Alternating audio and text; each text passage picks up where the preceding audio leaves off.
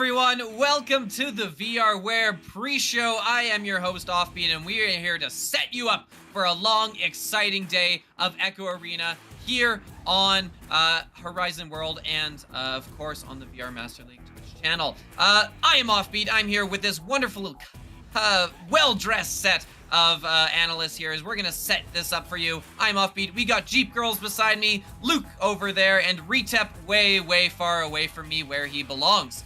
Now, of course, it is gonna be a good, long, exciting day here. We've got a ton of giveaways coming out over the course of the rest of the day, so make sure you are following us all day, all the way through every game. This is giveaways from HyperX, Asterian Gear, Blast on Game Keys. Keep an eye on the chat if you're watching us on Twitch, and be sure to keep your eyes peeled for those giveaways so you can enter in. So, welcome here, everyone. We got ourselves all the way here to finals, season 6. How are we all feeling about this? Are we all excited for today? We are. I think I am for sure. I don't speak for all of us, but I know this is going to be fantastic, and this is something we've been looking forward to all season. So it's finally here.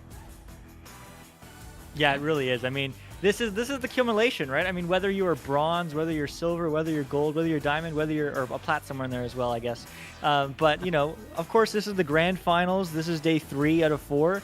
But I mean, this is it. This is officially, after tomorrow, the end of season 6. I almost said it wrong because there's been so many seasons. It's so fun to see here in VRML, you know, seeing how everyone's changed, how new players come and go. We're looking forward to dive into it, but I'm really looking forward to today especially. Yeah, absolutely. It's been such a long season getting here.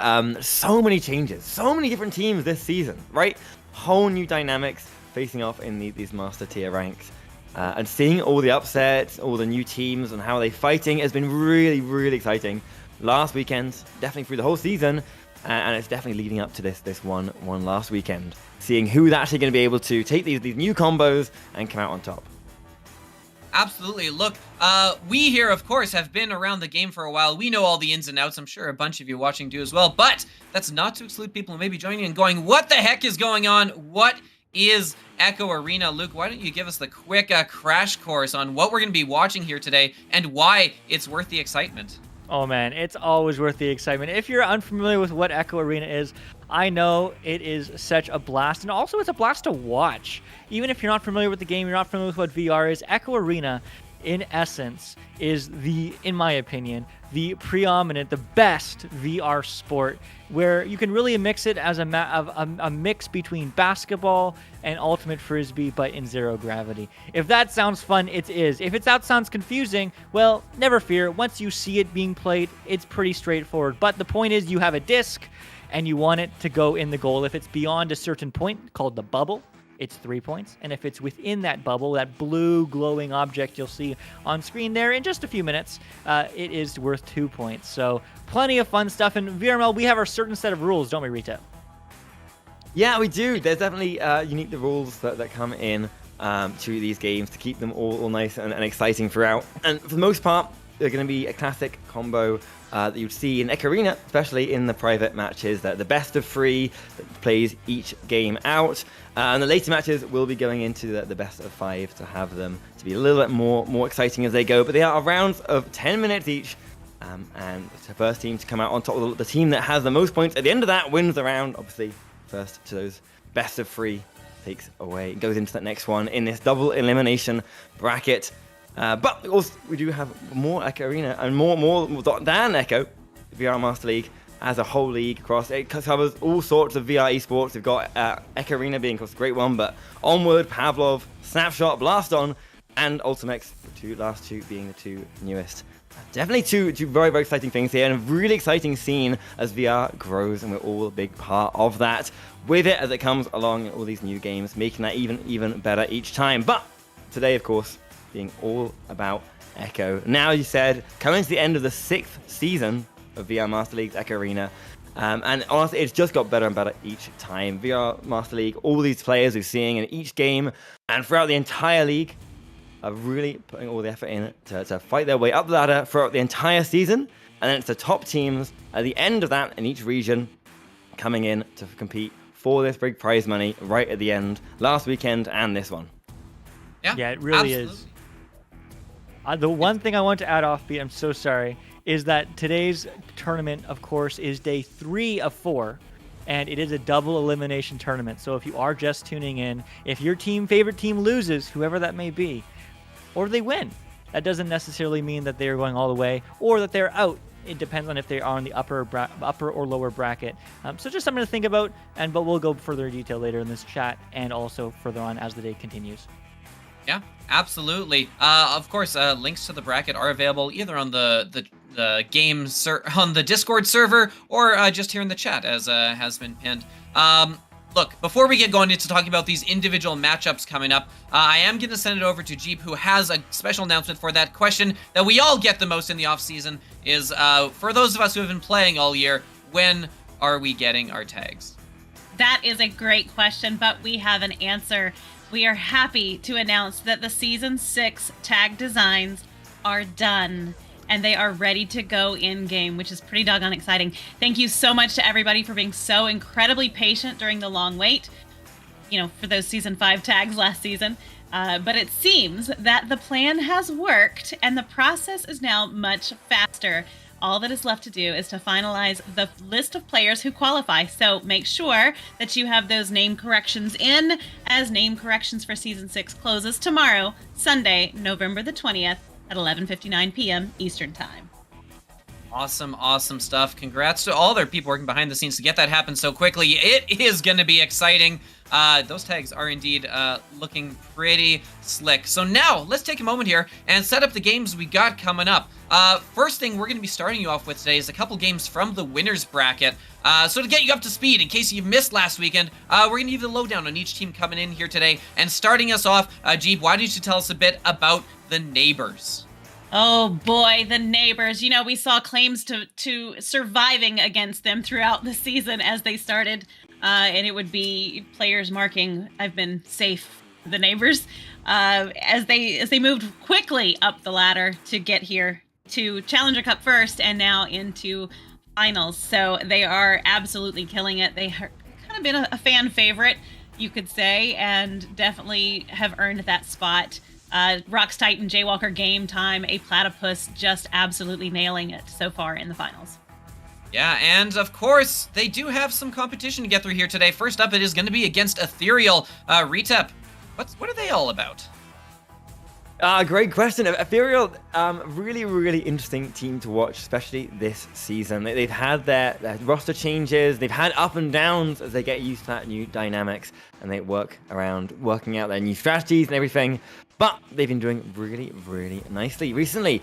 They've been consistently sort of mid-master, rising up towards the top, and definitely pushing that higher reaches. And with their stacks, such as combos, such as JDG and NA, really helping carry them forward and doing some really nice plays together that help that team stay together so well, of course, with CJson, their captain, doing a lot of experience behind the belt and keeping that team on course. They're looking really good, but gonna have a tough matchup against neighbors. Really interesting to see how they face up against them. Yeah, absolutely, for sure. So that is our first matchup. Second, also in the winners bracket, we are going to have Vicious versus Instinct. Luke, why don't you tell us a little bit about Vicious coming in here? Not one of the bigger team names that we've known from past seasons. No, it really isn't. I want to take a look at this upper bracket graphic here that's going to be on your screen. And I want to look at the journey so far from some of these teams. And this is why I love the finals, because seeding matters so much. Neighbors, of course, coming from, that Challenger Cup, sneaking their way into the finals, of course, with much experience there, facing against Hot Drop, facing against then Juice Box, and absolutely dominating, coming up to Ethereal. But let's look at Vicious, right? Vicious getting that second seed, got a bye first round, so they didn't have to play Anomaly or Montage, but then they played Montage as the winner against Anomaly, defeated them 2-0, and now they're here against Instinct. Instinct, of course, also getting that bye, beating Kangorillas. Kangorillas, unfortunately, then dropping out of the lower bracket against Hop Drop, and Vicious is here, and they're really a team that has been around the block so many times, and people just don't notice. I mean, Palace, Sweet Tooth, Zach W. These are names that have been on so many different teams throughout the years, and then there's Matthew as the team captain, and if you are unfamiliar with Matthew, I don't blame you. He's only started playing VRML in Season 3 compared to all his teammates from preseason. Season 1 at the latest, I think, is where Sweet Tooth came from, but predominantly from the beginning of time. And Matthew is just this new rock star, superstar player. So I'm excited to see this Vicious matchup. I mean, Vicious is certainly one that people keep under the radar, but that's what I love about these grand finals, particularly compared to the other finals that we've had in previous seasons, that it really is anybody's game. And I don't know. Vicious, both times they have fought Instinct before, of course, their matchup today. They have beaten them besides the one time they unfortunately had to forfeit the match. So I'm looking forward to see Vicious play, but it really can be anyone's game. Yeah, absolutely. You were talking about them earlier. We have Instincts coming in. It's a team that the name if you followed the league for a while in past seasons. But Retep, obviously not exactly the same roster and the same group that's coming in here today. No, yeah, very, very differently. They've changed so much because they've been around since Season 1. Right, a long, long time ago. A lot of roster changes in that time, since when it was with Cruisin running the helm. But since then, they've been really, really pushing it. New roster changes, struggling with that sort of mid-master. Not struggling, they're right at the top. They're mid-master the whole season. But then they came back with Ender. Ender came out onto the team after the other team disbanded, and they have been rocking it since, doing really, really strong. Right, they won Season 4, and now they're definitely coming into this looking for another win. They've got almost the same roster that they've had since Season 4, right? Except they replaced in Strambitsky with Andy, but other than that, it's been pretty much the same. They've had that time to work on their dynamic, to work on their chemistry, which can be so, so important. And now coming into it in these finals, they've been really working on it, and they're looking really, really strong. Absolutely. So for those of you who aren't familiar with the tournament setup here, a double elimination bracket does mean we end up with kind of two split brackets, because you don't lose. You're not out if you lose. You have to lose twice to get eliminated. And so as a result, we do have two teams that have each lost a game, but are still waiting to see who their opponents will be. We're going to be watching the first two games to see who will drop down to that loser bracket, and waiting for them on the bottom side is going to be Hot Drop and Juicebox. Jeep, why don't you talk us through Hot Drop, who's going to be waiting for the loser of Neighbors and Ethereal? Yeah, absolutely. I've become a Hot Drop fan over the past couple of seasons watching them. They were not really expected to make it into Master and to stay there, and they were very much the underdogs last season as things wrapped up, being the team that everybody thought would drop out pretty quick, and they did not. They hung right in there, and then this season with the addition of Lulz and Snipe Dash, they have been just killing it this season, and they seem to be having a pretty good time with it. We see Average or Not Richard in the Twitch chat a lot, chit-chatting with other players, and it's really nice to see, and they're definitely holding their own. They have definitely shown that they deserve to be there, so kudos to them. Absolutely. And last but not least, coming in at the number one spot, and a bit of a surprise to find down here in the lower bracket, Luke, tell us all about Juicebox and how did they get here? Yeah, I mean, let's pull up that lower bracket, vibes again. Juicebox unfortunately did lose to the Neighbors, but the lower bracket is so interesting this season.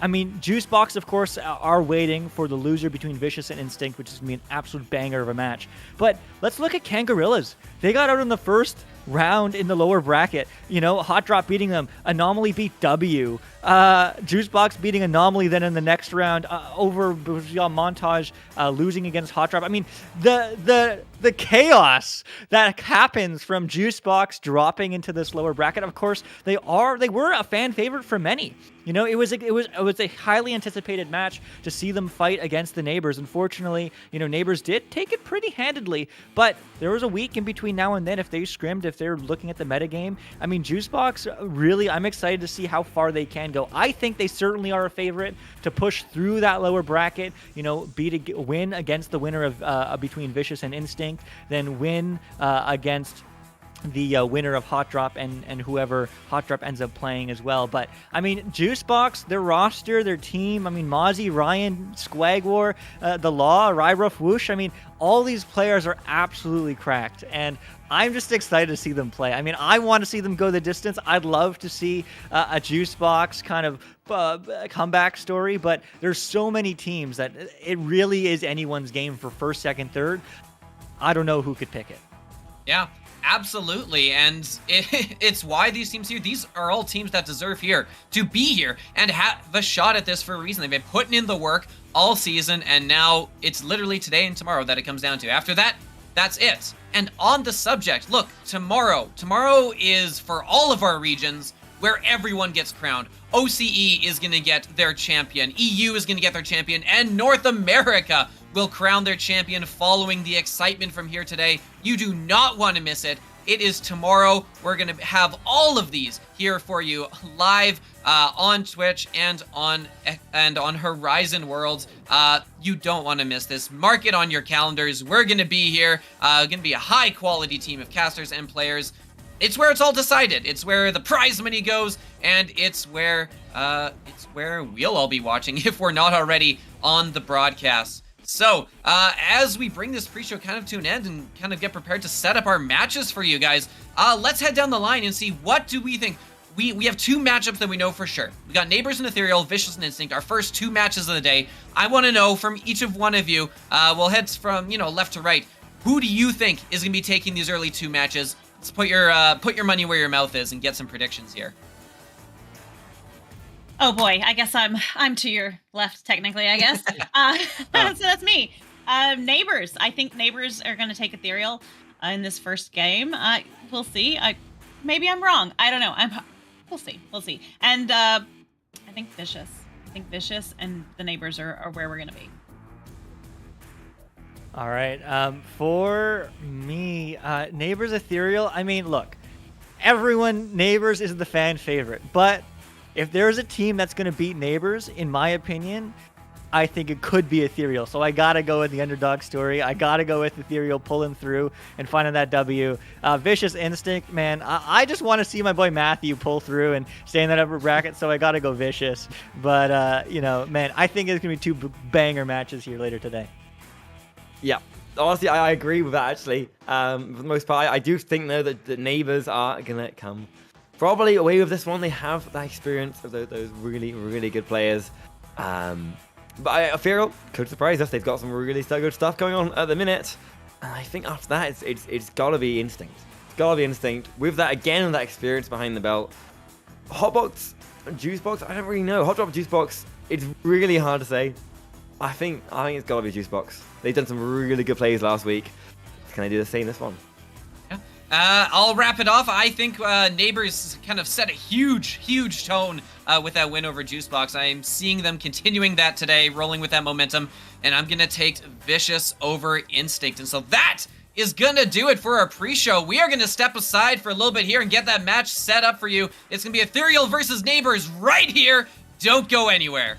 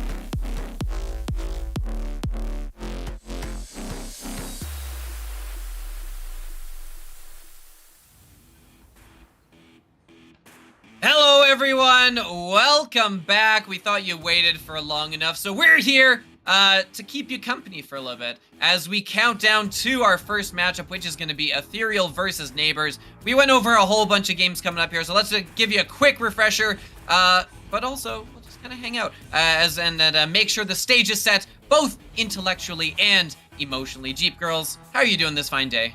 I am fantastic. I tell you what, so excited to be here today for these incredible games. We have such a long, beautiful lineup tonight.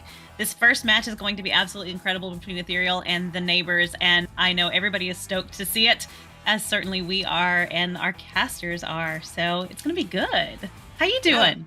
Oh, I'm doing great. I've been looking forward to this for a while. We're strapped in. We're going to be here for the long haul. It's going to be Offbeat and Jeep Girls here in the HyperX analyst desk, taking you through the whole day today. Each and every game popping back to us because the casters, they may be able to use their words fancily, but we're the ones who actually know things. So you come back to us for those deep, fun insights. No.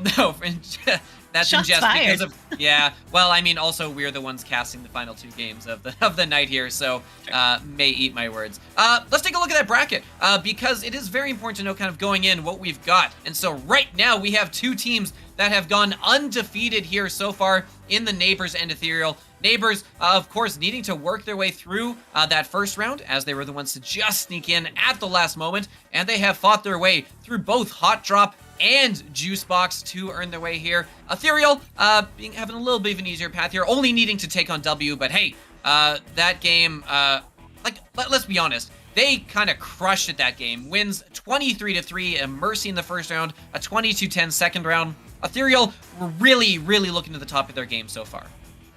They are, yeah. You know, my problem is both of these teams are amazing, right? And we know that, and everybody knows that. That's why they are where they are. But personally, these guys, all of them are so incredible. Like, you meet them at different LAN events, and you get to see them, and you get to see their personality, and you get to see the way they play, and the way they interact with each other, and their teams really are pretty tight. And that is something that's really been nice to see. Over in Ethereal, we have C. Jason. JDG is here, Nah, Single Shot, Jay Frenzel, and Jiggy. And coming in on the Neighbors, of course, is Rox Titan, Jaywalker, Game Time, and a Platypus. And we see those rosters right there. They're just something to see. And it's so impressive to watch their different play styles and to watch the speed and the stacking and the familiarity with each other and the teamwork. Yeah, so for some context for those of you who are jumping in here, the reason we haven't seen the Neighbors here before is not because there are a bunch of new players coming in, but it's primarily because we saw some of the big teams from previous seasons kind of break apart during the off-season. And the Neighbors are one of those teams where, you know, a bunch of pre-existing players from previous high-level master teams came together and, you know, started pushing up the ladder this season as a new unit. And they did enough to just in the last tournament of the season find their way into the Master Division. And as a result, they've been awarded by getting here and being given a spot here in these finals. So that's why it's a bit of a weird scenario where they're coming in as just having made it in, but also we're not too surprised to see them where they are in the bracket here because these players are coming in with so much Master League and Finals experience amongst them. Absolutely. And, you know, you said awarded, and I'm sitting here thinking, you know what? They worked hard for that. And they played a lot of teams, and a lot of teams wept in the path of destruction that they left behind. And, you know, there were jokes about the HOA and all of this coming after the Neighbors. And this is going to be fun. This is going to be an interesting match. And I personally think that, like I said in earlier in pre-show, that the Neighbors are going to walk away with this one. But I don't know. I might be pleasantly surprised and see Ethereal take it. Yeah, well, this is an interesting one because usually we like to come into these games and kind of set up, you know, here's how these teams have done back and forth during the season. But since, of course, this team didn't make it to Master until the last second, we really don't have any experience there to draw on, which makes for very difficult prediction games on our parts because, of course, we're coming in here and we're saying, look, we kind of have to look at where all these different players came from before, you know, what their individual experience is. And as a result, they come in here. And so this is really probably one of the games with the most question marks. And honestly, it makes for a more interesting game because we really, going in here, have no idea which way it will go. I think we can still kind of generally say that we, if Ethereal comes in and pulls the win here, I think we would consider that a little bit of an upset. But, it's one of those things that still is up in the air, could go either way. And so we're here, we're ready. It's Ethereal on orange, Neighbor's going to be on blue, and we're going to hand it off to our casters. Luke, Recep, take it away. Absolutely. Thank you so much for that intro, guys. A really, really nice host to bring up this first matchup of the day. Ethereal and coming in on one side, and of course, Instinct on the other, coming in right here. Or the neighbor, sorry, taking it away. Here we go. We are in the Asterian casting booth, and well, it is Neighbors looking for control. Jaywalker now with that disc, going to clear it high. Will it connect? No. It's going to be bouncing right into the hands of JDG. JDG, long pass. Actually, that was a long shot attempt. Unfortunately, is not going to work their favor. This is a free disc low. The reset is good. Getting picked up by Jaywalker again. Looking for that clear. That is going to be all the way downfield, but that's going to be a race to this disc. That's going to be an open shot for a second, but only for a second as Game walks in, gets stunned, loses the disc, times across. Time is diving, no. Shooting, saved! See Jason, no way. Yeah, see Jason taking that back once again. Here they go again. Working it back up. Neighbors trying to get their first attack or first goal of the game, and they do! They take it in game. Starts this one off for 2 points. 2 Neighbors in the first minute. Yeah, very strong start here from Neighbors. As, well, there's plenty of time remaining, but Ethereal need to find that momentum early on in this matchup. Of course, Ethereal finding C. Jason to single shot, finding that pass across now. Jay Franzel under pressure, dodges one, finds the low pass, connects to single shot under pressure, tries to find the same side pass now, diving in. JDG looking for 2, gets it, just like that. The game's tied. Yeah, game is tied. A really nice way to start out. This first game is gonna be that 1.5 minutes in, 2 goals to each side. Time for the Neighbors to do their first joust here. What are they gonna do coming out with it? They've been training for this and working for it. It means it is gonna be game. Taking it there, passing it to the side, Jaywalker. Some nice control to start off this round. They're not getting pressured. They're really holding it back, finding their pass opportunities and not being rushed upfield as they do take it up. Ooh, a missed pass though. Just slipping past their fingers. I mean, it is going to go back into the hands of Ethereal. Oh. Bouncing, not going in, recovered. The stun almost coming out on game there, but they do get it back and time clears it away. Yeah, clearing it away, going for that long 3. Not going to connect, but immediately under pressure, passing to the other team, and that will do it. Jaywalker finding 2 more points. 4-2 now for the Neighbors. If you are just tuning in, this is Echo Arena. It is free on the Meta Quest Store and on the just Meta Store in general. It can be played on the Quest Pro, Quest 2, Quest 1, and CV, as well as the Rift S. So make sure you do check it out if you are new. And this is VR Master League, our Grand Finals, Day 3, upper bracket, and it is a 2-point game, round 1.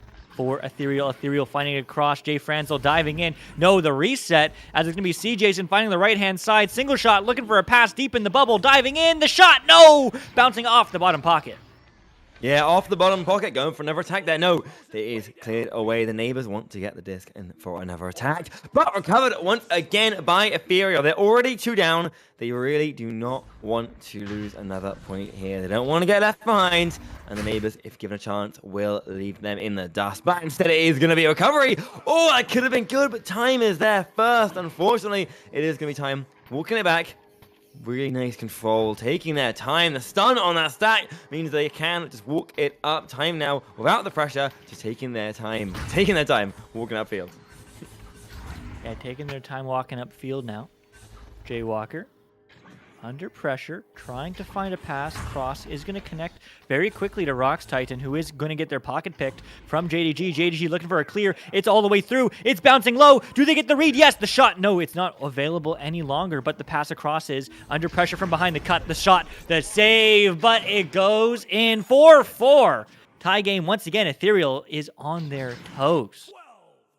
Yeah, Ethereal on their toes. Coming in on this one, they want to get this game. It is tough. This is a very, very tense situation to be in. And the first game of the entire day. I have not played a proper game like this on stream since last weekend.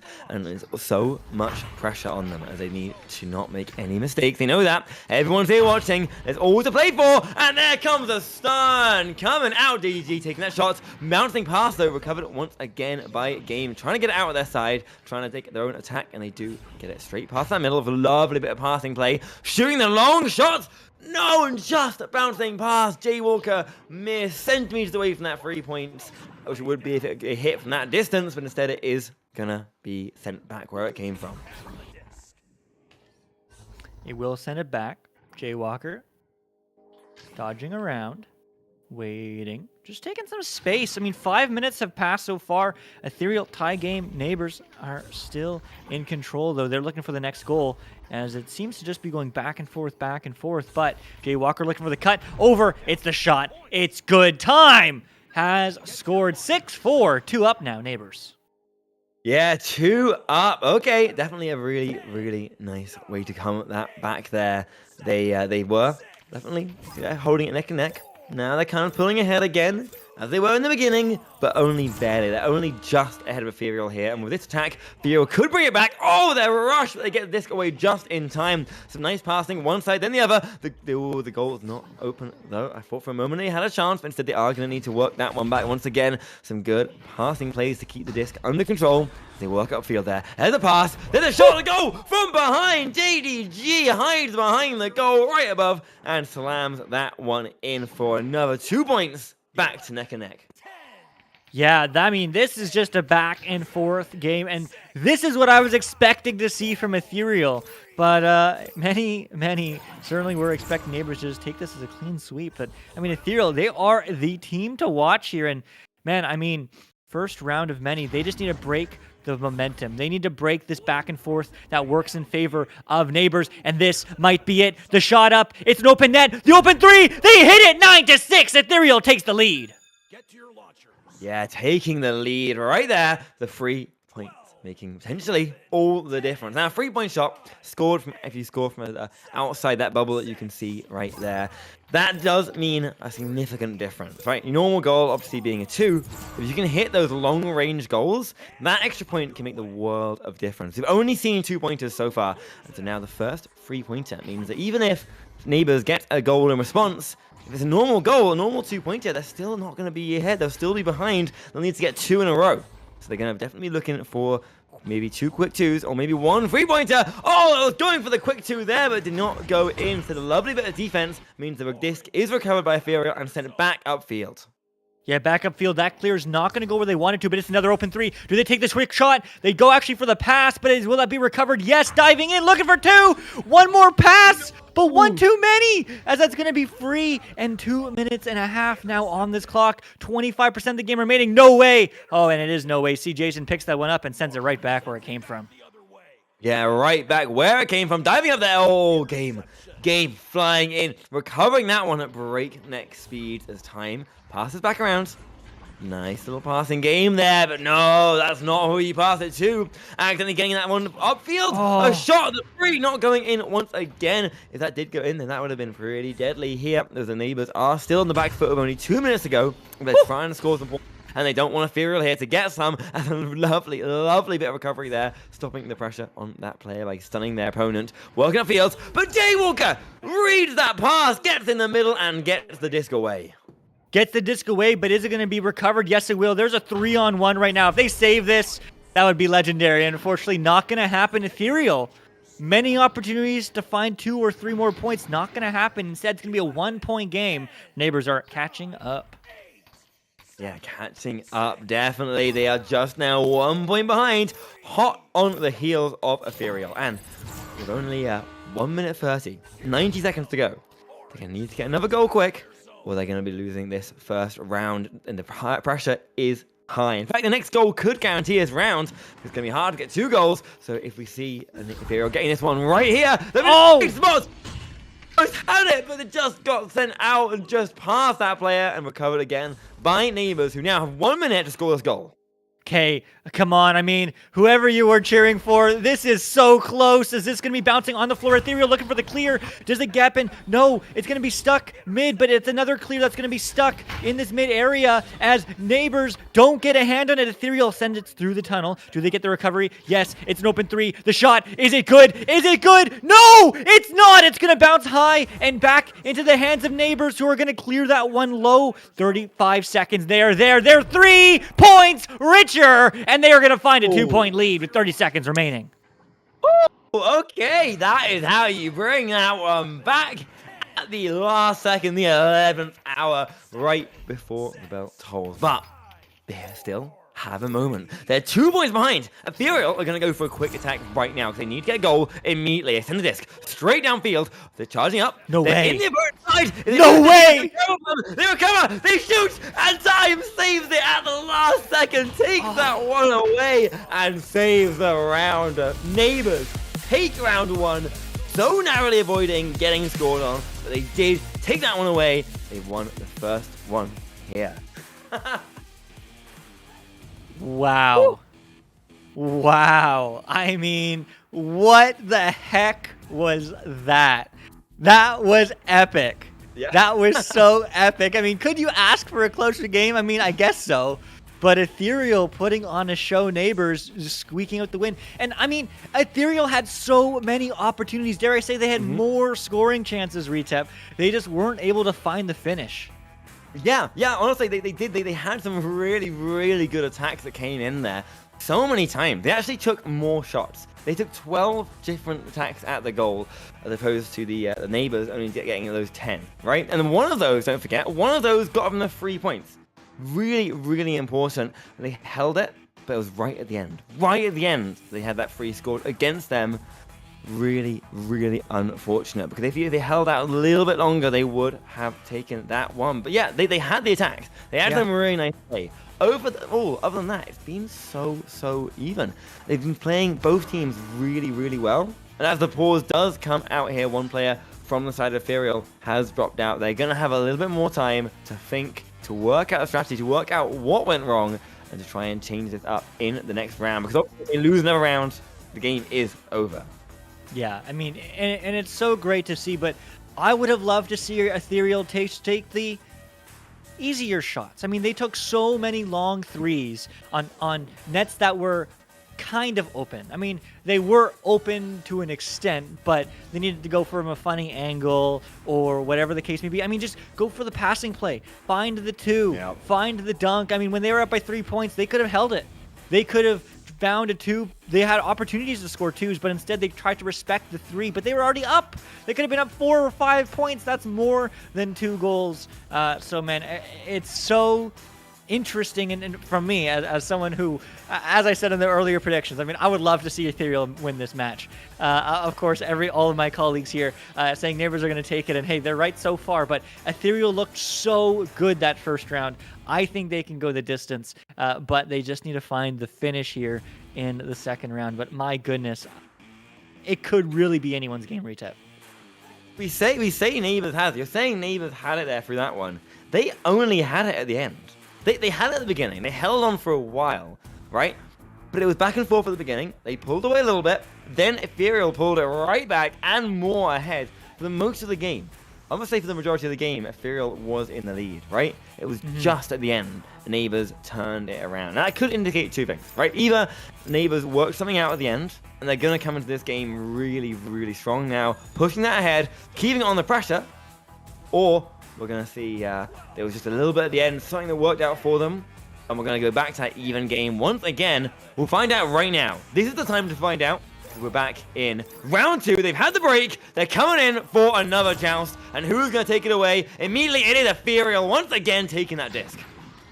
Yeah, it will be Ethereal picking this one up again for the second round. Can they get the first goal? Well, they can't get that pass in the bubble, unfortunately, as that's going to be cleared through all the way downfield, as it is going to get recovered here by Rox Titan. Rox Titan bouncing up. That's not quite an open 3, but they take the shot, find the right side pocket, and oh my goodness, Neighbors have come out swinging. Ooh, okay, all right, look, I said in there, it could be that we see Neighbors coming in strong. They've worked something out, and they're going to keep that going. That could be the sign of it. That could be the sign something's happening here. Jaywalker does hit that 3 points, and they didn't even hit that. They didn't hit a 3-point last round until right in the last minute or two. But now they've come into this one. First few seconds, they go in, they immediately go pressure on, score the 3. We often say Echo is a game of momentum, right? The idea that once you start scoring goals, you keep them scoring. And this could be the sign that if Neighbors has started doing that with the pressure. Ooh, but Ethereal wants to take back that momentum in their own favor, but Neighbors immediately shuts it down and sends it back where it came from. Yeah, they send it back. Unfortunately, Ethereal not having a stack completely ready. But that passing play is not going to connect for Neighbors. So an opportunity here for Ethereal to pick this one up. But that will just be reset now to Rox Titan. Rox Titan right-hand side to Game. Walking in, sees no options immediately for a pass. Dives, tries to just dive through one. Somehow it still connects to Time, who recovers to Rox. Rox now to Game the shot, and it's good. And just like that, Neighbors are up 5-0. Yeah, up 5-0. Oh my gosh, this is a different style than we saw last time. By the time we got 6 points, we were like halfway through the round last time, I believe. It's around this 5-point mark, and both teams were at the same.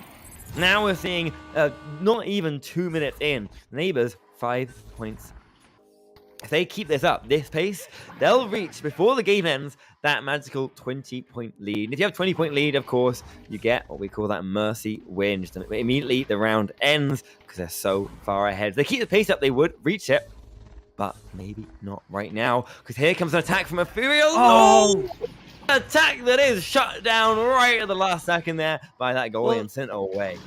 Yeah, I mean, it was shut down by the annoying post. I mean, Ethereal are just so close, yet so far. That seems to be the subtitle of this game for this team. But here's an open 3, and they hit those. So there's the momentum coming from the orange squad. Ethereal finding 3 on the board.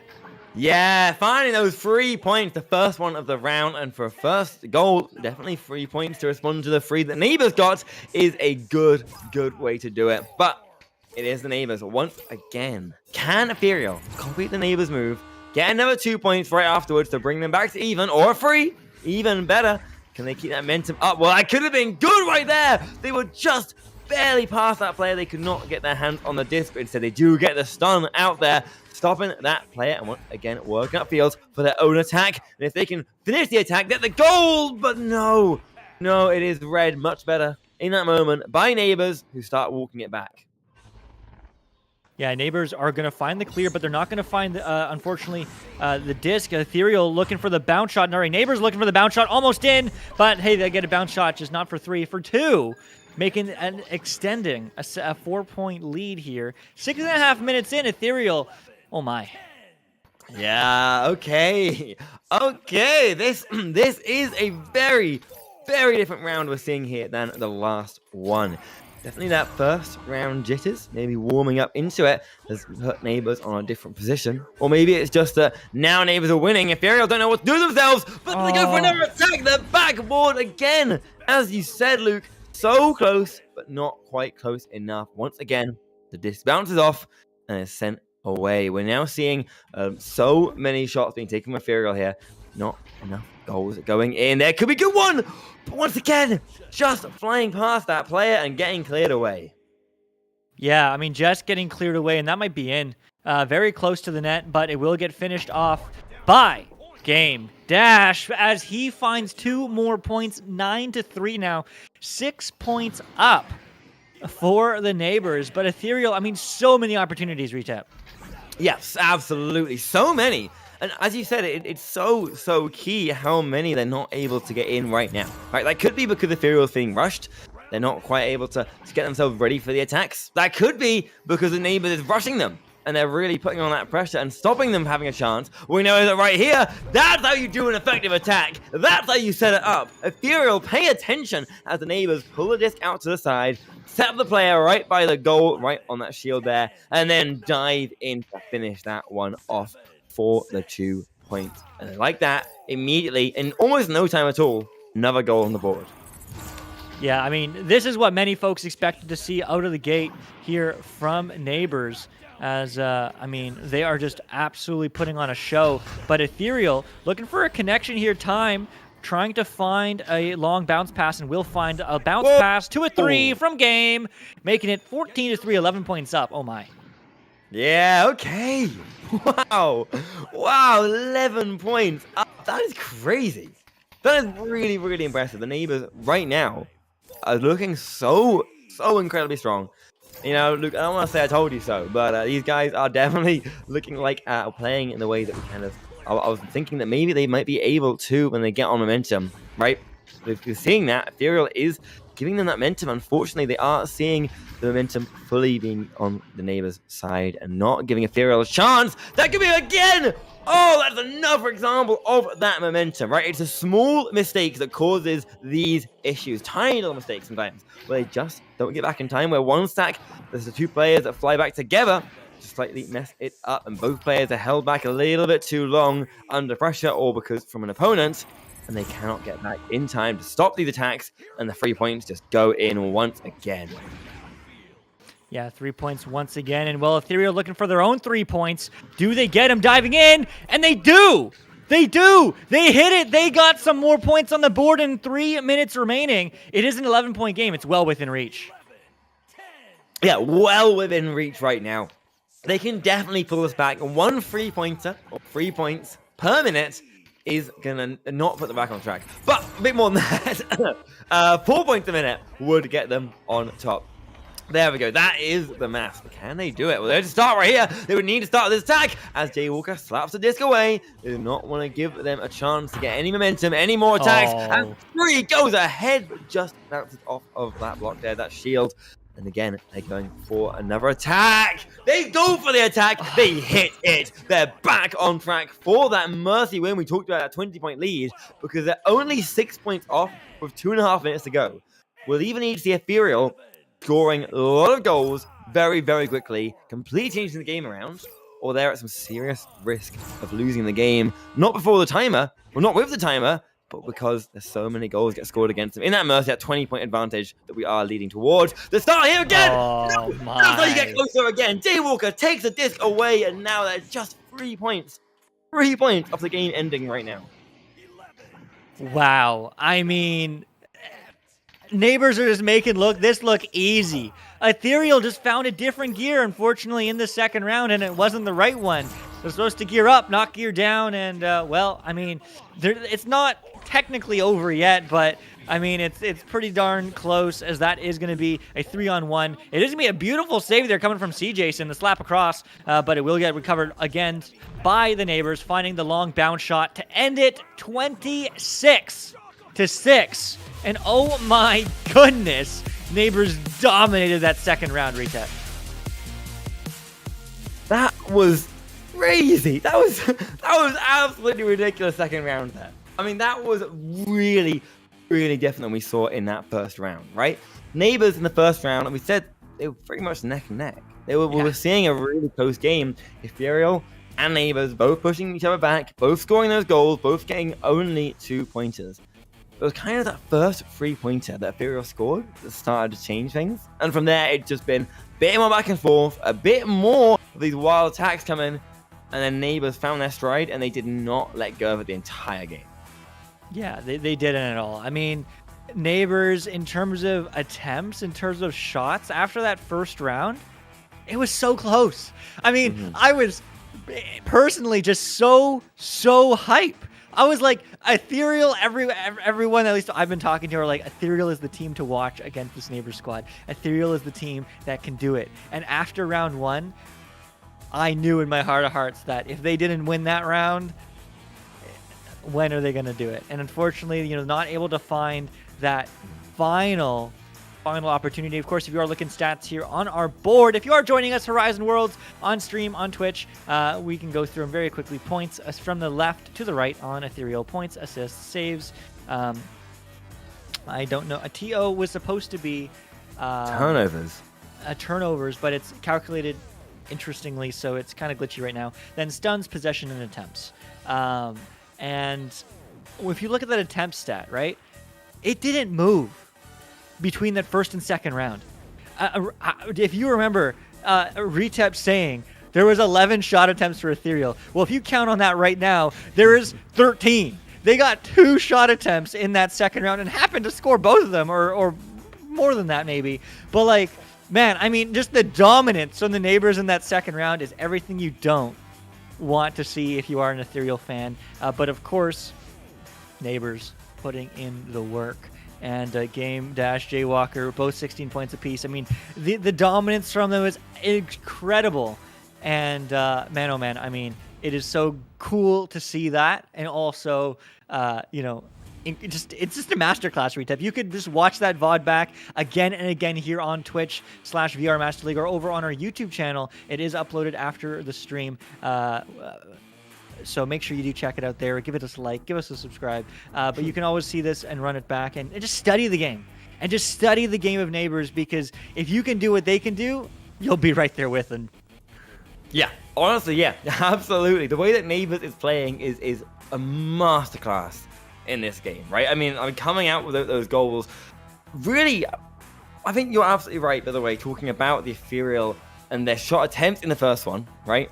Especially. The second one, obviously, they didn't get nearly as many shot attempts. But I think that comes down to the same thing, really, overall, is that we had less attempts coming out from Neighbors because they would just get the disc, they controlled up, they'd find that opening, find the attacking lane, as we call it, the chance to get in for the goal, where they're attacking from, and they'd hit in and they'd get that goal scored. And then when they were defending, they were out there, they were aggressive, they were shutting down attacks before they happened in the second round. And as they didn't even get the attempts to show up on the board or the shot attempt, because by the time they got to the actual bubble, they were getting the disc stolen from them and sent back upfield again. Definitely a difficult one to stack against. If you can't even get the disc to the bubble, if you can't get it near the goal, then there's no way you're going to be able to get set up for an attack. And that control makes all the difference. That's what we talk about, right? When we say momentum. It's really the pressure. The pressure that your opponent's putting on you. If it's too much, if it starts to build up, that's kind of when momentum starts to form, because you have pressure on you, you can't get your attacks going, you start to make mistakes, you play a little bit more recklessly, you start to get more pressure put on you because the opponents start to shut down your attacks, and things really just start to escalate from there. You need to find a way out from it. Unfortunately, in this one, we didn't see Ethereals doing that. They could not get around the Neighbors, maybe because they couldn't work out a way, but maybe, honestly, just because Neighbors were finding ways every time, no matter what they did, to shut them down and to keep on the attacks and to keep them coming and scoring until they got a 20-point lead and ended the game. Yeah, it's a very strong showing from the Neighbors, and we have many more showings here. Huge shout out to production. As you see, everything on screen is absolutely incredible. The demo, the clips reel we just saw here from the matches. Check it out. Watch it back. Huge shout out to them, and also huge shout out to you. Thanks for hanging out here with us. If you are new, if you're joining us on Horizon Worlds or on Twitch and of our other streaming platforms, hey, welcome. You are watching the VRML Day 3 finals. And if you want some more Echo Arena action, you can check out this game. It's an amazing game we all know and love, Echo VR. You can find it on the Meta Store for free, $0. It's all the fun you can have with your friends and family on the Quest Pro, Quest 2, Quest just original, as well as the CV1 and the Rift S. So make sure you do check it out, as it is so much fun to play. This is VR Master League, Echo Arena VRMasterLeague.com. If you are interested in learning more, this is day 3 of a 4-day tournament, and we just saw Neighbors against Ethereal here in the upper bracket. Neighbors moving on to the upper bracket semifinals. Upcoming next, though, is Vicious against Instinct. It is going to be an absolute banger of a matchup. This is the one to see, and if you are interested in learning more, make sure you do check it out with us. We do also have, if you're participated in VRML Season 6 and you are interested in looking at those tags, check out the announcement channel in just about 1 minute, if not already. You can see what they look like, and man, they look spicy. So make sure you do check them out, because oh my goodness, the tags are amazing, and they will be coming soon. So make sure you do ensure that your name is accurate if you did participate in Season 6 on the list. Check the list pinned in the announcements, or in the announcements, or in a different channel. Honestly, I'm not exactly sure where it is. I'm pretty sure it's the announcements. Check it out. Make sure your name is accurate so that you can get this VRML Season 6 tag in your in-game in Echo Arena. But We are going to go to a quick break here. Huge shout out, of course, to all our sponsors, HyperX, Asterion, VRware, as well as all the others. Much love to you, and there will be giveaways throughout the entire day, Retep, so they have to stay tuned, don't they? Absolutely, guys. Yeah, you'll see it in here. You see it in our Twitch chat. You'll see those giveaways coming up every now and again, announced in the top corner there. So make sure you have that open, even wherever you're watching from. You can keep that open, check and ready, so you can see them when they come. And of course, yeah, definitely stay tuned. There's really good matches coming up all day. At the top of the hour, every hour is going to be another matchup for the rest of this. So yeah, I'm so excited. We've had a good one. If you enjoyed this, they're only getting better from here. They really are. It is going to be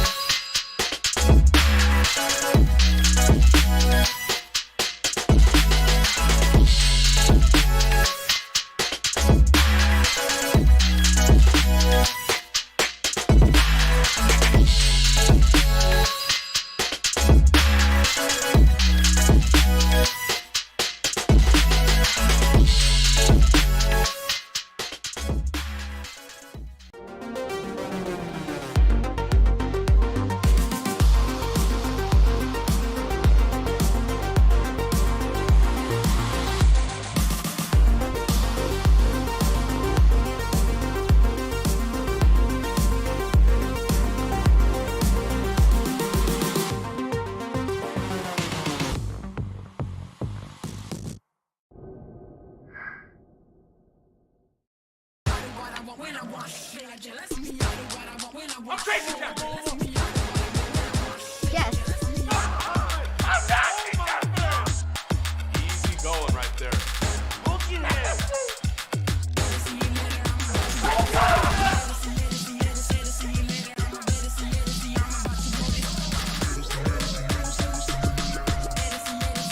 One more to go.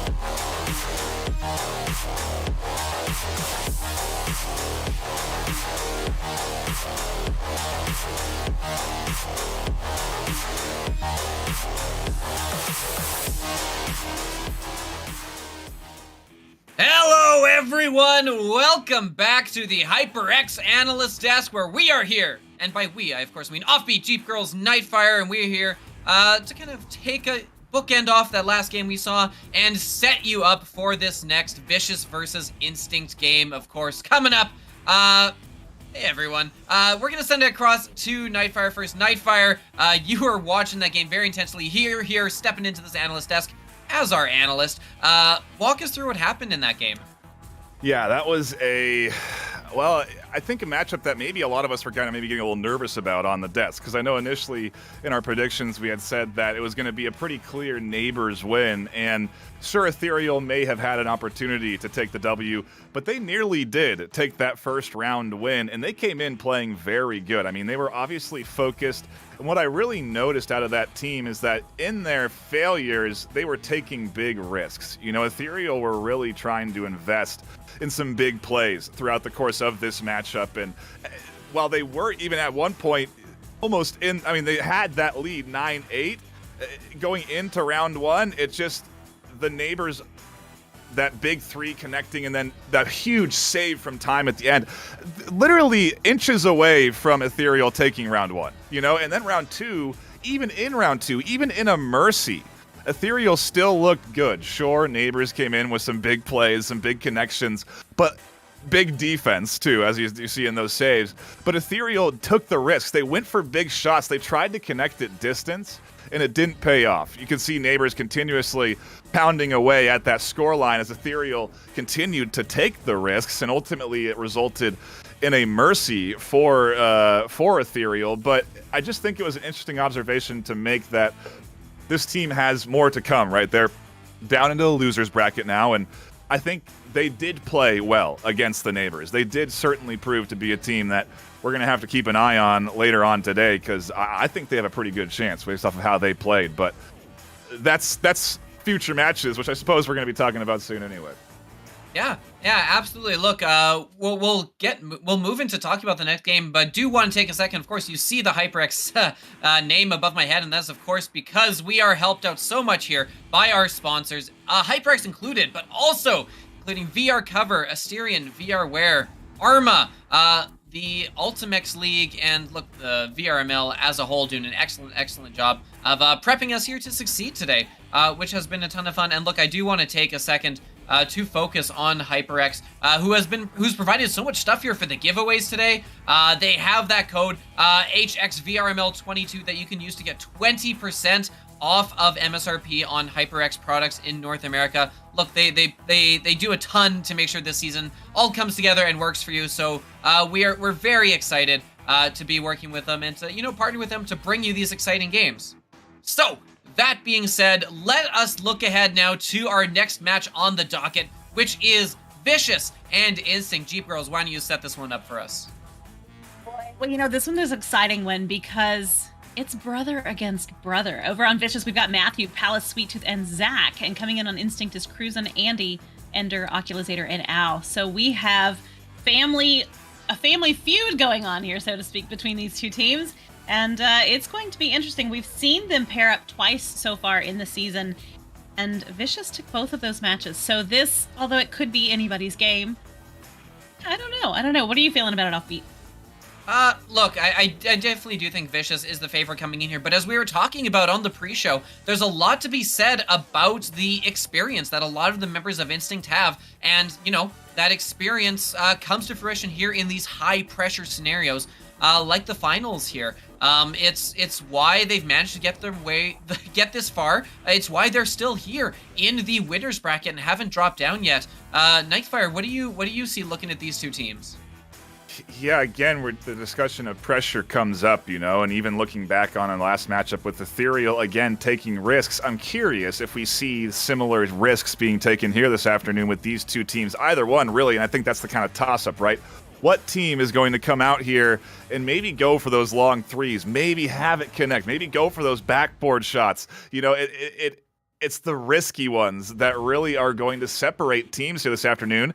Either that, or it's going to be the consistent teams that are going to come out on top here. And I think we saw consistency from the neighbors, but risk-taking from Ethereal. So what are we going to see here between these two squads, Vicious and Instinct? That's the big question, right? Who's going to be the risk-taker? Is there going to be a risk-taker, or are we just going to see methodical Echo against methodical Echo, in which case it really comes down to your passing work, connecting on those passes, intercepting those passes. I mean, any little mistake at this level gets easily abused. Absolutely. I mean, you look at these two matchups. These are teams that finished number 2 and number 3 in the league here on the master bracket in the final cycle. So obviously two very close, very comparable teams and two very accomplished teams coming into the final. So let's take a look at how these teams kind of move forward through the bracket here to make it to this game. Both of them having one game last weekend. Let's start things off with Vicious. Vicious came in here riding the tail of a very, very on-fire Montage team who came in and pulled an upset in their first game over Anomaly and then came into that game with Vicious. Now look, you may look at the overall final numbers and see, hey, Vicious took it in 2 rounds against a number 10 team, number 10 seeded team. What is the huge deal here? But my goodness, were those some close, intense games. 16-14 in the first round, 9-8 in the second round.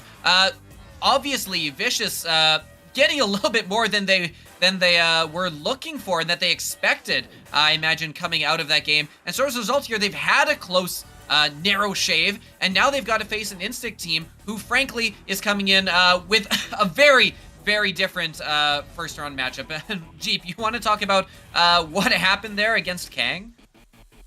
Well, you know, everybody knows, and it's no surprise that I am a Kang fan. They were the first team that I had ever heard of in VRML, and as a result of that, there was a fanship born. Some great players on that team, and we have spent a lot of time, my team has, watching them and learning some of the things that they do, which has been really, really nice. But Instinct came in and just swept with them. They killed him. So it was great for Instinct, not so great for Kang, but they definitely played phenomenally and just 22-2, and it was quite a game indeed. I mean, you get so many blowouts. It went to 3 rounds wildly, but both the first and third rounds blowouts in the favor of Instinct. What do you think? We'll send over you Nightfire. What do you think about these two teams coming into this game with very, very different experiences here in the finals so far coming in? One coming off of an incredibly close finish, and the other one coming in off of a couple of blowout rounds. Yeah, I mean, we talk about, again, the pressure and momentum being a key factor in really being able to weather through the storm of postseason. You know, you need to have a little extra edge to be able to push through what is sometimes a long day of Echo Arena, you know, multiple games being played, a stamina test on top of an endurance test. You know, it really is curious to see which team is going to be better prepared to the point here with that momentum being able to ride in here. Instinct obviously with big wins, closer rounds for Vicious, but still winning it in 2. I guess it comes down to who is prepping better, right? Who has almost gotten the better warm-up? Who is going to be coming in today the most focused? Because there, like we've been talking about, has been 5 days of time between these games, if not more, where they haven't been playing. I'm sure they've been scrimming. I can't imagine they haven't been actively practicing and preparing for this weekend. But yeah, it's going to be exciting to see. And I'm really curious to, again, see what team comes out aggressive, what team is prepared, what team is going to ride that momentum from their previous wins. Yeah, absolutely. So look, coming in here, for those of you who have been on the stream all day, great. Thank you so much for being here. And by all day, I mean like the last hour and a half. We got a ton coming up for you here. It's going to be a long but fun day coming up here because we do have games on the top of the hour every hour. And in every single one of those games, I repeat, every single one, we are going to be having so many giveaways happening in the chat. If you were following our first game, you already saw that happening. Our sponsors coming in through big with the giveaways here. HyperX gear, Asterion gear, Blast on game keys. These are dropping constantly. I think we saw 1 per round last game as those are dropping in the chat. So make sure you're keeping your eyes peeled there and make sure you're keeping the stream up all day because we are here, of course. We're here to find out who is going to win the North American Championship. And we don't have to wait too long because, of course, at the end of the day here, we are going to be left with 3 teams still standing. 1 team in the winner's bracket, 2 in the losers, and that is all going to build up to grand finals coming in tomorrow, November 20th. We've seen so far that Neighbors has punched their way into that winner's bracket final. Time to see who will join them there. And then we still have to, of course, eliminate a good number of teams here today. There can only be 3 left at the end of the day. It does mean we have to say goodbye to 3. So obviously, lots still on the line left for these teams coming in here today. Yeah, you talk about pressure too in that lower bracket. Ooh-wee, that's when it really gets on because you are done. Your whole season, 12 weeks of playing, over with if you can't win and you can't advance on. So definitely looking forward to those ones. Yes, absolutely. So look, we got Instinct and we have Vicious here coming up to kind of refocus this as we hit the countdown for the final 5 minutes before the match. Let's take a look at those rosters again, because of course these are 2 teams that we talked about on the pre-show coming in with very different backstories coming in here, right? The name Instinct is very well known, but it is of course a team that's been coming in here with a couple of different changes on their roster. This team has won finals. They've taken the whole thing. Primarily with Strambitsky on the team, who is no longer there, who did join Kangarillas for this season and is now out of the tournament. Instead, Andy W has been stepping up and filling that spot admirably. And so, you know, they've got a bit of that, a little bit of old, little bit of new coming in here. But also noteworthy that they're not the absolute dominant powerhouse that we have seen from them in past seasons. They've been coming in here. They've been... You know, they're coming in here, they're doing very well. Obviously, they're near the top of the Master here, but obviously not nearly as dominant as we've seen them in the past. You know, one thing we do have to point out is that evidently down on the Twitch, they adore Matthew, and he's on the Vicious side, and he has quite the fan club. So, you know, will it make a difference? I don't know, but it seems like there's a lot of VRML followers and Twitch followers that are cheering for Matthew tonight. So that'll be interesting. I mean, we know they can hear the cheers. That's very obvious that the louder you are in Horizon Worlds and the more caps you use in Twitch chat, the more they are likely to hear it. So let's look at the other side of it, right? Back to the rosters. On the other side of this is, of course, Vicious coming in as the favorites, right? They're the favorites here, despite taking on a name brand in Instincts that we have seen, you know, we've seen a lot of. They're coming in with those wins, and they're coming in with a roster that has a whole bunch of players that have been in and around the Master Circuit before. Despite this being a new team in name, none of these players are, you know, new to finals themselves. We got Matthew, Palace, Sweet Tooth, Zach W. We know those names because we've seen them around. We've heard their names. We cast them. We have said their names often as they make plays in the arena. And I'm sure these names are going to, especially if they win here this round, are going to be names that you should expect to hear a lot more going on this weekend. Yeah, and again, we are just now, I think, 2 minutes roughly away from getting in to this first round. We'll be handling it down over to Luke and Retep when we get to those rounds. So do be looking forward to their casting again. I'm sure they're incredibly excited too. And so far, you can hear the hype, in their commentary, and it's because we are here. Again, 12 weeks of regular season progression, a long road through a tournament bracket to get here for all of these teams that culminates in finals tomorrow, but it's all still on the line, and again, I'm looking forward to these matches in particular because these are the two games where you don't know what to expect because there is a cushion for these teams. If they lose, they go down into that loser's bracket. They don't get completely eliminated. So you're not looking at a end-all, be-all here. So there is opportunity, again, to take risks. There is opportunity to go for big plays and try and secure big threes and try and get that big advantage. Try and find a mercy in round 2 like we saw last series. And so I want to hear what Luke and Retep have to say and what their opinions are on this series as well. Again, we'll hear them once that round begins, which again we're I think 30 seconds away from. But either way, what a exciting series to get ready for here. All right, we got 20 seconds left. Quick fire down here. Jeep Girls, what are your predictions for this one? I am going to side with Vicious. Nightfire, what do you got? Instinct.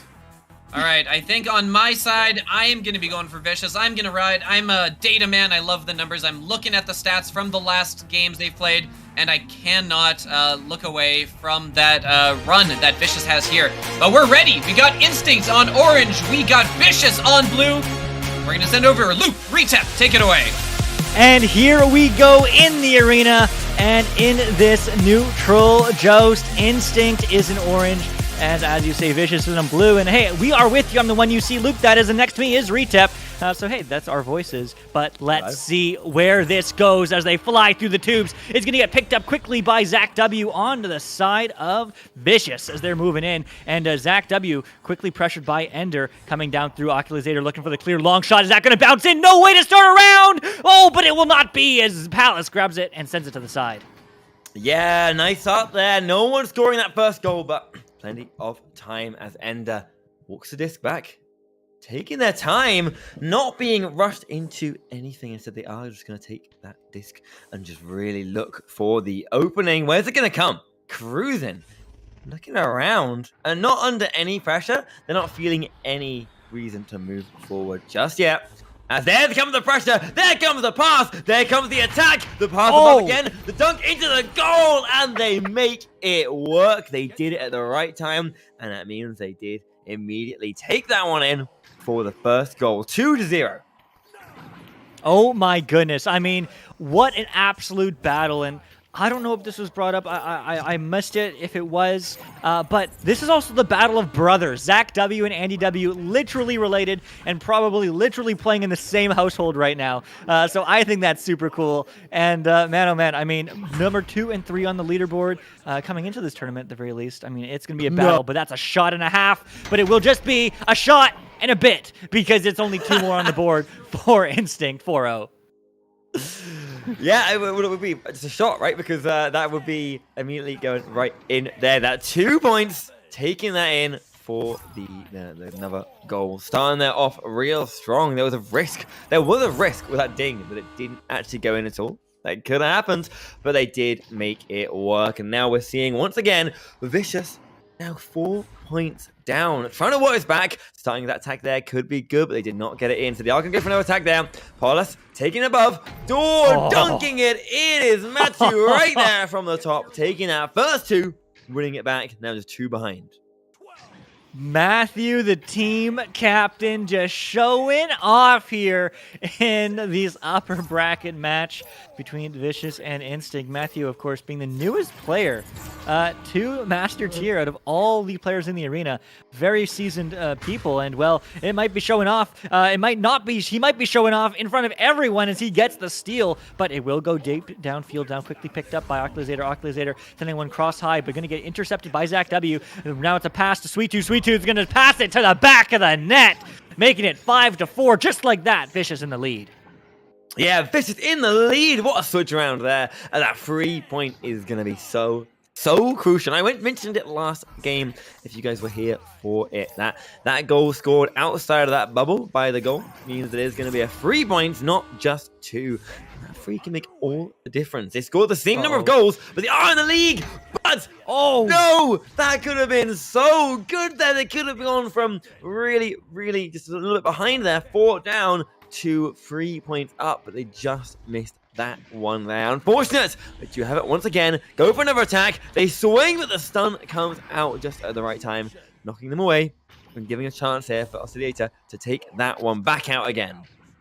Yeah, back out again, and well, quickly back in the hands of Vicious as they're just on the offensive, but that's going to be read by Oculusator. Going for the boop shot, not going to be the right angle, so it's going to bounce to the side, but another opportunity, and it shall be 2, not 3, from Cruisin', making it 6-5. Instinct take the lead. Yeah, 6-5 back on top once again. Instinct looking really strong right now, but both sides kind of looking incredibly evenly matched. So far, we're seeing a very, very even game as it goes back and forth once again. But can Vicious take back this league? Well, here they come again as Palace takes that one. Sweet. Down below. Stolen! Stolen for the 3-point shot. The thing's away, does not go in, so they recover that disc and send it back upfield once again. There's Vicious going for another attack there, diving around. Sweet Tooth pushing straight into the disc, shooting the 3-point shot, but the 3-point shot just dinging away. Man, that's 3 dings so far we've seen from range, or even 4 in this game. I mean, it's crazy. Almost another ding, but that's going to be a perfect bottom pocket coming from Sweet Tooth, making it 7-6 now as this lead's just getting traded. It is definitely getting traded. 1 point ahead right now. Just 1 point. A little tiny thing in it, and that really is that difference of that 3-pointer we saw earlier. Still hanging over the scoreboard as they've still scored 3 goals each, but Vicious got that 1 free point that's keeping them that 1 goal ahead. 1 point ahead. Even half a goal. Really not much, but just enough that if they have that at the end, of course, they will get this first round in the bag. But there's the stun coming out of the just over half the round gone now. And we're still seeing Vicious in the lead as they work upfield for another attack. Losing the disc, though. Again, there's Instinct taking the attack, and they want to bring this lead back on their own side. Yeah, they do, but it's going to be passed right back, and that almost bounced into the net, but it is going to be passed, slapped rather, off the far side wall, now recovered by Ender. Ender looking for the clear through mid, now bouncing downfield low. It's going to get recovered very quickly by Sweet Tooth, as a Sweet Tooth is going to find this and go for the reset now to Matthew. Matthew, right side clear, up to Zach W. Zach W. under pressure, finds a long, low pass. Actually, it's a pass to the stack as they do break apart. The long 3, what a dangle and what a shot. Matthew put 3 more points for a 4-point lead for Vicious. Yeah, 4-point lead. That's the biggest lead we've seen so far. That an extra 2 or 3-pointer even. That's going to be the second 3-pointer we've seen all game. Both of them coming from Vicious. A little bit of a pattern there. We have not seen any from their opponents so far. Will we see one coming out now? Well, it could be here. They go for an attack. They start working upfield, but they lose it. Right there, Vicious takes that one back. And again, it goes for another attack. Can they get a second one in a row? Can they dive in? They swing, they dodge. And the goalie was distracted by that other player there. So they just duck that one in. They've suddenly gone from a single point behind to double Instinct's points. Yeah, I mean, that is absolutely crazy of a redemption arc right now here for this Vicious squad. But 6 points, 3 2s, 2 3s. Easily done. Well, not easily, but simply done, straightforwardly done. Totally can be done for this Instinct squad as now they're moving on up. They have a 3-on-2 advantage for the time being, but they're under pressure. Trying to find a pass option is Oclusator, who is going to find a reset now to Cruisin' on that back line. Cruisin' moving on up, finding the high pass, connecting. Ender not liking it, going for the bounce shot. Not going to connect, unfortunately, with the back of the net, but it will get recovered again by Oculusator. Oculusator, another long reset. That's when you pass the disc all the way back, as they're just going to slow down this play, and Andy W. is going to try again. The bounce, the read wasn't quite there, so it is going to get turned over as Palace doesn't get the clear. Diving back in, long 3, it works. It does. It works. That one there. They take it in. That is a sorely needed 3-pointer right there. As Instinct does cut that lead in half in a single goal. Now back on the heels of Vicious. But Can these Instincts stop this attack right here? We'll have to find out, because it is going to be a joust. The first goal coming out for Vicious to try and attack here. But no! They pass upfield to Sweet Tooth, but there is Cruising in the way, recovering the disc. Recovered once again by Vicious. They send it upfield, but it's a little bit of a wild shot. There's no one there to catch it except for Instinct to get there first, racing up and sending it back. Yeah, sending it back now, looking for the long clear. Matthew juking, finding the pass. Well, not finding the pass across, but they will still get the disc in the end. Matthew recovering it, passing it up to Sweet Tooth. Sweet Tooth open 3. Easy does it. Sweet Tooth, oh my goodness, 90 seconds remaining. 6-point lead again for Vicious. Yeah, 6-point lead. 6 points. That is strong. That's really definitely what you want if you are going to be a supporter of these guys right here. This Vicious team that is keeping the lead on their own side. They're going up once again. Here we see another attack from Instinct. They can pull it back. They can get 6 points. Just get 3 point right here. They can't get 2, or they will run out of time. They need to get 3 only. And they know it. They probably know it, but they only going for these 2s right now. Maybe they believe they can get these 2s fast enough. Maybe they just can't quite get the 3 from the defense of Vicious. They've only been allowed to score 1 single 3-point all game so far in the last 9 minutes. Definitely a hard ask to get 2 more in a row right now. But possible, but not if they get this score here. Not if Vicious gets one. They don't. They are defended against. They do get the disc back straight away once again and pass it back to that back lane player there. So they still have a chance, but the threat is definitely on Vicious right now. Yeah, I mean, Cruising with a massive save there on defense. Unfortunately, not able to get the conversion here is Instinct, as Instinct is chasing this disc. If they score a long 3, hypothetically there is time, but no longer, unfortunately, as there is going to be a clear right back. Are they going to get one more goal? Is Vicious going to put a nail in this game? Or, well, it might just be the final score, as Instinct's going to carry this disc upfield. Looks for a long clear. Actually, it's a long pass. Not an open shot, but they're going to go for it anyway, as they just get the extra 2 in for fun. Sweet Tooth, oh my, I love you, man. 15-11, 4-point game, final score, round 1. But man, Vicious really turned that first half around, didn't they, Retep? Oh, they did. They really did. That was such a different game, and it all came, honestly, from those 3-pointers. Right, the 3-pointer, the first one, getting them just a little bit in the lead, keeping them in the lead, and definitely making sure that Instinct was on the back foot the entire round. And then, of course, coming afterwards in the end there, getting those extra 3-pointers and getting them. Right, we saw a 3-point from them. Instinct scored another one, and Vicious came straight back, answered with another 3 points. And 3 points, goals like that, they are significant. They are game-changing sometimes. And here they definitely were meaning that Instinct did not have a chance to respond, not have a chance to do anything really, except just keep on pushing behind them, right? Now, things can change, obviously, in this minute, right, Luke? Oh, man, they really can. I mean, we saw this in the last matchup, Neighbors against Ethereal. Round 1 was so close. Round 2, unfortunately, less fun, as we'll say. But my goodness, I mean, what an absolute banger first round. Shots taken well in favor of Vicious, but hey, it was a close game. You know, I mean, Instinct, of course, have the experience on their side. They are previous Season 4 champions of VRML. NDW, of course, being a Season 5 champion of VRML. Ender, Cruising, and Ock being Season 4. So, hey, they have the experience, but does experience or are the new kids on the block, Vicious, going to take the win? Let's find out here in the upper bracket, as that neutral joust will get won by Instinct, but quickly turned around, and Vicious score 3 just like that.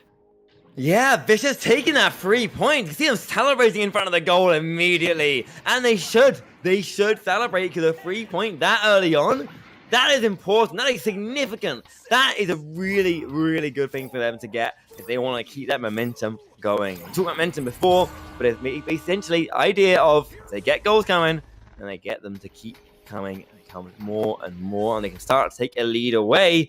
And coming off the last game, they definitely want to come into this one with that goal. They've done it right off the bat. Can they keep it up? Yeah, well, that's a strong start, but let's see.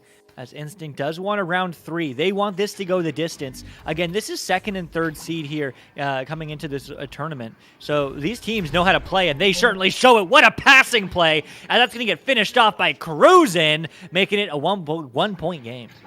Yeah, Cruising coming in there. Cruising for the bruising for that 2-point response. But, of course, 2 points is not the same as a 3. 2 points is still going to put them behind. And then they really need to start trying to get those 3 points coming. But no! They take it back! They get the stun off, and they get another 3 points right there. Instinct responds properly there. That's exactly how they do it. They messed up a little bit coming out of that tunnel a little bit early. And by the time they got their hands on the disc, there was Instinct to take that one back and to score the 3 points as Ender takes it in and now puts them in the lead. Yeah, I mean, that was a very strong play from Instinct. And, I mean, man, I don't really have a preference for who wins this match, but I really would like to see a round 3. I mean, that would just be so hype here in this tournament. As there is Ding is unfortunately, as that's going to bounce all the way back out for Oculusator. Stolen back now by Ender. Ender under pressure. Does get the clear, though, all the way downfield, bouncing off the backside wall. The stacks are there. The shot is good. And what an angle. Andy W posted in 7-3 Instinct. 7-3 Instinct. They've turned this around. They turned it around. I said earlier, maybe if Vicious can get those 3 points, that can be the start of some momentum. Well, apparently Instinct looked at that and said, absolutely not. You're not taking it. We want it. And they've definitely taken it straight away. Now, 7 points to 3. A really significant lead, but we still have 7.5 minutes to go in this round. That's a lot of time on the board for anything to happen as Pass takes the disc. Pass down below, swings it into the goal, but right in the middle of the goal. Who is that? It is going to be, of course, Oscillator taking that one back once again. Oh my goodness. 3 points. What a response there as they get another 7 points up now. Did you watch that play? Andy W, masterful save. Ock gets the jump. Andy W gets the steal, the stack downfield, the long 3. I mean, Instinct is showing what they have right now, and that is experience in these high-pressure situations. Because, oh my goodness, Vicious is falling behind, but still plenty of time here as Sweet Tooth will have this disc long clear. Going to bounce off that backboard. Nice into the hands of the stack. They want a 3 bounce shot, and there they get it, a 2, unfortunately. But Matthew putting some points on the board. Vicious coming alive. Okay, that is how you respond to it. Definitely a nice 2 points there that no one saw coming, as they do now have 5 points behind. 5-point lead coming out of the gate. Can they hold it together? What do they have to see on this joust? Because right there, that is not how you hold it together. It's a little mistake we weren't seeing earlier, as now they just slip past their fingertips. Back to the goal, taken and scored by Matthew, who gets that one in. Bringing them from 7 points down, now they're just 3 points, hot on the heels of Instinct. Yeah, I mean, that's the power of this division, of the finals, of Master, this is the accumulation of all the best players and teams within the VR Master League. And oh my goodness, I mean, it shows. It's the tiniest mistakes made by Instinct, and Vicious is there to absolutely counter, to absolutely take advantage, and to absolutely take control, as they are now only 3 points behind, but Instinct is still here, and they are not out of the woods yet. They are absolutely playing their game, and they are not rushed. They are just going to score, try to score. Unfortunately, not going to connect, but they will not get the recovery immediately. Still, it's a bit of a stun fest. This disc is free. Still going to get picked up here by Palace. Palace with the clear. The stack is ready, and Vicious is hungry, but they will not find this disc immediately or the shot, but they are going to try to go for a 3, and they will get another 2, unfortunately. But, hey, points are points in making this a 1-point game. Points up. Points to points, and definitely what they need to do right here. Now, he said, obviously not 3 points they could have taken there that would have put them neck and neck, but instead it is a lovely 2 that puts them hot on the heels. Just over half the round gone, and just 1 point behind now. They've come back. They've got 6 goals unanswered in a row. 6 points on the board extra, and now there's 1 to go before they get their lead back once again. Can they do it? Well, right here, Instinct wants 1 on their own. They want to make that gap a little bit safer, a little bit larger. A little bit of a backboard shot that bounces away. Not going in, so it is Sweet Tooth who sends that one up onto that backline player who recovers it once again. Now 2 defenders are out of position. They've gone for the disc. It could be a good shot. They go for the shot, but doesn't go in. So they recover once again, looking for an attack. They find Ender behind, and Ender takes that one into the goal. Back to a 3-point lead. I need to highlight Ender there. Look at this replay. I mean, Ender is already jumping towards the net with momentum before they even have the disc. It is absolutely masterful what they're doing. So much metagame within the game. The game within the game, the metagame. As Instinct is looking to steal, they get the steal, they get the shot, no, but they get the pass across, picked up here by Oculazator. Oculazator quickly under pressure, goes for the reset just to slow this play down. But they're up by 3 now. Instinct, again, looking to reclaim that 7-point lead, but they're just playing some disciplined Echo Arena, diving in, looking for the cut, looking for the shot, and going to get the save, though. Phenomenal defense, but they're still in control. Do they go for a reset? Yes. They do. They take the reset. They pass the disc back away from the goal, away from the defenders. Oh no! It was to buy him space and make it a safer play, but the first pass back goes into the defender's hand, who went upfield, and now it is now the defenders who become the attackers. Vicious takes it, but immediately the tables turn once again. A back and forth game as they dive in. Losing disc. Can they recover it? No, it is Vicious who takes that disc out once again. Back into the hands, though, again of Instinct. The 4th turnover in a row as they shoot straight into the hands of Zach. Yeah, straight into the hands, and that cleared right into the hands of Oculazator as he's just juking. And there's a beautiful passing play. NEW! Oh my, what a far side pocket. Making it 14-9. Roll that one back. That was crazy. That was crazy. That was a lovely play there. Definitely showing how you do it as they kept that one really out of the bubble, that little area there. Playing it safe until they found the attack and then went straight in with it in absolutely no time at all. Really clean play. And they do work upfield once again. Now they're going to have to take their time and make sure they do this right and hold on to this lead for the next 2 minutes. We're now seeing Vicious 5 points behind after winning the first round. So if they lose this one, they're okay. They have a 3rd round here.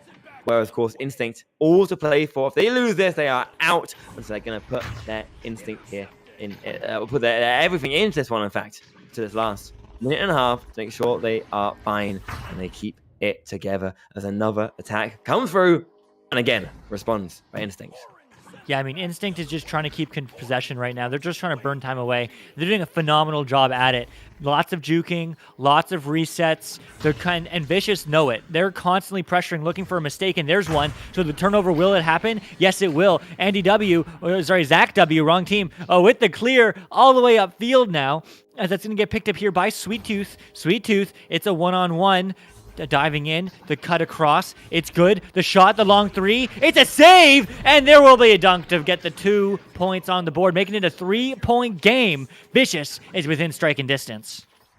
Yeah, they are within striking distance, absolutely, and they have to strike now while it is hot because they only have 45 seconds to get those 3 points, the least they need. They can get 2 goals, they're really quick. They can only need 1 3-pointer, and they'll be back to an overtime. But not if they get this goal right here! As they do take the time, they shoot! They save that one at the last second there. Palace sends that one away, and that means they are not out of it just yet. With only 25 seconds to go, they need to line up and get a 3-pointer if they're going to get this round with a chance of their own half. Yeah, I mean, Oculazator taking a little bit too long for that shot, but hey, maybe calculated because that's a long shot, but again, not going to connect. Still, it will get picked up by the back line of Oculazator. Juking, break check, pass low, Andy W looking for extra points, but not going to happen. That's still going to get read by Oculazator, hiding in the shadows as they are going to go for just buying some time and burning for a win. We are going to see a round 3 recap, 14-11. I mean, round 1 was so close, within 4 points. 15-11 in favor of Vicious. Round 2 in favor of Instinct. 14-11 by 3 points. Are we going to see a 2-point round 2? Round 3? Are we going to see OT? I certainly hope so, but my goodness, what an amazing round. I would love a round 3 overtime coming in on this last round. That would be so good. That would be so good. And you're right, it could happen. It could happen because this game has been going back and forth over here with Instinct obviously taking that second round, after losing it in round 1 to Vicious. But the lead was going back and forth. Really, the dynamics of who seemed to be in control was back and forth, right? Luke, what were you seeing? What was changing?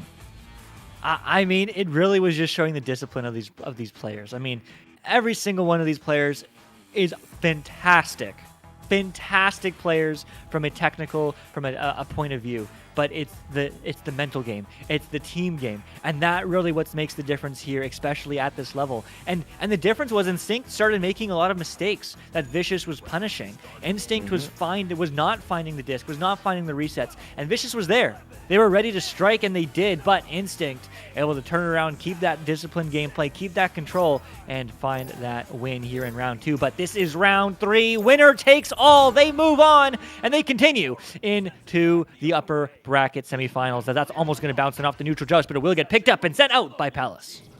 Yeah, sent out right here as they go again for another play.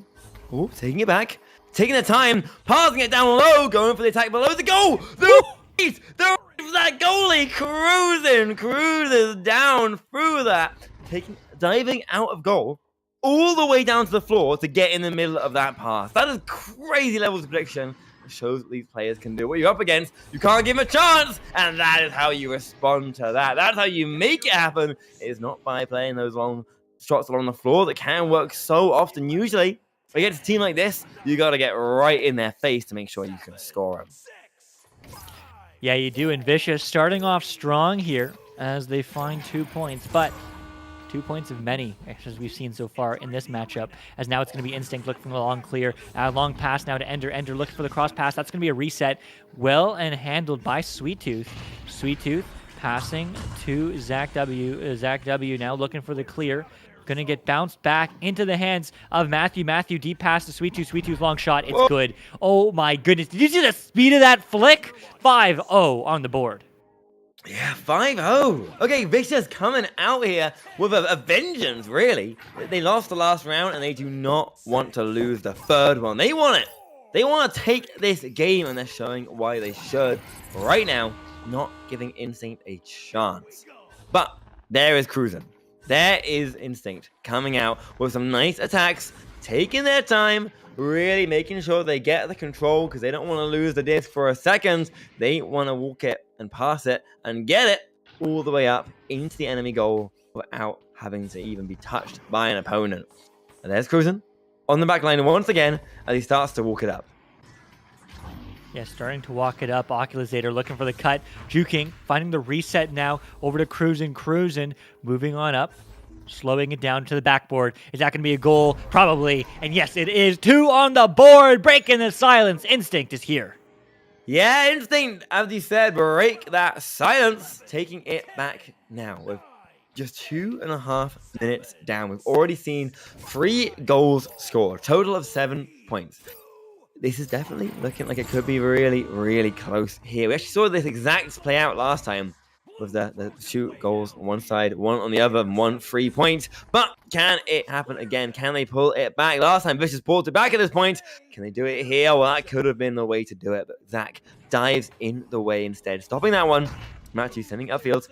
Matthew looking like, oh, it could be a good spot for the teammate to recover. In fact, Matthew is the one who recovered it once again, dancing around, looking to try and find a pass option. Really under pressure there from Oculusator, but able to get it away to the nest, behind the goal, diving in. Oh! The stun on the Sweet Tooth means they're going to be able to defend this attack and live to see another day.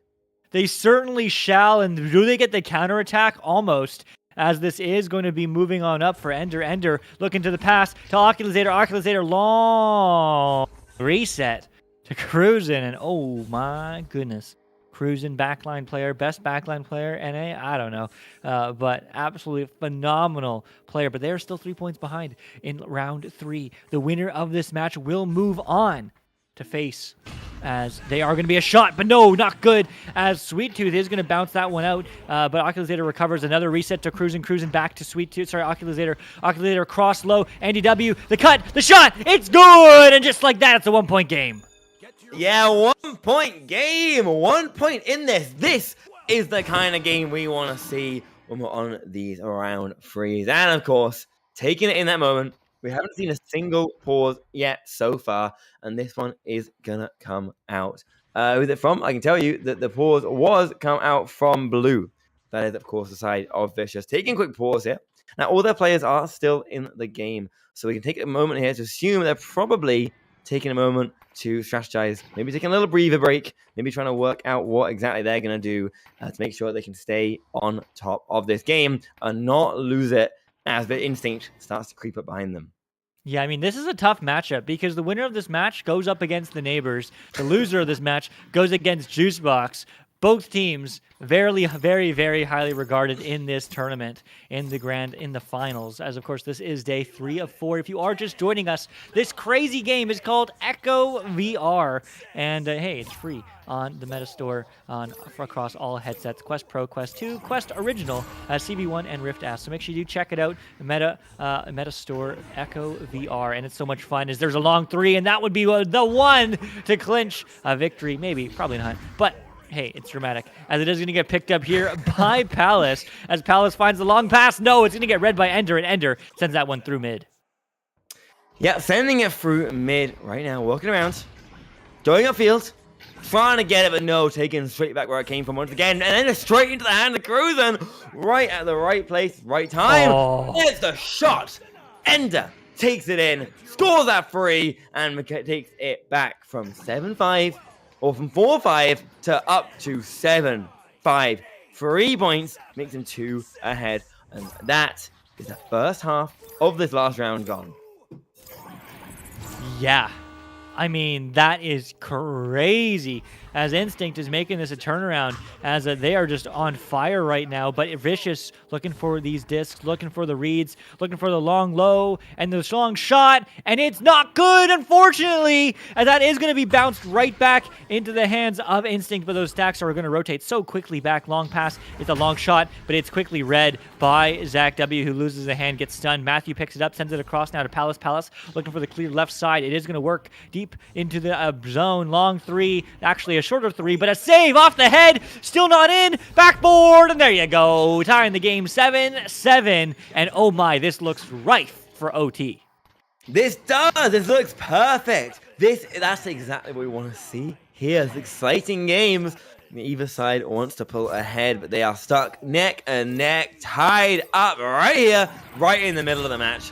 4 minutes to go as Cruzen. To the left, recovered, straight in Matthew shoots, Matthew scores. 3 points coming out, taking the lead right back again with an absolutely dominant goal. Yeah, it was, and oh my goodness.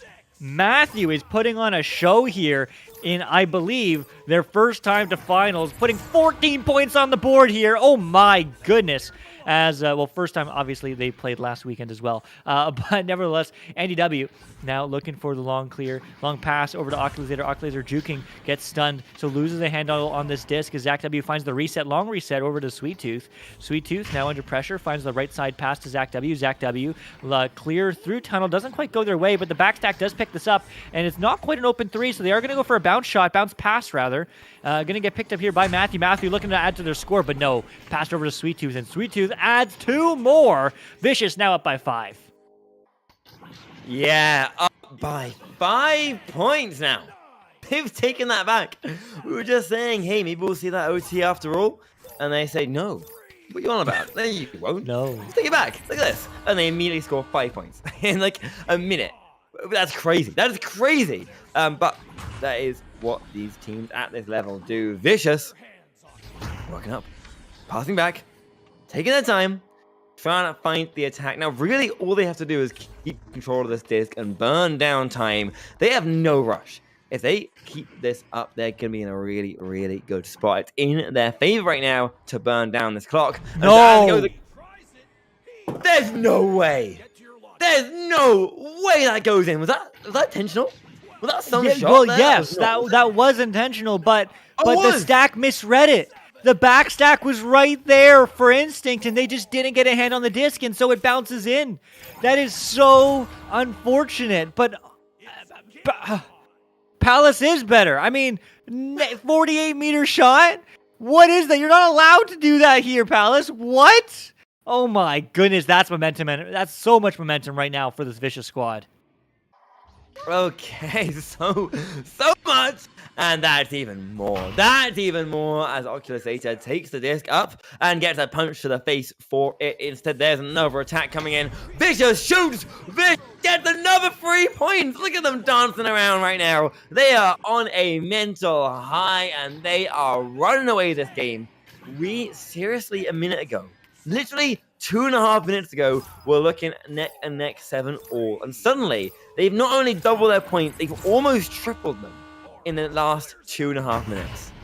Yeah, they almost did. And I mean, we wanted a 4-point lead in round 1, 3-point lead in round 2, and we wanted a 2-point lead or 2-point victory OT in round 3, but fortunately, it seems like we might not be getting our wish for Christmas this year, Retep, as this is going to get turned around and picked back up by you-know-who, but no, it's not going to go through for Sweet Tooth, as it is going to get recovered again by Palace. Palace sending that one deep downfield. Going to get recovered. Zach W. Bounce shot, no good. But, I mean, Vicious is just in control right now. They're juking. They're finding the reset. They're finding the disc. And they're finding everything right here in this third round, as they are going to continue on in the upper bracket. But will they continue on and score 2 more points? Yes, they will. Just for good measure, 20-7 with 20 seconds remaining. If they'd done this a few minutes earlier, we could be at a mercy position right now where they have that 20-point lead and that would end the game. Like, they've gotten so many points so fast. They've literally got 13 points in a row in the last few minutes. That is crazy. That is actually really, really incredible gameplay to show what they can do. And immediately, on that last one, they shut down the last QB, which leads us into the ending. 13 points up. Vicious takes this match in 3 rounds. Yeah, I mean, that was an absolute incredible game to watch. That was so much fun to cast, of course, with you, Retep. But my goodness, I mean, I have to shout out Matthew here. Matthew with 19 points, server high in this matchup. 4 assists, 1 save, 1 steal. An absolute bingo card of a player, doing everything across the arena. But, I mean, they're not the only one. Every single player on this squad absolutely popped off for Vicious. And, of course, maybe the higher seeded team, maybe the fan favorite a little bit. But, I mean, they did find success here as, I mean, it couldn't have been much closer in the first 2 rounds. But, I mean, round 3 Retep was just a whole new game. Yeah, it was actually crazy. It wasn't just round 3. It was the second half of round 3. The last 4 minutes of round 3, we saw probably almost more goals than we've seen the entire game. Like, from that 1-2, a crazy number of goals. They literally tripled their goal number in the last 4 minutes. They went from 7 goals, 7-7, to 7-20. 13 unanswered points, all coming back to back from good, solid action, and it really, really came from them just shutting down every attack Instinct gave them. Instinct would push out, Instinct would find a way to attack, and they would just suddenly get shut down as Vicious would read the attack, come in, and immediately take the disc back and work upfield for another attack. Some really, really intense gameplay. Yeah, it really was. I just wanna shout out all these players. I mean, it's incredible to see where they go. Of course, Vicious is going to be moving on to fight in the upper bracket semifinals against the neighbors, and the Instinct is going to go find their way in the lower bracket against Juicebox. I mean, so many good matches, and I mean, so many good players. Of course, I have to point out Sweet Tooth, right? Sweet Tooth on Vicious got 18 attempts. Last game, when we were casted Ethereal, they got 13 attempts total on the net in 2 rounds, and Sweet Tooth alone has 18 in this matchup. I mean, it's absolutely crazy to see how cracked they are. I mean, it's just so cool to see these teams play. Instinct and Vicious, of course, 2 incredible teams, but they're not out of the tournament just yet, as they did lose in the upper bracket finals. But so many more matches today and tomorrow. We are playing matches almost on the hour, every hour, for the next 24 hours. I wish that was true. Not yet, but we will be playing them on the hour, every hour for the next few hours here today. Until 10 p.m., I do believe, Eastern Standard Time, 7 p.m. Pacific. So make sure you do tune into that. all day. Support the stream. There are so many giveaways that will be going on. If you haven't been participating in chat, make sure you do that. If you are over on Horizon Worlds, hey, thanks for hanging out with us. If you're wondering what the heck you're watching, this is Echo VR, Echo Arena. It is free on the Meta Store, and you can learn so much and make so many friends on the internet through VR. It's so much fun. You can play it on any Meta headset. So that's the Quest Pro, Quest 2, Quest Original, CV1, and Rift S. So make sure you do check that one out. And if you're learning and you're itching for more than just those public matches, you can join us here on vrmasterleague.com/Echo Arena. You can play with some teammates, find some new friends, and hey, have some activities in the virtual world here in Echo Arena and VR Master League. Of course, huge shout out to all you folks watching. None of this would be possible without you. Huge shout out to production, zooming everything in behind the scenes, all the beautiful graphics, all the stats, and all the games. But my goodness, also huge shout out to all of our sponsors without none of this would be possible. VR Cover, HyperX, Asterion Products, VRware, Arma, and of course, all our Patreon, the production team. And hey, we also have some new stuff going on in VRML. Not only Echo Arena, but also the Ultimax preseason. Make sure you do check that out and sign up. But my goodness, the grand finals are tomorrow, and the end of the season is almost here, isn't it, Retap? It is. It really is. We are in the last stretches now, and of course today is right now NA finding their last teams for the grand finals. We've just had, of course, Vicious and Instinct. It's going to lead us into our next matches. As you said, on the hour, every hour, we have at 6 p.m. EST, Ethereal against Hot Drop, which is going to come up in just 20 minutes. And then, of course, 7 p.m. EST is Instinct versus Jukebox. Followed right after that, next hour, Neighbors versus Vicious. Definitely two teams competing right for that top spot. And then after that one, we'll see the loser of that matchup against one of the last members there, who wins the next match, which would be between the winners of those two. If you want to see more of that, I believe you have a graphic of that somewhere we can probably pull up, or you can see it on the challenge link that we will put in the chat for you guys. Which you have there, it already is. You guys can look through it and find it. Track the games. The times are there. You know when everything is happening. You need to keep on it and watch all that to find those grand finals that will, of course, be happening tomorrow evening. Really, honestly, some great stuff to watch. You've got to stay on and watch them, along with, of course, OCE and the EU ones, which will, of course, also be happening tomorrow, and OCE. Some really, really exciting stuff. EU being at 2 p.m. EST, and then the OCE starting at 11 p.m. just for that one. So really interesting stuff. Really, really good matches we're going to be having. I'm actually really excited for the rest of it, for the grand finals. But these ones that lead into it really show you the caliber of teams that have been coming out this season. Right, Luke? Mm-hmm. It really does. And I mean, it's so much fun to see. If you're having fun, whether you're new or old, tell your friends about it. Have some fun. Join VR Master League. Join the Discord, the community. Find some players, find some friends. It will certainly be a good time. And also, again, huge shout out to all of our sponsors, especially also HyperX, who also supports VRML with high quality stuff. And some of that stuff you can get for 20% off MRSP. So check out their website with using their code HXVRML22 for 20% off fully priced HyperX products in North America using code HXVRML22. So that is the one to check out, as well as Asterion products as well for VRML5 off Asterion to get $5 off any order over $20 over with Asterion products. But much love to you, Retep. It's always a pleasure casting. Much love to production, working behind the scenes, and much love to all of you folks watching here and supporting VRML. We are going to take a short break here for about 9 minutes. We will be back coming up next.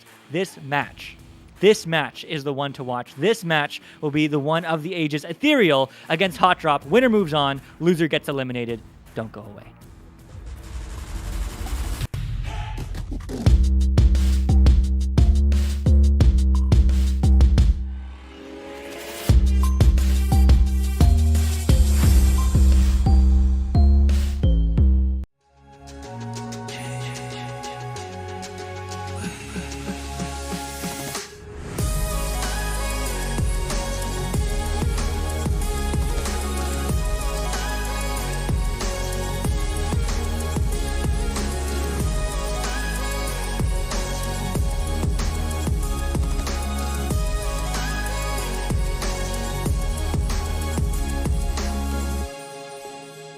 VRware. Our passion is for the future.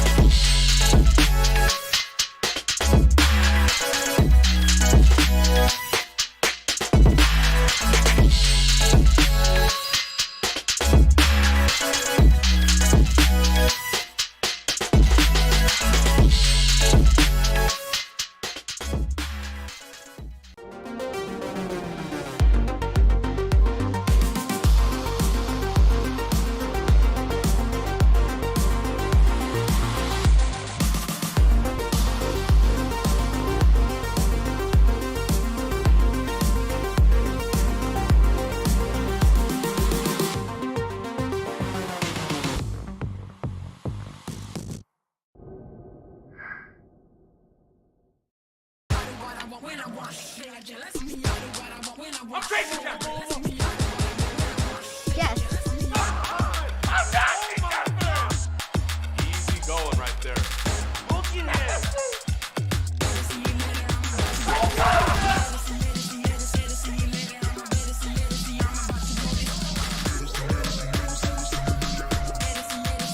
One more to go.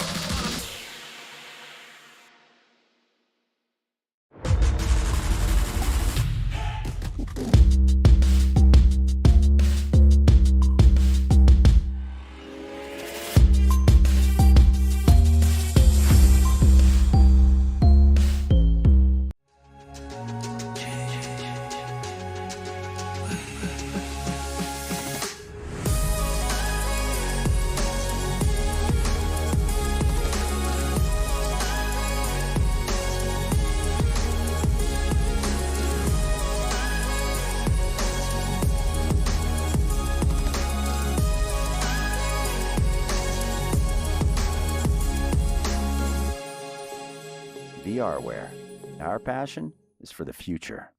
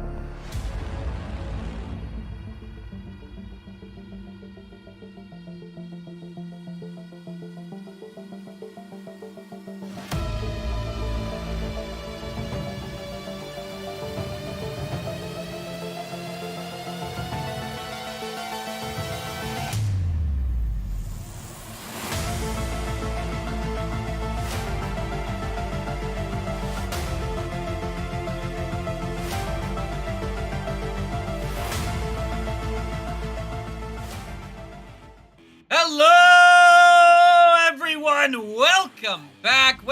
It has been too long. Hey, everyone. How are you doing? I'm Offbeat. I'm here with Jeep Girls, and making the hair debut of finals that we've all been waiting for is Doc Education. Joining us in the caster's booth, or not the caster's booth, my bad. We are, of course, in the HyperX analyst desk. Because Doc is going to be hopping from one booth to the other as he brings you the next game. But we are here, we are back, we are here to set up the next match for you. But before we do that, Doc, you had the absolute pleasure, as did both of us as well, of watching that last game. Instinct Vicious.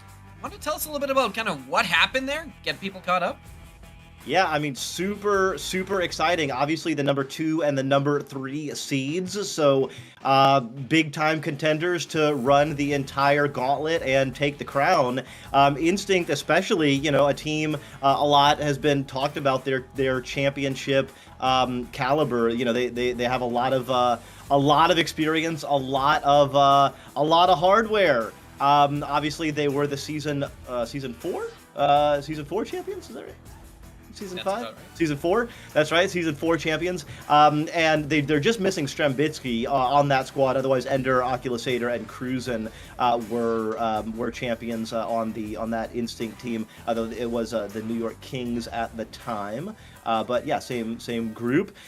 So I thought Instinct was going to win that game. But we can't talk enough about Vicious. I mean, especially after winning the first round and then losing very closely that second round, just coming in the third round and absolutely dominating. Nearly tripled their score, ended up being 20-7, and really cruised and put themselves in a great position. No matter what happens against the neighbors in their next matchup, even if they lose that, they will still be in the lower bracket finals and have another chance to get back into the grand final. So a lot of storylines kind of converging in that one game, and yeah, it was pretty exciting to see. Yeah, absolutely. Well, let's take that moment and let's take a look at the bracket here.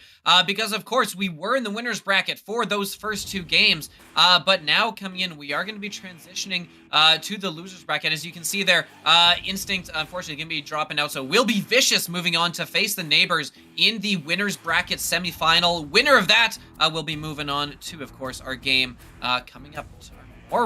But for the rest of the day here, for the next little while at least, we're going to drop into the loser's bracket, and we're going to be paying attention to Ethereal, Hot Drop, Instinct, and Juicebox, all of which have their lives on the line. Chance to be eliminated here, and we are going to hop right into setting up this next one for you, which is going to, of course, be Ethereal and Hot Drop. But first, gotta give an absolute shout out to the absolute units that are our sponsors: VR Cover, HyperX, Asterion, VRware, Arma, and of course all of our patrons who do so much to help make sure this league and this channel continues running smoothly. Gonna take a moment to specially thank out Ultimex, who's been providing some sponsorship here, and they have partnered with VRML and Resolution Games, the developers, to bring Ultimex to VRML for their debut season. Now, have you guys played Ultimex yet? You checked it out? Doc? I haven't, but I'm excited to. I have not yet. It looks exciting. Jeep, have you had a chance to? I have. It's so much fun. It's a little challenging to get the hang of, but once you get it and once you're moving into it, it is so much fun. It's kind of soccer-ish, as you're a robot, rockets, and the whole shebang. It is a lot of fun. Now, if I wanted to join the Ultimex League Offbeat, is it too late to do that? Oh, it is never too late, especially if you've been a part of the Echo League. You know the drill. Always time and place to find a team, to start your own, to jump in and join the fun. So definitely give Ultimex a check out, especially, as we're kind of up to, VRML season is over. You're kind of resting up from Echo. Now's the perfect time to jump in with something new. It is. Now, and Doc, did you know, by the way, I just wanted to mention this, Doc, did you know that this game is free also? Free. Free? Isn't it? No, it's not. Oh my goodness. What am I thinking? I've lost my brain. No, but you know what game is free? Is it Echo Arena? It is Echo Arena. I think it's Echo Arena. yeah. All right. Let's take a look. Ethereal, Hot Drop coming in here. 2 teams who have obviously not where they want to be. No one wants to be in the loser's bracket by this point in the season. So let's start off by taking a look at Hot Drop, how they have done throughout the season. Look, Hot Drop, they came in a disappointing 2-6 record in their final Master Cycle, 12-10 on the season. Overall, they're coming in against Ethereal, who on the other side of the coin, 5-3 in their final cycle with that winning record, and 12-12 overall on the season.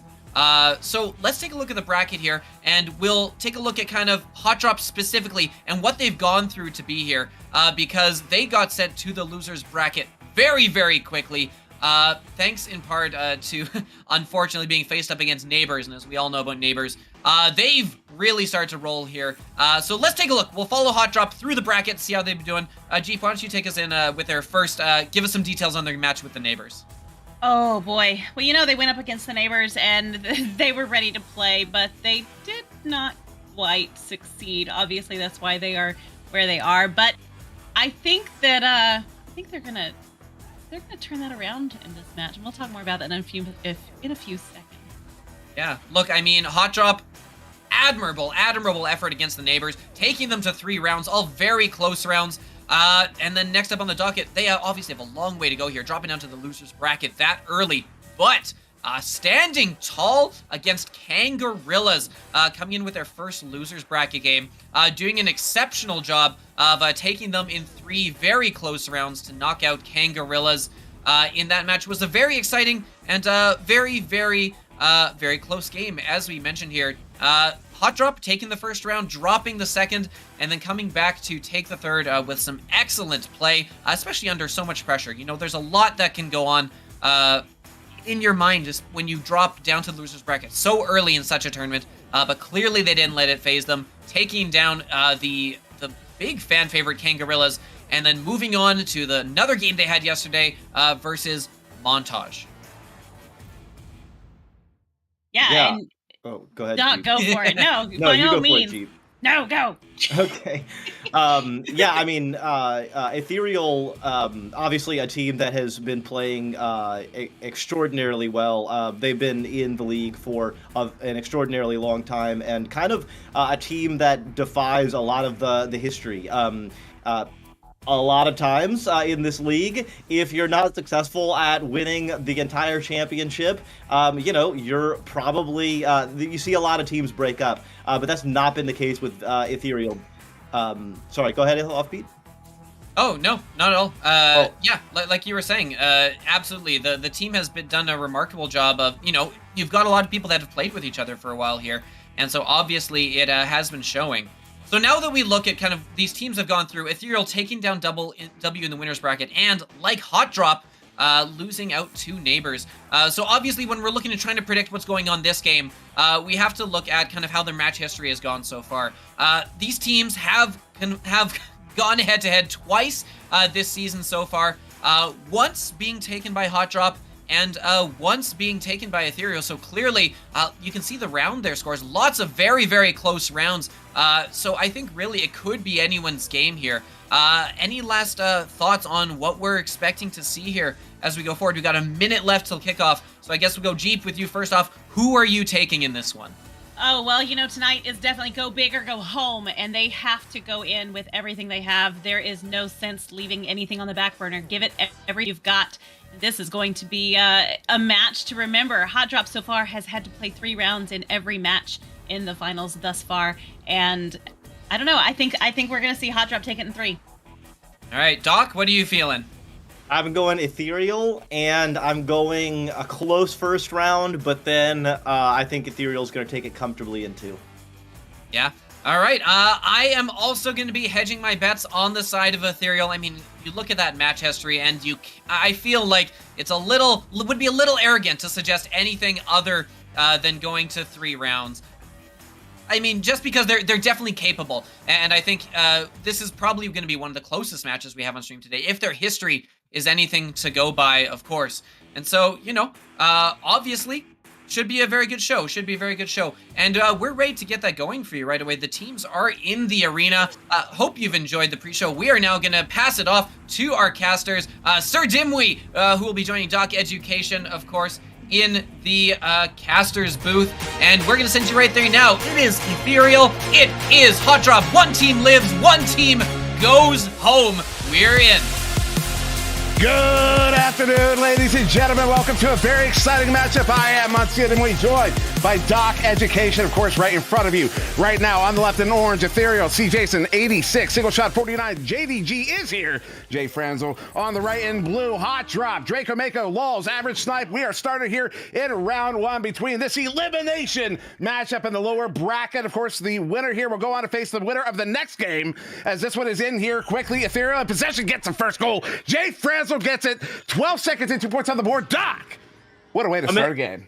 What a way to start a game indeed, Dimwee. Great to be casting with you. Here we are in a semi-finals. We are almost down to it, and you can feel the pressure. Ethereal jumping out to a big first score with some great defense, some clear and boost. Now they've got one player on the backside. Can he get it? See Jason right there. Phenomenal pickup there. C. Jason sends this one off the near side wall, though collected by Hot Drop. That's Lulz on the near side, or excuse me, Lulz collecting it on the far side, set up to the ceiling. Will not be collected to C. Jason. Good stop there in the bubble, sending that one out. What a day it has been. There is going to be another giveaway here in a moment. Of course, I've been the one running them all day, so it's going it'll be fun to execute on. But what a fantastic day it's been. As Draco Mako swinging this one down here on the back line, sending that one in. Lulz, edge of the bubble, looking for an in pass. Does have one behind the goal there. Snipe. Maybe one more. No shutdown. Jay France gets it picked off and sent out. Doc. Nice clear, nice boosting. Goals open for the moment. Jay Franzel gonna be right there. Gonna have 2 players going at him on defense. Just enough jukes. See Jason, though, gonna have to reset. And that single shot on the far side, walking this one in. Look how they compress around the bubble, though. That defense all in the goal. And too many goalies. JDG will get that one in for the 2. That is a 4-point lead to Ethereal. Just over a minute in. Yeah, Doc loves a good reset. That was a classic. You had 3 players in the bubble, definitely could have taken a shot, definitely could have made a drive. Instead, it out, pull the defense out, create some space, drop it back in, and then knock it down. So now some pressure here from JDG is here, and Jay Franzel, they already have caused enough of a turnover there. See Jason, though, going to lose it. Average, open shot, oh no! Average, absolute thief in the backfield, stealing it from 2 players who are getting ready to go down and score on the other end. Instead, it's Average turning it around and putting big-time 3 on the board for Hot Drop. Excuse me, that is a big 3 as they are back within 1, although Ethereal now with a joust advantage does maintain that lead.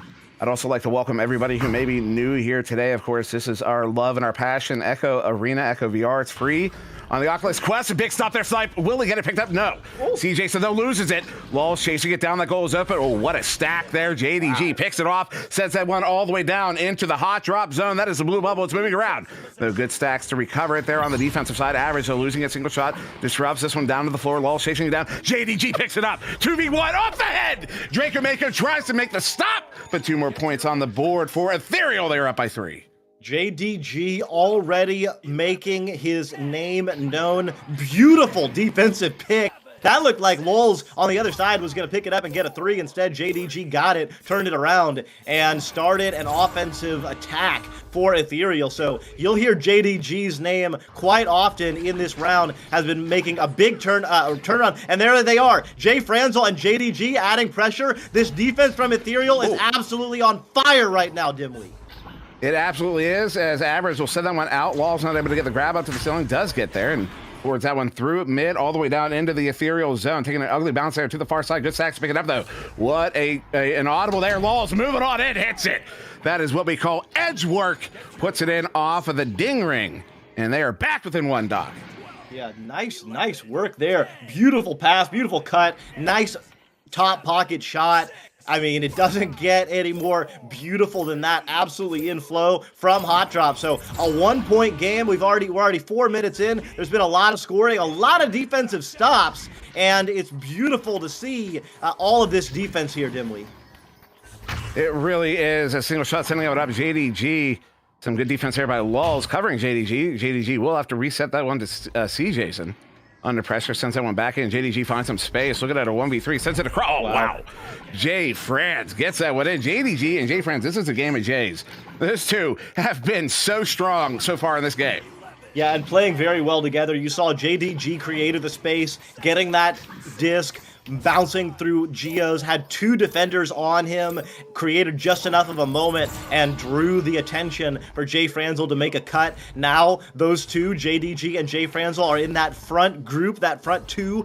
They are leapfrogging. This is what we call re-grabbing or stacking. If you're not familiar with the game, they can throw themselves off of each other and gain speed. So it's 2 players working together in very quick succession. Here they go. Oh, look at that. Jay Franzel and JDG coming from behind, getting the steal. Now they've cleared it.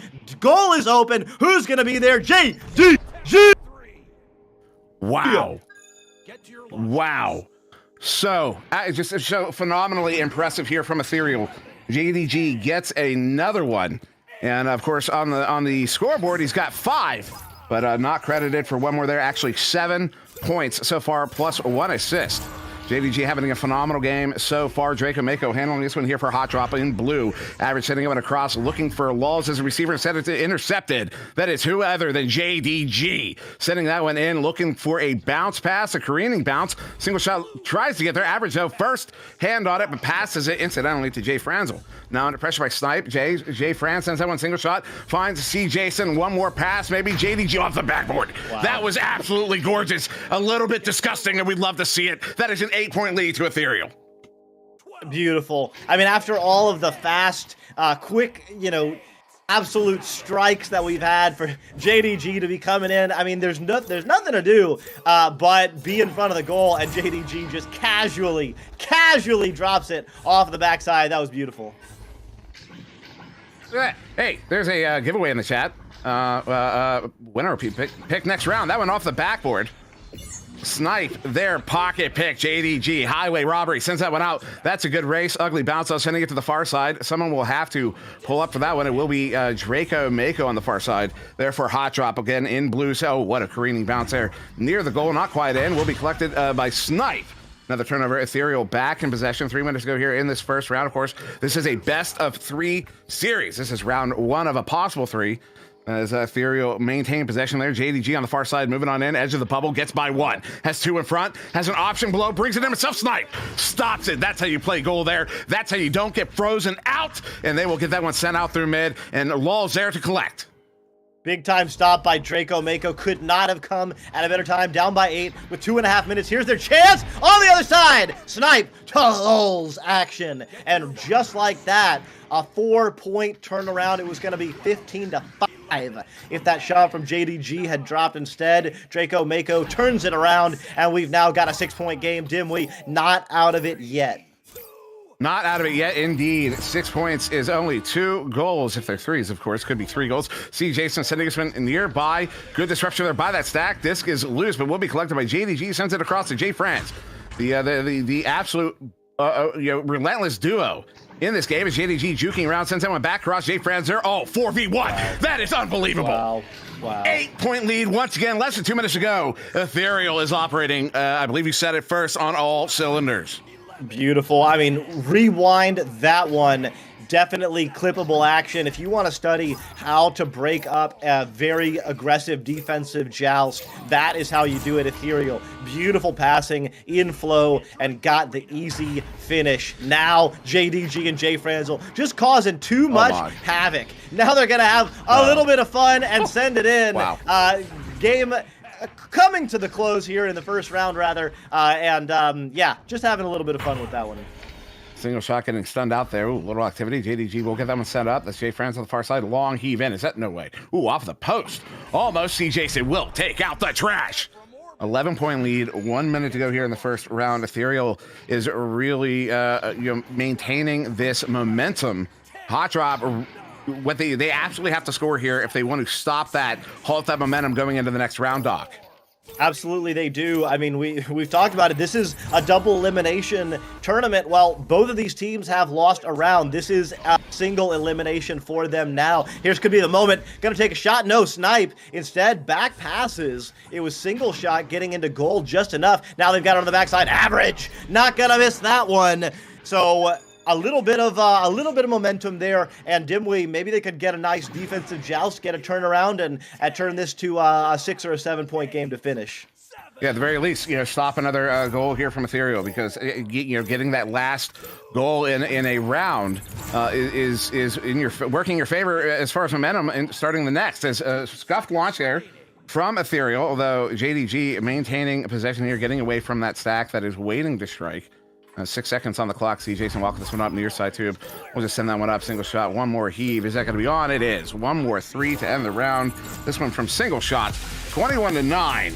Ethereal have round 1, Doc. What a phenomenal round of Echo Arena. Of course, by the way, chat, we'll be picking that winner here once we start the next round for that drawing. So HyperX in the chat if you want to enter to win whatever I said you're going to win with a Cloud Mix headset. But Doc, just a ridiculously phenomenal game there. Ethereal just rocking it right now. I mean, absolutely relentless on offense.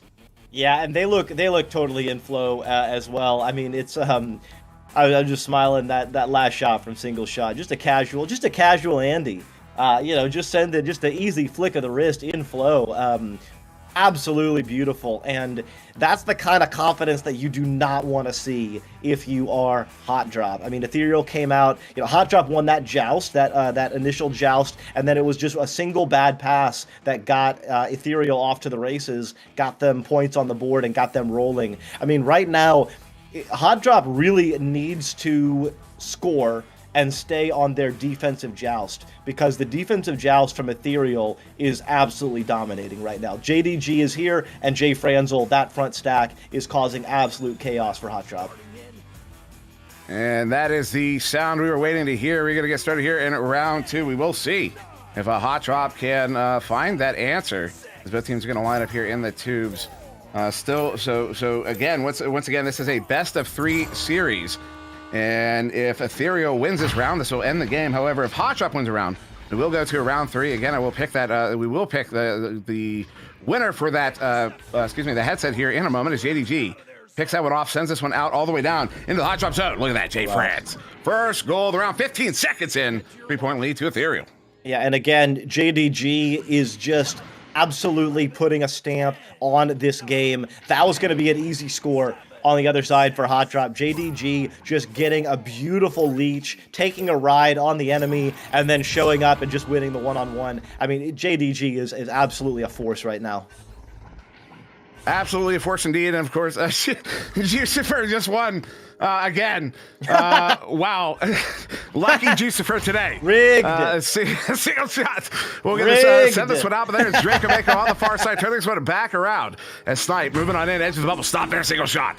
Look at that. That is how you play defense. Turning that around, and Jucifer, you know what to do. As this one is collected there by Snipe on the far side. As now Hot Drop in possession, just over a minute off the clock here in the second round. They have to recover on that possession. Draco Mako sending that one through the 2SE defensive stack here from Ethereal to pick that one up. That's Jay Franzel sending that one to his teammate C. Jason there on the far side as they move through mid here. Now, anybody new to the game, there are two. Oh, that was close. Basically two attack zones in the arena, at mid and at the bubble. You can see the bubble. You're like, what's the bubble? It's if you look at around the goal, there's a big bubble. If you look closely, it's Jay France. Moving on in. One more pass. Oh, stop. Average. That was phenomenal. That's how you read a one more pass situation. Yeah, buddy. I mean, that was a huge grab too. See Jason, maybe just being a little too casual, hanging out there, having a little bit too much fun. And yeah, that was a great read by Average. Now back in the hands of Ethereal, but they're gonna have to work to get a little bit of points. That's an open goal. You do not want to do that against that player. JDG. So far in round 2, we have a 3 from Jay Franz and a 3 from JDG. These two continue to dominate this game. Absolutely phenomenal. Actually, JDG at 10 points, Jay Franz 9 points. C. Jason sleeping there, not sleeping, excuse me, kind of a sleeper on the snapper. 3 assists from C. Jason and 2 saves from single shot notable. And that is keeping Ethereal in control so far. At least those are kind of the core stats you get out of it. That's a turnover, though. Average setting it up. We'll look for that pass. Try to get it to a teammate there on the far side. Does not connect, as it will be recovered by C. Jason there for Ethereal. Sending that one up. JDG, though, far side looking for a long, a long heave. Draco Mako was back at the goal, and it will turn over. Draco Mako there with another turnaround. JDG got lagged out for a second, something lost a controller, I don't know, and then woke up and the disc was coming straight to him. And look at that, getting right back in on the action. Everything going Ethereal's way right now, 8-0. And we will get a timeout, in fact, and that is a timeout. Looking to see who that's from. It looks like Hot Drop taking that one. And who was it you saw? Was it somebody? Who was the player there, Doc, that you just noted had that tech issue? That was JDG. So it wasn't on Hot Drop. So it looks like Hot Drop taking a strategic timeout here, and properly so, because once again, this is an elimination game. And of course, the winner of this game, if we want to pull up a production crew over there in the room. If you want to pull up the bracket, can we do that real quick? Let me know if we can't. But of course, this game will feed in to a lower bracket semifinals, and then the winner of that game will move on to tomorrow, I do believe. Because that's going to be later tonight. That game is played. Is it our last game? Is it game 15? Either way, and then tomorrow, the winner of that next game will go on to tomorrow to play in the lower bracket finals, which is a best of 5 series, and then the winner of that game goes on to the grand finals tomorrow evening, 6:30 Eastern, 3:30 West. So tomorrow is a very, very big day for these teams, and of course the teams you're watching right now are the teams that could potentially, sorry, did I get too close, are the teams that could potentially make their way there, Doc. And I cannot tell you how excited I am. One thing I've noticed, a lot of new viewers in the chat today. It's something I think it's a mod thing. I'm not sure, but I know I can see a lot of new chatters, and it's really exciting to see how many people are checking out the stream today. How many people are checking out Echo Arena? How many people are watching right now the Ethereal and Hot Drop game that we're currently paused in? And one, I want to thank everyone for being here. But Doc, I mean, it's kind of exciting how many new folks we're getting in here to watch us today. It absolutely is. Yeah, wherever you're watching us, whether it's on Horizon Worlds, whether it's whether it's on Twitch, YouTube, wherever you're watching, I hope you're having a good time. I mean, this is Echo Arena. Yeah, if you don't know the game, I kind of describe it as like a mix of hockey and basketball in 0G. You have some similar principles of attacking, passing, offense, defense, and then, of course, you can punch the other team in the head, and so that's a lot of fun. I don't know. I fell in love with this game early on in the pandemic, and I think everyone who's playing also has a love for it. It's a game that you need a lot of individual skill. You also need a lot of team skill, and you see this from Ethereal. These players have been playing together so often. I mean, Sir Dimwee, you've been calling it out. The connection between Jay Franzel and JDG is absolutely on fire. Whether it's on offense or on defense, they are working together to maximize their output. No, they absolutely are. There's two, JDG and Jay Franzel. I said this is the game of Jays. Although, C. Jason, of course, on 3 assists on the board, single shot with those 2 saves, contributing heavily here. Absolutely, but it has been kind of JDG and Jay Franz on offense being just absolutely relentless. When they attack the bubble, their passes are crisp, they're on, and that's one thing that Hot Drop has been having trouble dealing with. Is at mid, Hot Drop is playing competently on offense, they're playing competently, even in their bubble. They're playing competently. There's been very few actual breakdowns because when those breakdowns aren't happening, which is most of the time, Jay Franzel and JDG are just cutting through it like a knife through soft butter. I mean, we're talking like a butter that's been sitting out in the summertime all day. They have just been absolutely killing it. Sorry, I went a little far with that one, but you get the point. You get the point that they have been absolutely dominant in this game, Doc. And one thing I would just want to say on the love of this game. Well, I haven't actually brought this out in a while, but I still remember my first time in the game, and the way I've always described it, it was a discovery. You make a discovery the first time you're in Echo Arena.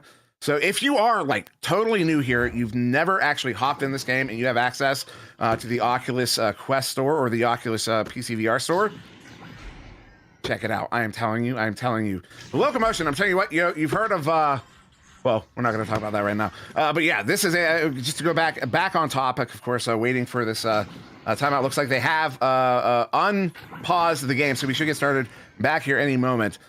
So curious to see, Doc, what sort of adjustments Hot Drop make here to answer the Ethereal offensive attack that we've seen, particularly from JDG and Jay Franz. Yeah, I mean, that's the big thing for me, which is causing a lot of the domination that you're seeing from Ethereal. Hot Drop is just unable to get it really going on their offensive joust. So here they go. Draco Mako with it is Jay Franzel and JDG. And look at that. They're passing to the left every time. And every time they're giving up. I mean, the stack is just too much. Passes in, 3 players going in. Jay Franzel, oh, what a save by Average. Single shot picking it up, though, and setting it in. So, I don't know. It doesn't seem like they had a different plan, but we'll see. I don't know. Did we maybe pass it off to the right? Maybe don't pass straight into the tunnel. Mix it up because JDG and Jay Franzel are just reading that first pass every time right now. Yeah, they absolutely are, and it is still working exceptionally well for Ethereal. They are going to get that one turned over. No, not quite. Wall is able to recover on it a little bit. Average does get there, sends that one up, pass a little bit high. Was looking for Snipe there up in the Sky Trench. A single shot will turn this one around, and C. Jason sends that one through. Good pickup there. JDG, no way. Off of the Shack block as shout out to B-Love. As Average will turn this one around here through the near side tube. I know B-Love was here watching. As Average stunned out, got a handle on it, turns it back around though, incidentally. As JDG will get this one collected here on the near side. JDG looks for that clear, stuck at mid, stuck in the valley. We'll get slapped forward in favor of Ethereal. There's the walls on the back line for Hot Drop, turning it right back around. We've been a moment without a goal. Hot Drop has been able to turn this one around, but they're having trouble maintaining that possession in the offensive zone right now, Doc. They are, yeah. I mean, and again, whose name? JDG is just here, there, everywhere. That's going to be a shot. It's going to be a little bit to the left.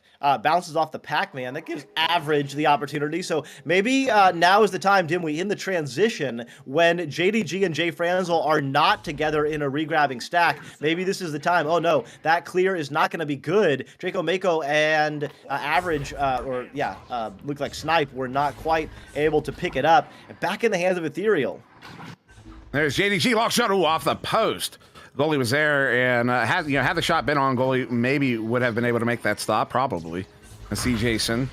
Of course, that's why the shot was so high and off the post, because they were trying to get around the goalie. Jay Franz down to the floor, one more pass. Oh, what a stop! Oh, my Jay not looked it. He did not look at that shot. Got the grab. That is how you read a backboard. That was pro. That was the most pro save you were going to see. Well, you've seen yet. Anyways, a single shot sending us one up. Another opportunity. Jay Franz will look for JDG on the near side. JDG pulls the defense out. Defense doesn't pull. Oh my goodness, what a stop. That one gets sent out. There's CJ at the edge of the bubble, inverting onto the ceiling, and will soft reset of their single shot on the shallow backline. We'll back this one out now, Doc. Highlight reel saves in the goal, but now the offensive attack going JDG. Oh, Jay Franzel getting stunned out. What a read. Lulz knew that JDG was going to look for the teammate Jay Franzel there. Read that, absolutely picked it. Lulz now taking a shot. Snipe going to get there. Oh no, that was a big time opportunity. Average in the area, and they will clear it out. Dimly. Now we'll see Jason dumping this one in. We'll take it. Oh, what a bounce. What a collection. Jay Franzel will put that one in for the 2. What a punishing goal. That was 2.5 minutes without a goal. Hot drop almost saw the 3 there. And instead that one gets turned around, a 5-point swing, 2 points now instead to Ethereal. They were up by 12 3 minutes ago. That is a minimum of 4 goals. It would have to be 4 threes. If they're doing it with 2s, that is 6 goals. That is a long way to go here for Hot Drop. 3 minutes. If Hot Drop cannot pull this comeback, they will be out of this tournament and their season will be over. See Jason sending that one through that far side tube. A turnover here for Ethereal. This one is loose. I see Ethereal in, and there is Hot Drop with the stun out. Will get it. Collected here. Lulz on the near side, though. Gives it away. Jay Franz there at mid.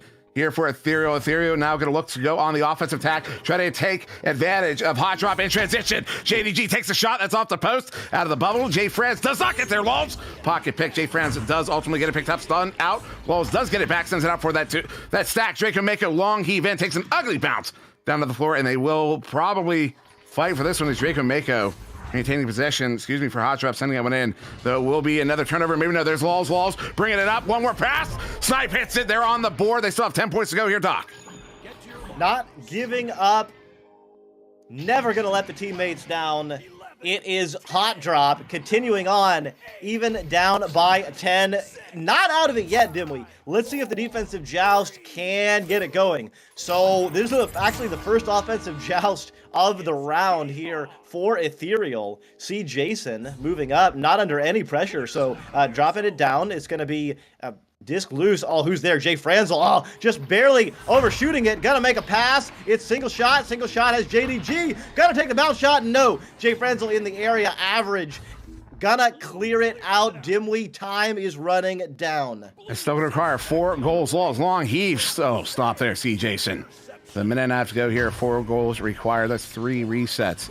I don't know. They are running out of time. Snipe sends it off the post. That is unfortunate. Lulz looking to dunk it. Does get it in for the 2. That will bring him back with an 8. That is still 3 goals required. They're only going to have just over a minute, which is effectively just over 20 seconds, Doc, to do that. I don't know. This one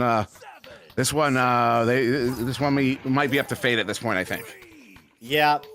I mean, a good showing. Let's see what happens. Let's see, who's gonna have some fun. Dimwee, we talk about winners and championships, but really, this game is all about fun. Jay Franzel sticking it on the wall over to single shot. Gonna be an open goal. Had to.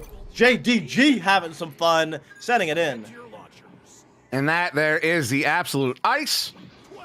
As Hot Drop will be eliminated, Ethereal will move on to face off against the winner of the next game in the lower bracket semifinals. So Ethereal will be off for 1 game and then back on. They'll be off for 2 games. Playing against the winner of the next game as JDG, and it will be the final game of the evening at that. As JDG sends it in for 1 more goal there, 18-4. And I'm going to go. Well, not yet ping the teams, but I'll be pinging the teams here in a moment because still coordinating. But what an absolutely phenomenal performance here from Ethereal, Doc. Just JDG and Jay Frenzel. If you did not know their names, you do now. JDG is here. Jay Frenzel, single shot 49. C. Jason, 86 with a major victory into there over Hot Drop. Doc, what a game.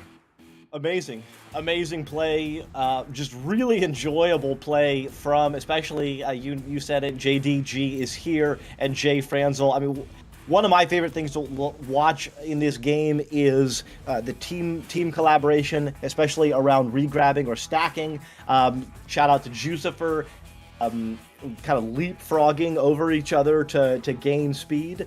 I love that, the teamwork that requires, and just seeing that, especially on the defensive end from JDG and Jay Franzel was really, really beautiful. Other thing I'll say, I mean, big shout out to JDG. JDG has been a top player for a very long time in this league, but just continues to get better. I don't recall JDG quite being at this level in previous seasons, just making those small step ups to just continue to dominate. I don't think I saw JDG lose a single one-on-one. I don't think I saw JDG lose the disc when they had the disc and on defense, or when they were going for the disc on a defensive end, that they didn't steal or cause some chaos in the backfield. So just really, really beautiful to watch from Ethereal in overall. Yeah, it was absolutely phenomenal performance from Ethereal. Hot Drop, they picked it up on defense. I'm looking at the stats here on the stream, and just kind of seeing, Draco Mako did have a really phenomenal performance in goal. We saw him make some ridiculously incredible saves in this game, and it just wasn't quite enough. Every time they made those stops, they weren't able to transition. Not every time, but many times when they made those stops, particularly in that second round, they weren't able to convert those to goals. They would turn it around, get through mid, which as I addressed earlier is one of the attack points in the arena. They would get through mid, but then lose control of the disc in the offensive zone, in Ethereal zone, the orange side of the arena there. And Ethereal would then turn that around, convert that into points most of the time, and that's why they were able to dominate that second game, 18-4. That is a 14-point differential there. But once again, phenomenal performance from both of these teams. And if you like what you saw there, this is not the last game. We have, as Retap hammered in throughout the day, that we have games on the hour, every hour, all night, except that I believe it's 10 o'clock Eastern. We'll be on break until Oceania, which starts at 11 o'clock Eastern. But every hour on the hour, the Ethereal is going to be playing again at 9 o'clock Eastern against the winner of the next game. Of course, the next game will be Instinct versus Juicebox. And a bit of a surprise for who's going to be joining us on that next one, but we will get to that in several minutes. But yeah, this is not the last game of the evening, and we have so much more Echo Arena awesomeness to go. And again, we talked about Doc. We talked about our love of this game. How much we immerse ourselves in not just the game, but in the culture of the game. We've all made friends, and we've in fact, some of us have added members to our family through this community. And it has been quite a journey. Many of us started back in 2017, and now we're here today on what a stage. Big shout out to production, because they have put us on quite a stage. It's making Doc. One thing I called my mother today, and I said, our production guys are so good, they're making the rest of us look amazing. Right? Am I wrong? Am I wrong in that assessment?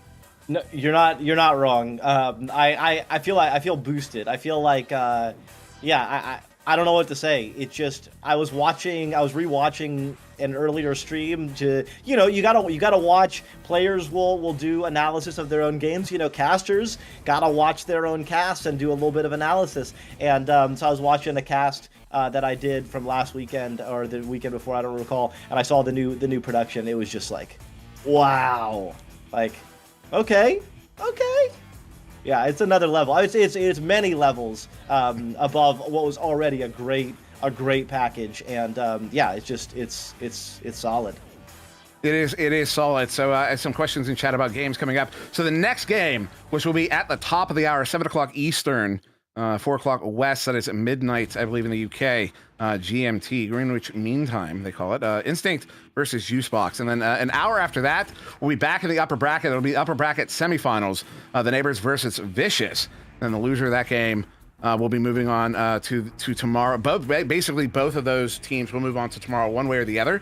Then after that game at 9 o'clock East, and this is our final game of today in North America, Ethereal versus the winner of the next game. They'll be playing at 9 o'clock. That'll be the last game for North America. We'll be off for about an hour, maybe a little over an hour. We'll be back at 11 o'clock Eastern to bring you Oceania ExoClan versus Villain. And of course, that could go up to 2 hours. Those are best of 5 series. And if there is a bracket reset, of course, it will go twice.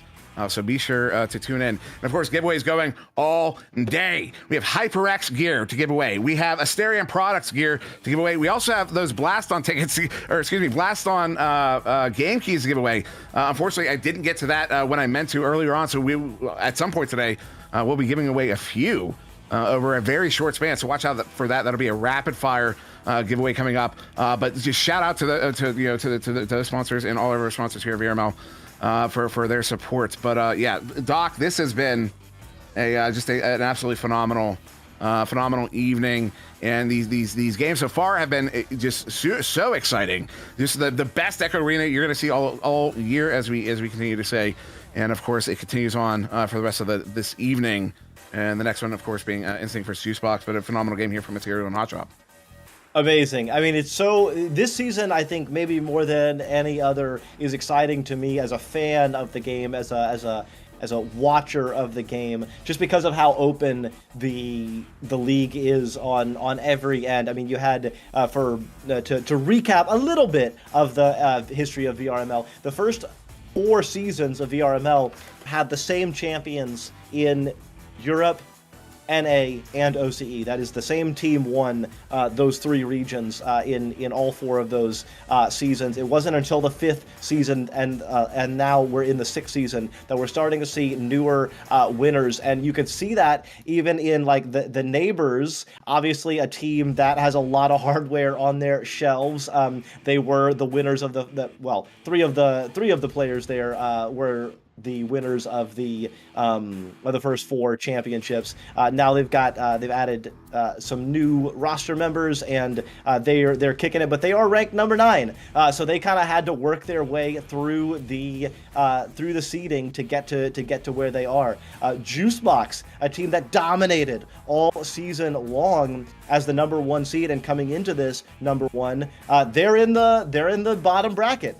They did lose to the Neighbors in 2 rounds, and now they're gonna have to fight a very good Instinct team, and then a very good Ethereal team if they were to win, and then face another team in order just to get to the finals. So it's completely up in the air. It's really fun to see as a fan, and I can't wait for the next game and for all the rest to come after. And one more thing we'll talk about, and then we will go to this intermission. I wanted to touch on Ultimex, because Ultimex, of course, is a new league. It's a new game. Ultimex is free to play, both on Steam and the Oculus Quest platforms. This game, we brought it on. VRML has just brought it on. The preseason is running right now. So head on over to, I believe it is vrml.com/Ultimex. And register to play. It's 2-player teams in a free game. I mean, there's no reason to not play. I mean, Echo Arena is going to be in off season for a little while here in VRML. So there's, if you are itching for that competition, and you want to play, have kind of a game on the side during the off season to play, if you're an Echo Arena player, this is a great opportunity. Of course, you may end up falling in love with that game, just like you have Echo Arena, because I've played it. It's fun. It's fast paced. It is, and there is genuine skill involved. And there's no reason if you're like, well, I haven't played it yet, and I haven't played. Just you and your buddy start a team, lose for 2 weeks, and then play against other new players. You're gonna have a blast. I'm telling you, that game is so much fun. Again, that's vrml.com/Ultimex. But with that, Doc, they're going to go into this intermission. So thank you everybody for joining us on that matchup. Of course, next up at the top of the hour. We do have, I've been pinging these teams all day. I just sent it out. Of course, Juicebox versus Instinct. So with that, thank you for joining us. I've been Monsieur Demouy with Doc Education. We'll be back. Well, someone will be back in not too long.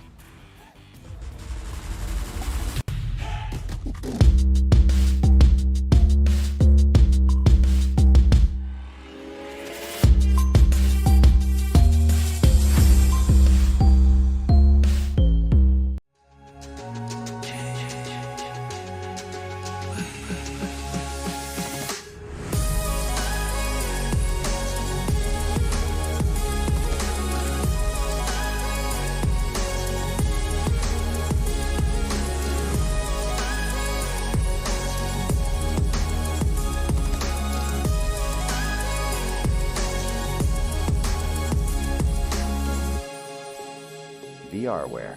Our passion is for the future.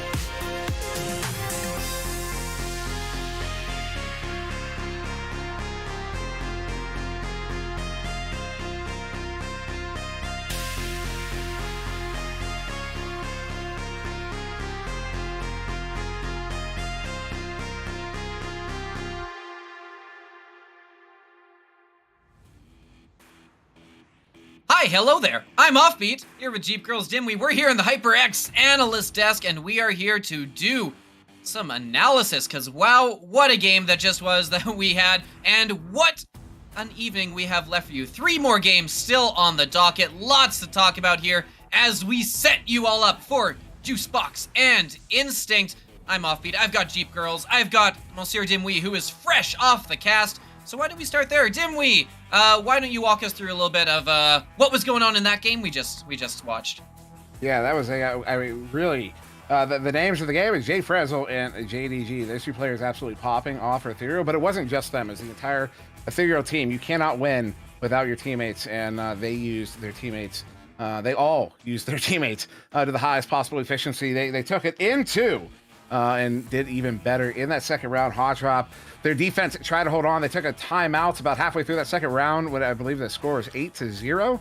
And they did make some adjustments on the defensive side of things. You did see some big stops. There's 2.5 minutes of no scoring there for a while, largely due to Hot Drop stopping Ethereal advances, but then Hot Drop got a big opportunity for a 3, missed it twice, and that was turned around into a 2 in favor of Ethereal, and that was kind of the point at which there's no return, of course, in retrospect, hindsight being 2020 as it is. But a phenomenal game between those two teams, Ethereal, Hot Drop. Of course, Hot Drop eliminated from the bracket. Ethereal will be facing off against the winner of, well, this game coming up, Offbeats, and that's at 9 o'clock they'll be facing. So both teams will be off for the next round, and then back again to finish off North America today. Yeah, absolutely. Last game of the stream. It's going to be a good one for sure. Of course, the game here coming up next is to decide who their opponent is going to be, and Jeep Girls and I will be on the cast for that one later, so be sure to stick around because it is sure to be quality. So yeah, 3 games left. Remember, games are on the hour, every hour, so we got one starting in about 8 minutes time from now, and then we will, of course, at 8 Eastern have the Neighbors and Vicious, and then at 9 to close off the evening is Ethereal versus whoever manages to stay alive from here today. Before we move over to talking about this upcoming game, and before we set the stage for you, I do want to take this opportunity to thank our sponsors who make this show so possible. VR Cover, HyperX, Asterion Products, VRware, Arma, and of course, all of our amazing VRML patrons. Specifically this time, we want to highlight Asterion, who has been a long time sponsor of VRML. If you would like to thank them, by all means, you go to AsterionProducts.com, you use the code VRML5 off Asterion, as you see on your screen there, get $5 off any order over $20, and that would just be the best way to say thanks and to show them that, hey, we're a good sponsor. Keep sponsoring us. Yes, this is good. All right, so with that in mind, we have a match to set up. We've got Juicebox and Instinct, 2 teams that took very different paths to get here. Jeep, why don't you kind of walk us through the Juicebox path to this round? Well, yeah, absolutely. This is another one of those big go home, go big or go home type of games, and they definitely need to fight hard to stay in it.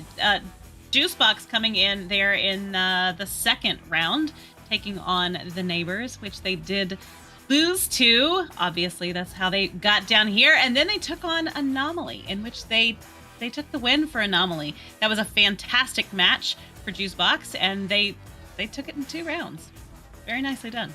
Yeah, 2 rounds, 2 very close rounds. 15-11 and 13-11. Anomaly just not able to break that 11 barrier.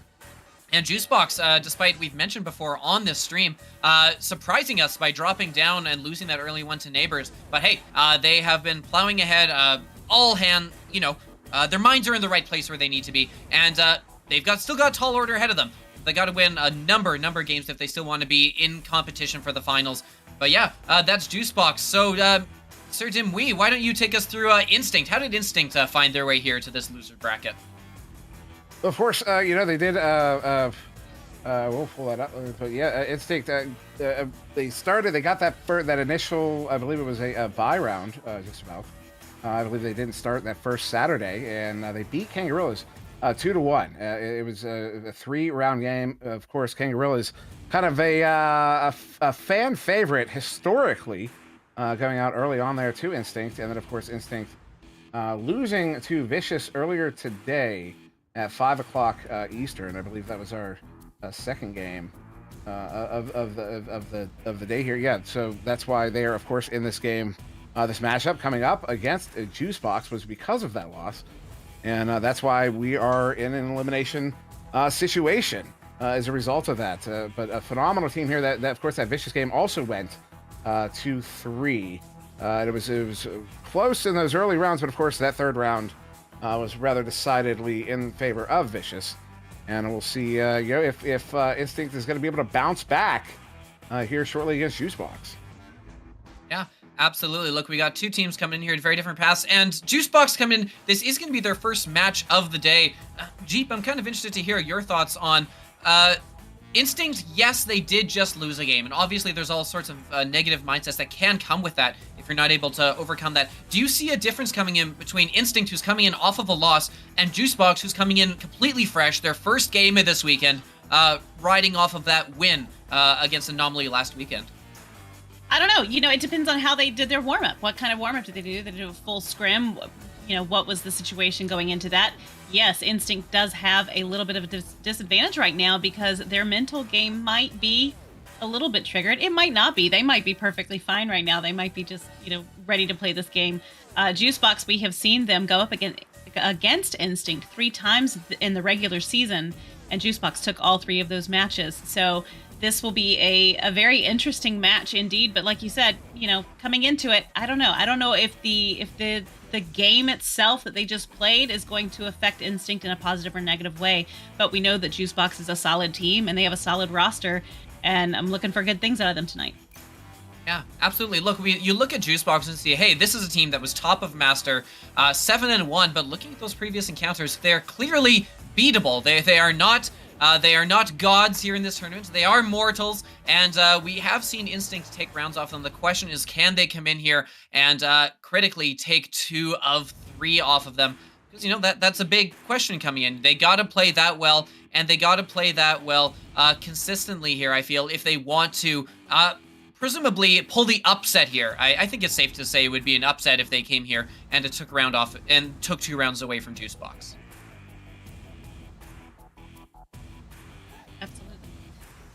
Indeed. All right.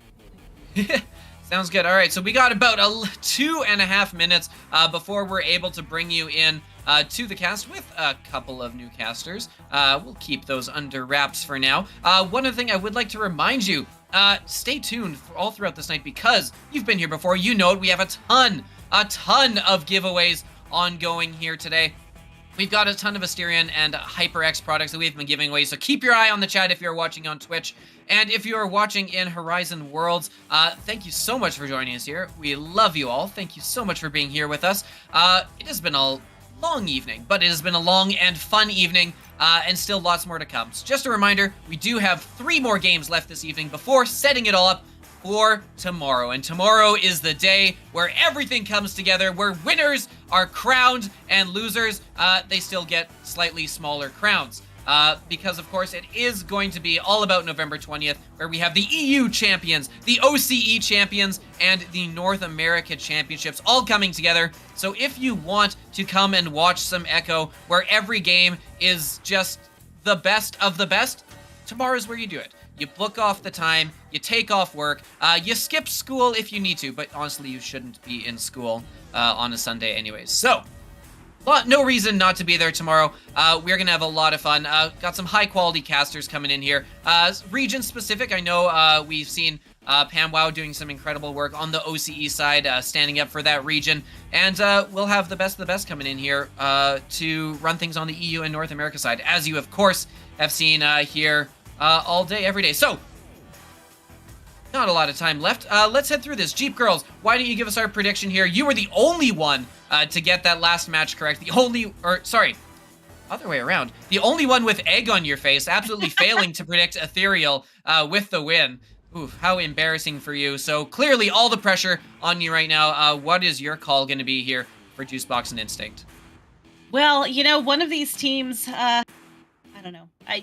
We see a lot from both of these teams, and Juicebox has been consistent with their playstyle. Swag War has been killing it. Mozzie has been killing the law. All of them have been amazing with their play this season. So I am going to stand by Juicebox. Sir Dimwee, the legend himself. Look, clearly your opinion carries a lot of weight here, and I'm sure everyone in the teams right now in the server is listening to you, trying to gain some of your wisdom and insight. Which of them is going to be very, very happy to hear you calling it for their team? I'm kind of wavering on it, but it's really going to be down to Juicebox is going to have to get by the goalie of Instinct, Cruisin'. They're going to have to get back there. That's going to be the big hurdle for them. And Cruisin' is a very reliable goalie. I'm calling it for Instinct. Yeah. Wow. Yeah, I know for sure. I happened to be at the Echo North LAN and got to see Cruisin' work that magic in person. It was really, really incredible stuff, but I got to give it to the history. I got to side with Juicebox for this one. And I think, it's going to be a good one. Should be a very close, exciting game. Someone's going home that doesn't want to go home. Obviously, someone will survive and have a chance to play for tomorrow. We've got Juicebox, and we have Instinct. And do we have, is that Palador? Apparently. Well, I guess rumors of my demise are only slightly exaggerated. I'm glad to be back here in VRML, and we're taking on this exciting lower bracket cast where these teams fight for their lives, and I'm here for it. So we're alive, we're well. Doc Education making sure that's the case. Let's go. Off to the race. Let's go! Neutral joust, not quite won by anyone yet. Andy W gonna pick it up, have an open goal. Tough shot, tough angle. Andy W hits those, and Palador, that is a good start for Instinct. Andy, sweet as candy on the shot. Lovely way to get it started there. Just 14 meters out, but from that little pizza slice. Andy, one of those players I first got acquainted with in Pizza League. The Law with the disc. Oculusator going in one-on-one. The Law jumped out. Ender gonna have an open goal opportunity for the moment. Do they take the shot? Yes. Wow. Ender finding that top pocket. Tough one, but bangs it in.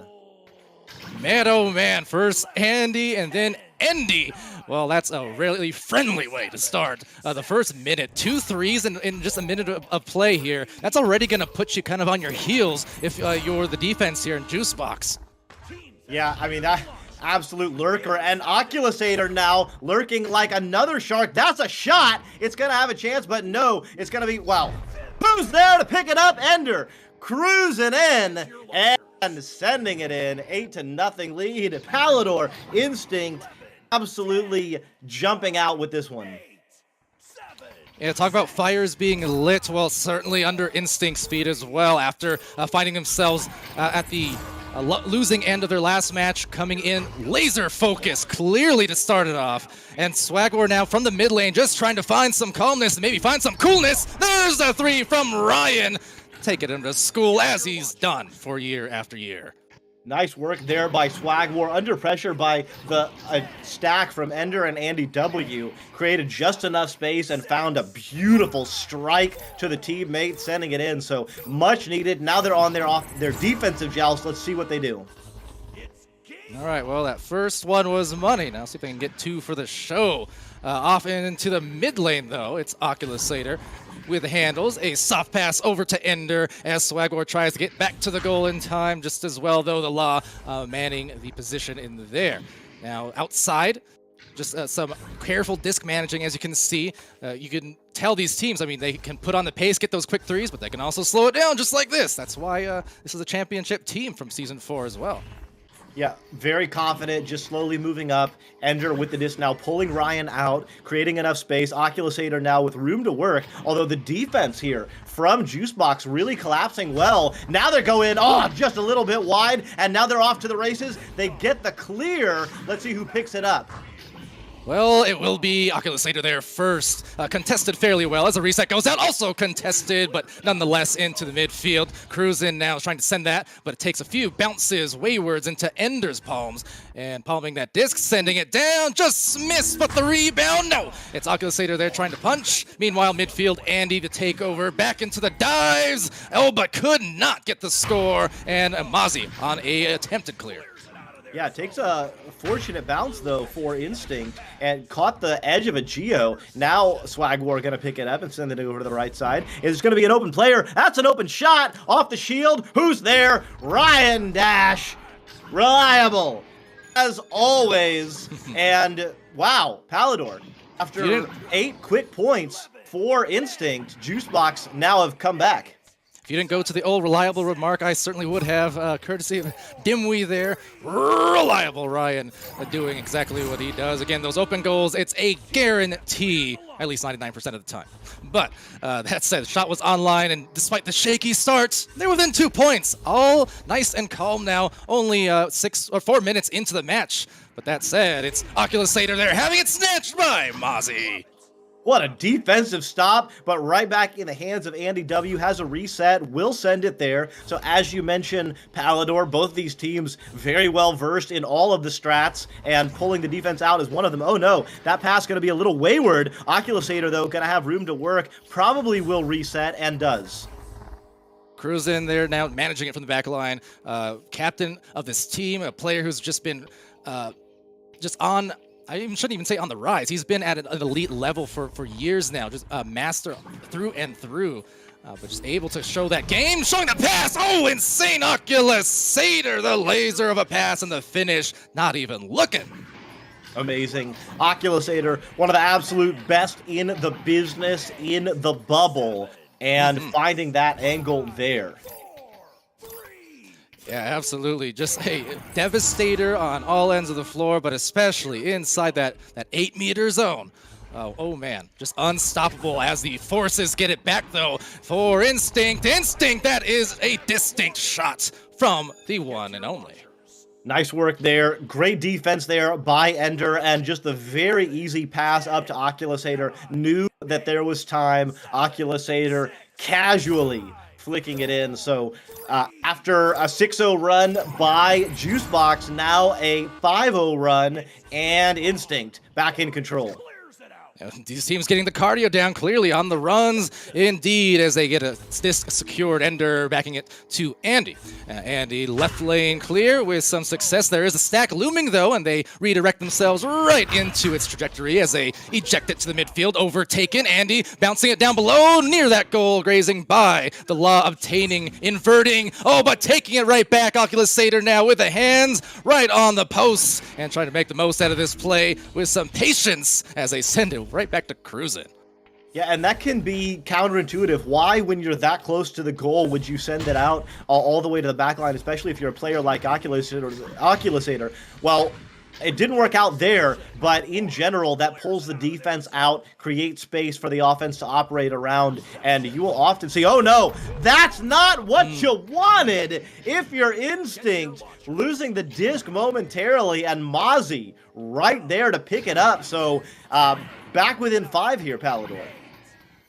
Yeah, absolutely, and kind of biting them there in the backside on the opted reset. Now, I'm never one to admonish the resets, of course.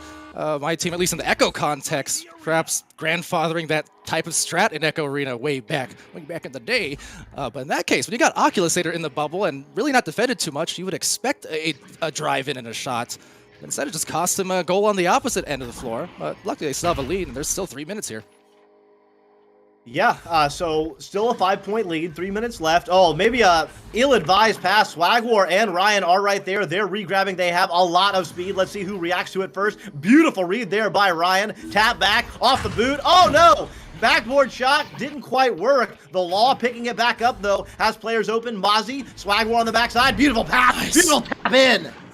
Well, that was beautiful, and credit to the stuns as well. They had to act so fast. There were 2 players there in front of the goal who were stunned out simultaneously. So the window opportunity, it was razor thin, but they found the right pass wire to wire, and they did acquire themselves another couple of points. 2 minutes.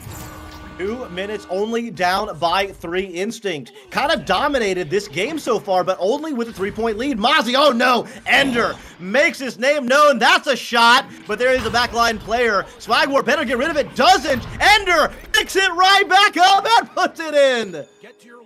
Wow, and the position, the placement on that disc as well, as the defenders tried siphoning themselves into the goal, but couldn't quite get their bearings underneath it, turn around in time. And, well, time was up, at least on that play. So down by 5, Doc. They've got a little bit of wiggle room, but it's only going to go so far. They've got to really focus in here on some plays for Juicebox. They do, and the goal is wide open. It's totally open right now. Let's see, can Mozzie hit those? Mozzie, big time 3. So a very aggressive defensive play, especially 5 points up with only a minute left. Just left the goal open there, Palador, and Juicebox made him pay.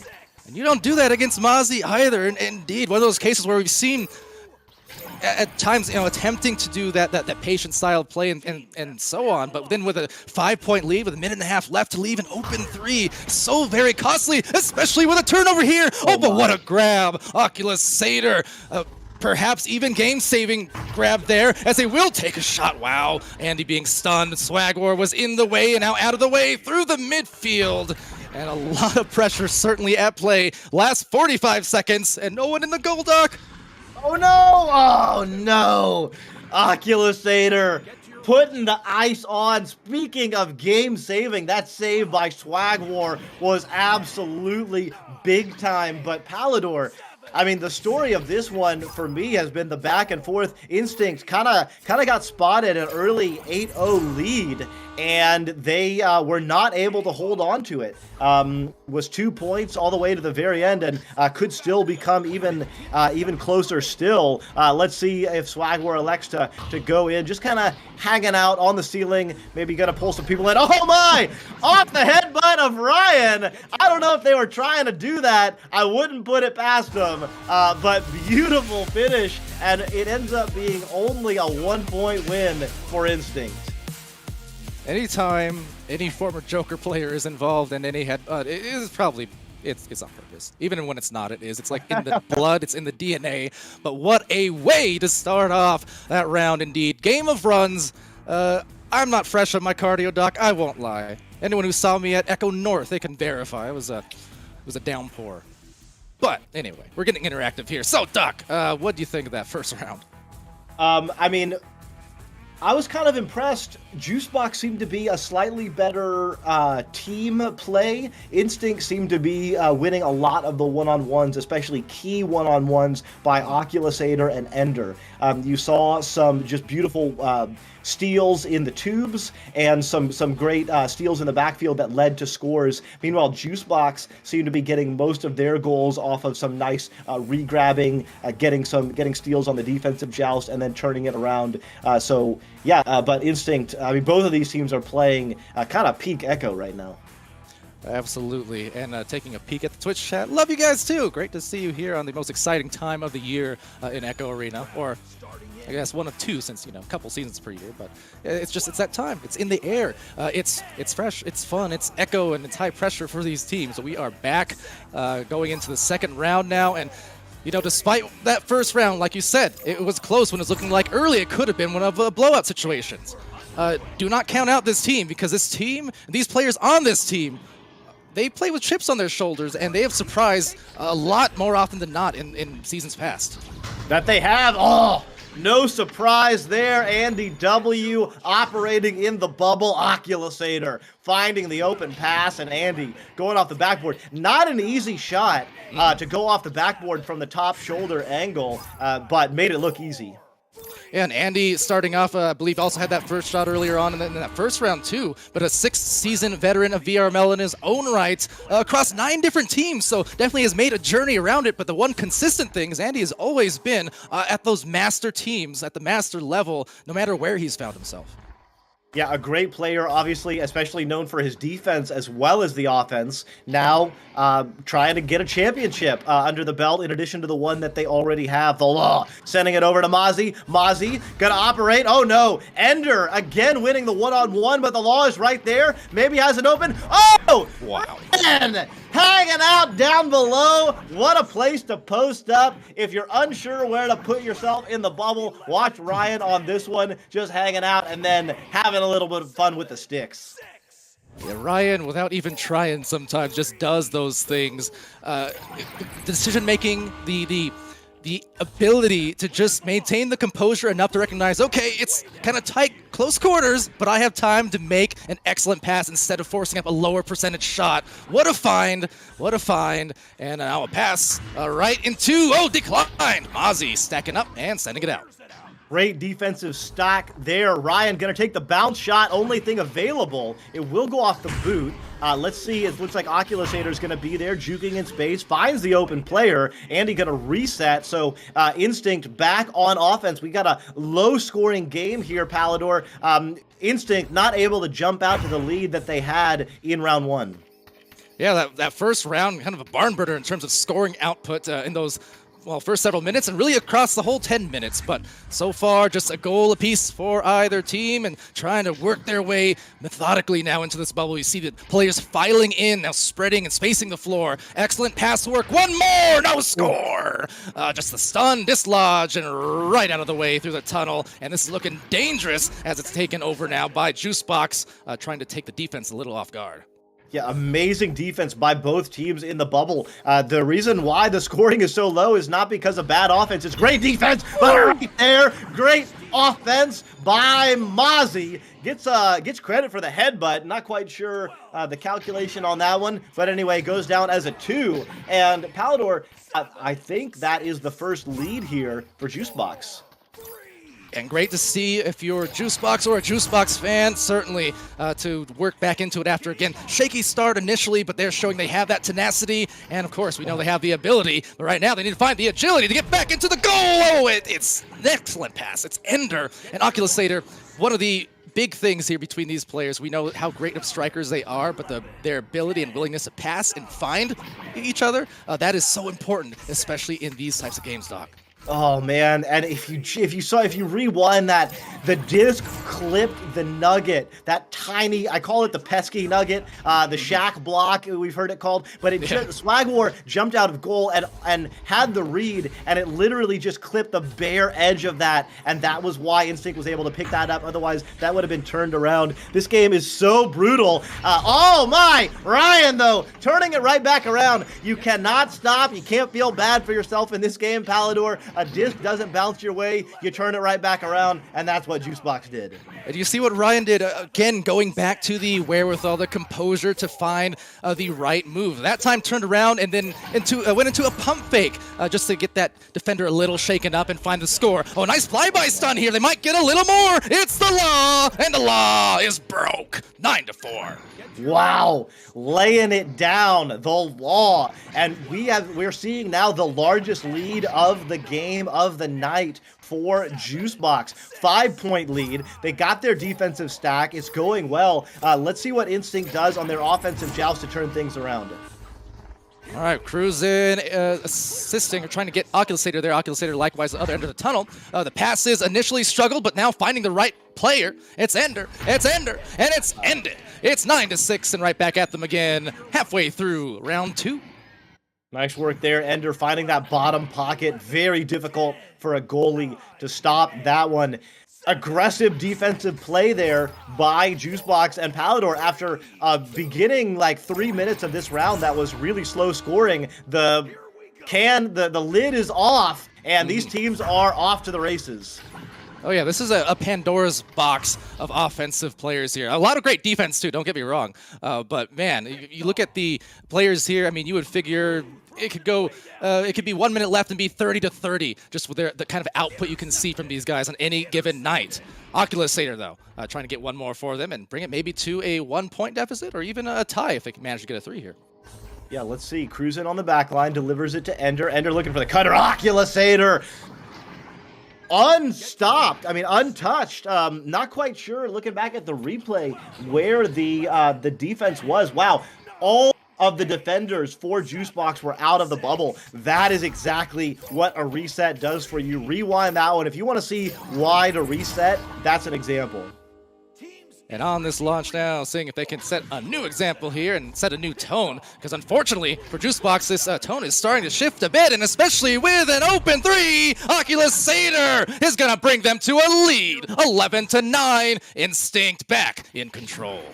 Yeah, both of these teams' defensive joust is very strong right now. That's why you're seeing, at least partially why you're seeing these kind of runs where one team will score 6 and the other team will score 6 or 7. The defensive joust is very strong. So on the offensive joust now, the Law sends it over to the right side. Open is Ryan, not under any pressure, has an open goal opportunity, elects to pass it down to Mozzie. Mozzie 1-on-3. What will they elect to do? Passing, cutting, swag war.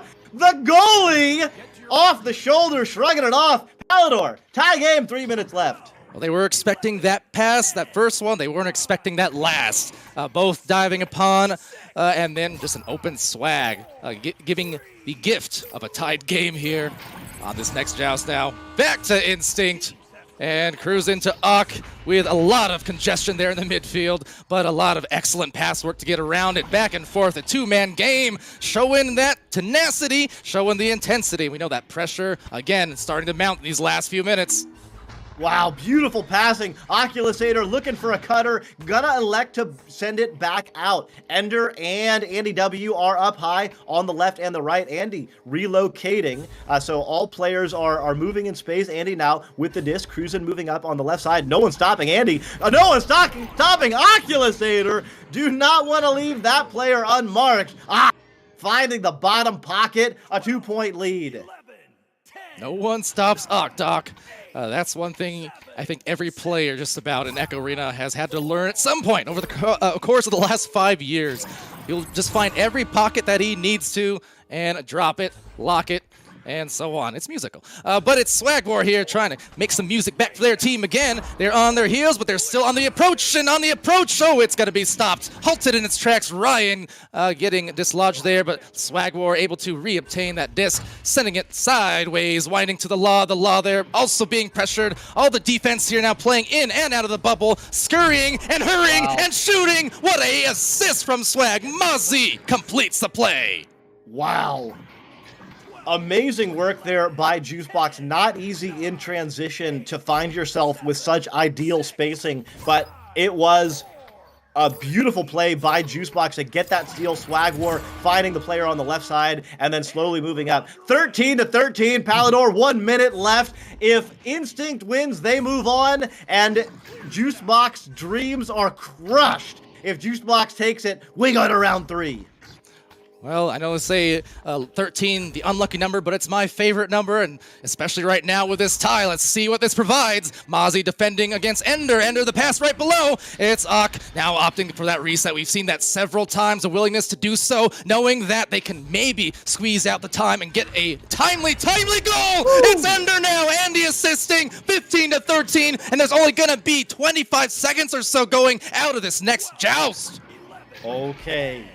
This is what it's all about. This is the equivalent of the 2-minute drill in football, the last second shot in basketball, final minute overtime regulation in soccer football. Here we go. Pass, not good. 18 seconds left. Ender with the disc. They don't have to score, but if they do, it will be over. Andy W gonna send it in off the backboard. No, the Law has an opportunity. Oh no, but Oculusator is right there. Oh, a breath of life was then squelched out as the clock winds down on the second round, and down goes Juicebox, and that was unfortunately their last straw. Instinct, they come ahead and they will move ahead to keep their hopes alive here in the championships. Wow. What a game. What a game. I can't lie, Palador. I was rooting for a round 3. Oh yeah, always. It was close. I mean, I was thinking OT was looking likely there, and we saw some breaths of life from Juicebox. They just, unfortunately, that joust didn't quite go their way. They still were able to recover, but then sent it right back into the clamps of the defense in the midfield, intercepting that pass, and just nowhere to go except into the sunset on Season 6, unfortunately for Juicebox. Much talented team, but going, again, head-on against champions, 3 of the 4 of them on that Instinct team, the New York Kings team that is from Season 4, right? I mean, tall order. If there was any team that could do it, it would be this team here in Juicebox, given what we saw last season when Juicebox's roster there essentially took them, bite of 87 at the time, right? Took Instinct to a 5th round final minutes, as I do recall. So, I mean, there's history there for sure, and we nearly saw a different result than last time, but only nearly. And Instinct does indeed squeak ahead with a win. Yeah, I mean, both of these teams playing extraordinarily well, both good enough to win, I think. Instinct just had a couple timely plays go their way, the disc bouncing. I mean, back to that little pesky nugget play where Swagwar jumped out, had the disc. I mean, had a perfect read on it, could have turned it around, and then, that was 2 points the other way. So, I mean, that one play reversing is the difference between losing and at least pushing it to overtime, and you never know how these things snowball. So, this game is so unforgiving about those kinds of small little misreads of the disc.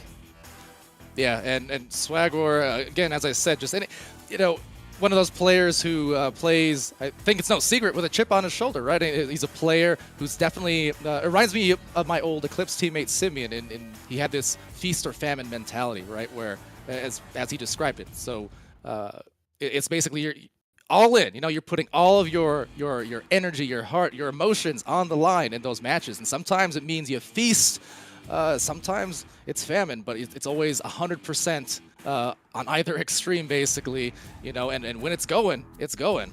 All these players, Ryan, 4-time champion there, of course, with a Joker and the Ignite squads, running rampant in the league for years on end. Mozzie, same sixth season veteran. The Law, 6th season veteran. The chemistry is there between these players. A lot of them have played on various other combinations of rosters. And again, one of those cases where until that final buzzer happened, wasn't going to count them out, because they've shown more often than not as teams, as a team and as players, that when people doubt them or write them off a little bit, they tend to excel. But just a little short this time. I mean, a very little short. Losing by 1 in the first round and by 2 in the second round. Literally, basically impossible to lose by less and in 2 rounds. Just barely squeaked out the win there. Instinct. I mean, you can't talk enough about Instinct. Their championship DNA bred through. I mean, you were calling it out on the cast. Their calmness in making those reset passes, getting everyone involved. I mean, it was really a thing of beauty. Oh, it was, and that's what you're going to get with a squad that has won championships, who have performed at this high of a level. Speaking to Cruisin', Ender and Oculasator, again, part of that Season 4 New York Kings team, who then became Ignite last season, Instinct again last season. Going head-to-head in those games versus the likes of Ignite and so on. But, they've been to the top of that mountain. They know where they have to play, what level they have to play at. And when you've been there before, theoretically anyways, the next time it gets easier, right? Because if you're the team who's, when you look at Juicebox, who are full of players who have been tremendously high level for a long time and have almost been there, that's a lot of pressure, to just be on the cusp of that greatness.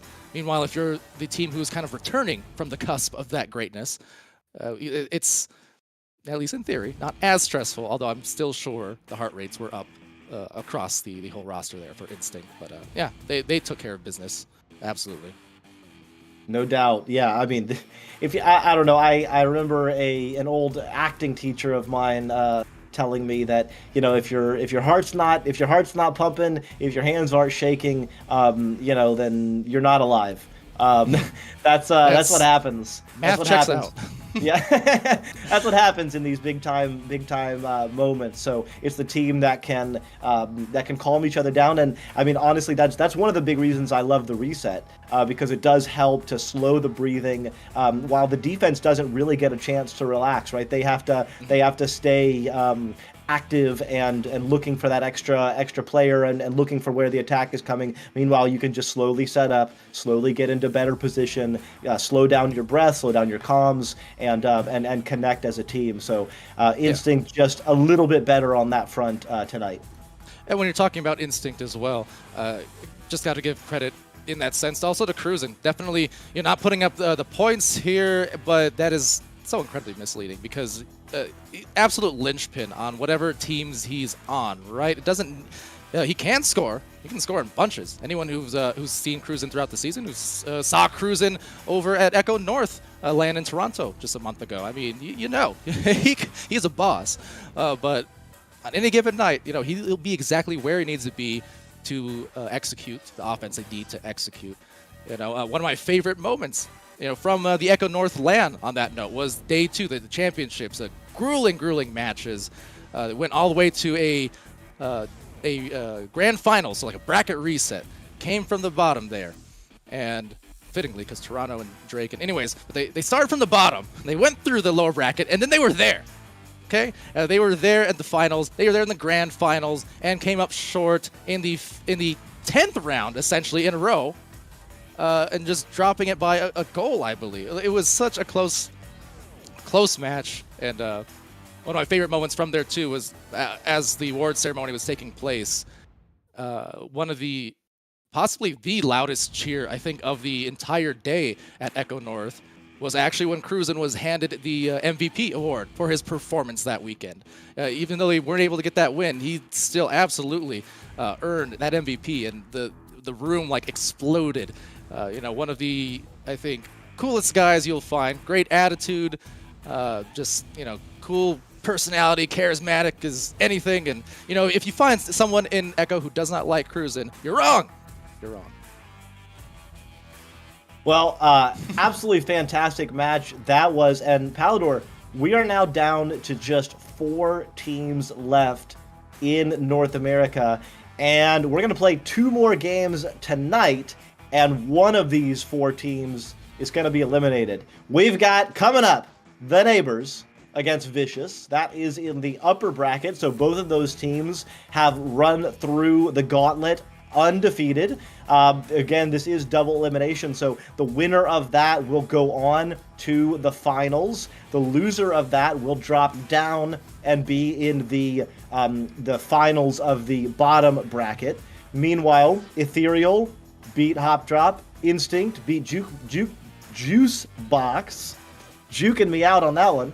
And now Ethereal and Instinct will play, and the winner of that will move on to face the loser of the Neighbors and Vicious, and the loser of Ethereal Instinct will be eliminated. So Palador, a couple of great games coming up, and yeah, the stakes just keep getting bigger. Exactly. Stakes are bigger, and stakes are, well, not rare, but definitely heating up here. And it's going to be insane, as always. Just the best time of the year, best time of the season is when we get down to these finals and just get to, you know, bring the last several months of awesome action and scrims and practice and drama even to a close. So we're getting there. But that said, we'll be getting to our next match in about half an hour from now, top of every hour, of course, including after a little gap after these NA streams, we'll also have some OCE championships for you. And you may see me there as well. So can't wait for that. But that said, I believe we'll take an intermission now, Doc, and we'll be back with some more analysis and your next match quite soon.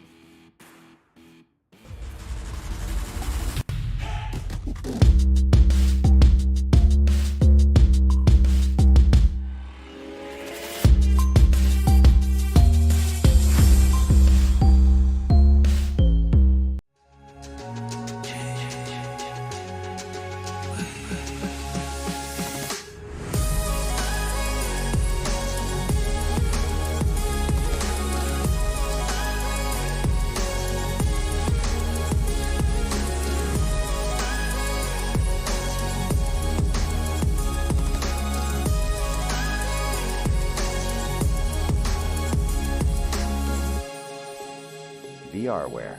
Our passion is for the future.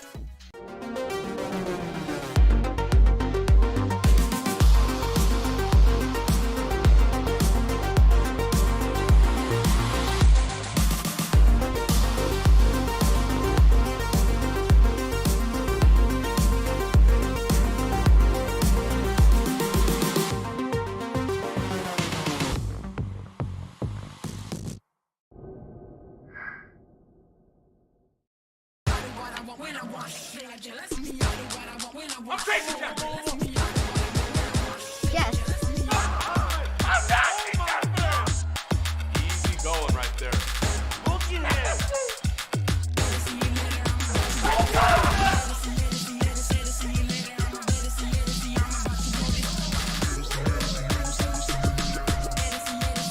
One more to go.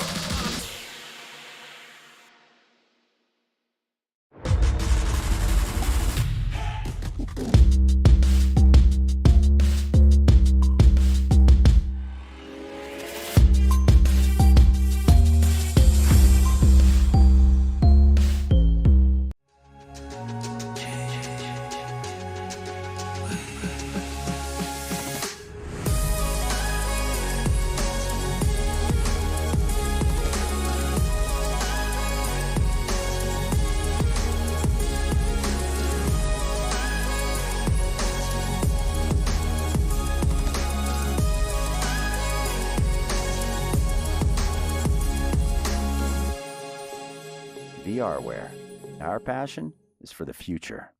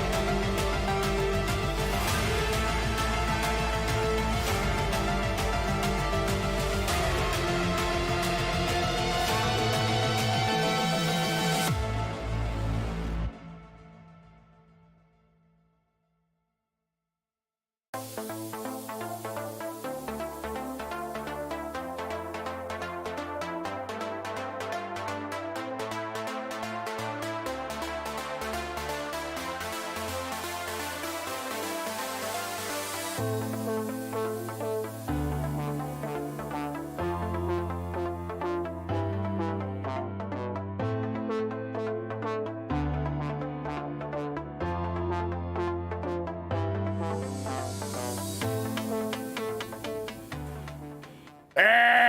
welcome back, everybody, to the HyperX Analyst Desk. Now hosting Monsieur and we in a hostile takeover. That's why you see Offbeat way over there. Of course, to my immediate left is the one and only Palador, and Jeep Girls hitting up the caboose on the far. Actually, it's the right. It's stage left. It's the right from the audience. So, anyways. Welcome back, everybody. We have just a couple more games left to go here in North America.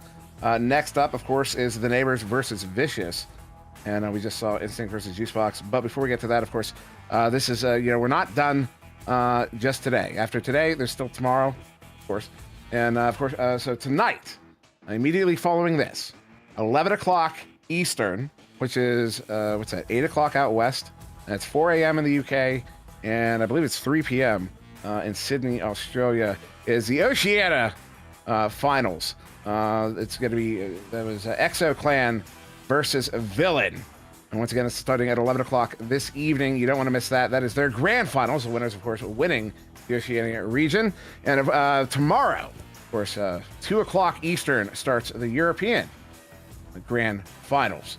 And then that will flow into 4:30 starts our pre-show. 5 o'clock we'll start the lower bracket finals here in North America, which will feed into 6:30 p.m. The grand finals here in North America. You do not want to miss that. A lot of stuff to go over tomorrow. We'll have more announcements at the beginning and in the middle of the day. You don't want to miss those either, because some really important stuff coming up. Some really important stuff coming up that you don't want to miss the announcements of, because it's going to be hype. So so tomorrow, again, right here, this channel, 2 o'clock Eastern, Europe, 5 o'clock Eastern, North America, and this evening at 11 o'clock, we, of course, have Oceania. Of course, that's, again, Eastern. So with that being said, what a day it's been. Palador, Offbeat, Jeep Girls, but Palador, we just came out of that game. Instinct versus Juicebox. Juicebox, #1 in North America coming into this final series, knocked out before even the lower bracket semifinals. Now, so we'll be, if you want, cast of that game, excuse my stutter, remind us of how that went, because what a game it was. We talk about hostile takeover here in the hosting booth. Hostile's right. I'm angry. No, not really, but it's one of those cases where going into that match, I talked about the chips on the shoulders and the tendency for those players on Juicebox. Historically speaking, I mean, they've all been at that top level for such a long time now, but kind of going in, I feel like this season, perhaps more than any seasons past, they are finally going in with a lot of that attention, well-earned attention, and respect, and just the idea is that, okay, these guys, they're going to be contenders. We saw what a lot of them did in finals, on their teams last season, and we know the chemistry is there between these players, and so. It's tough to lose at this juncture this late into the season, at the final, the penultimate day, basically. But ultimately, that's why we also say that finals are a different beast. When we get into these situations where the pressure is at the highest, the attention is at its fullest, all it takes is being 98% yourselves to drop the games. And that's kind of what happened. Both rounds were decided by a single goal. It was 17-16 to Instinct in round 1. It was 15-13 to Instinct in round 2, and that both happened just right at the tail end of those matches. So definitely a testament to the capabilities of both these teams, and just showing, Juicebox, those players trying to chase that championship glory for the first time, going up against what is a team full of champions in seasons past of VRML. So that's not an easy task, and they came so close to meeting it, just weren't quite able to secure the bag there. Yeah, so close indeed. And of course, Instinct will be playing, I believe, in the next game against, Ethereal. Of course, that is an elimination game. The winner will move on to face the loser of the upcoming game. And Of course, the upcoming game, the Neighbors versus Vicious. We wouldn't be here without having gotten here. Excuse my John Madden impression. But Offbeat, one of these teams has had a bit of a journey to get here. That would be, of course, the Neighbors, and one of the proud favorites, I think. Remind people what that journey was through this bracket. Yeah, for sure. Look, Neighbors came in here. There are a bunch of players that have been here in the finals before, but they're a new team playing together for the first time here. So coming in, they had just locked themselves a spot in finals. And so coming in here, they had the hardest job out of anyone, pulling their way through this bracket. Incredible work. And so let's take a look at kind of what they went through. First on the docket was Hot Drop. Hot Drop, a team that gave them quite the fight, taking them all the way to 3 rounds in that first one.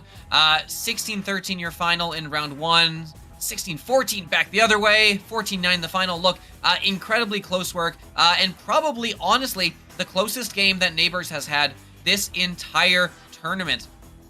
Which is surprising, considering their next opponents right out of the gate there were Juicebox, and they come in and they put an absolute walloping on Juicebox, knocked them down to the lower bracket into what were incredibly lopsided rounds. 21-4 in round 1, 18-8 in round 2. No one saw this coming. Look, everyone knew the Neighbors Juicebox game was going to be, exciting. You wouldn't look at their ranks and just say, oh, Juicebox is number 1, they're going to walk away with this. But I don't think any of us were expecting that shellacking in 2 rounds, knocking Juicebox down, which ultimately we just saw led to Juicebox getting eliminated in the losers bracket. So following that, we saw earlier on the stream here today, they moved on then, and it was Neighbors versus Ethereal. And Ethereal came in here, and they've been doing a very good job. They're still here in this tournament, but still, it was another dominant performance from Neighbors. Round 1, incredibly close game. Round 1 with an 11-9 final. Very, very close. But after that, once the Neighbors were warmed up, that was all she wrote. Running away with it in round 2. Your final in round 2 is 26-6. So if you're looking at Neighbors coming into this game, you have to say this is the team with momentum. They have been getting steadily better and better over the course of this tournament, and Vicious looks like they're in a position now where they really need to step up, or they're just going to get knocked over by a rolling Neighbors squad. Indeed, and of course, not the only team in this game are the Neighbors. Vicious, another team that has had a bit of a shorter journey to get to this spot here today, the lower bracket semifinals, as it were. Jeep, go ahead, remind us now, Vicious, how they have made their way through this tumultuous bracket. Yeah, Vicious, they came in swinging. They had Montage first. They're in the second round of finals, and they did take that match in 2 rounds, 16-14 in round 1 and 9-8 in round 2. Barely, though. I mean, we're talking 1 goal and 1 point difference to take that match. So that was definitely a tough one for them, and a very hard battle, very well fought game, and a fantastic feather in their cap for that win. And then, they had to move into taking on Instinct, and that Vicious Instinct game was definitely not a joke in any way, shape, or form. We saw that one earlier this evening with 3 rounds, in fact, for them, as Vicious took them on 15-11 in round 1, 11-14 for round 2, and then killing round 3 with a 20-7. So they definitely have had some very difficult, challenging matches to just come away with 1 point, 1 goal in that first game, and then to take it to round 3 in the second one. It's going to be a battle. It is absolutely going to be a battle, and as we wait to get into this next one, about just over 6 minutes, just under 6 minutes, either way, right about 6 minutes away from now. Of course, both these teams with some notable rosters, some players who have been around for quite some time, of course, over on the side of Vicious, of course, Matthews, Activate, Sweet Tooth, and Palace, and then the Neighbors, Rox Titan, Jay Walker, and and the rest of I don't have my list in front of me, but these have some phenomenal teams here going to be facing off. Palador, I know you know some of these players a little bit more intimately than some of us. You're playing on a team with a couple of them or in another league. It's something we've referenced prior. And of course, maybe you can speak to us on their mentality coming into a high pressure situation like this.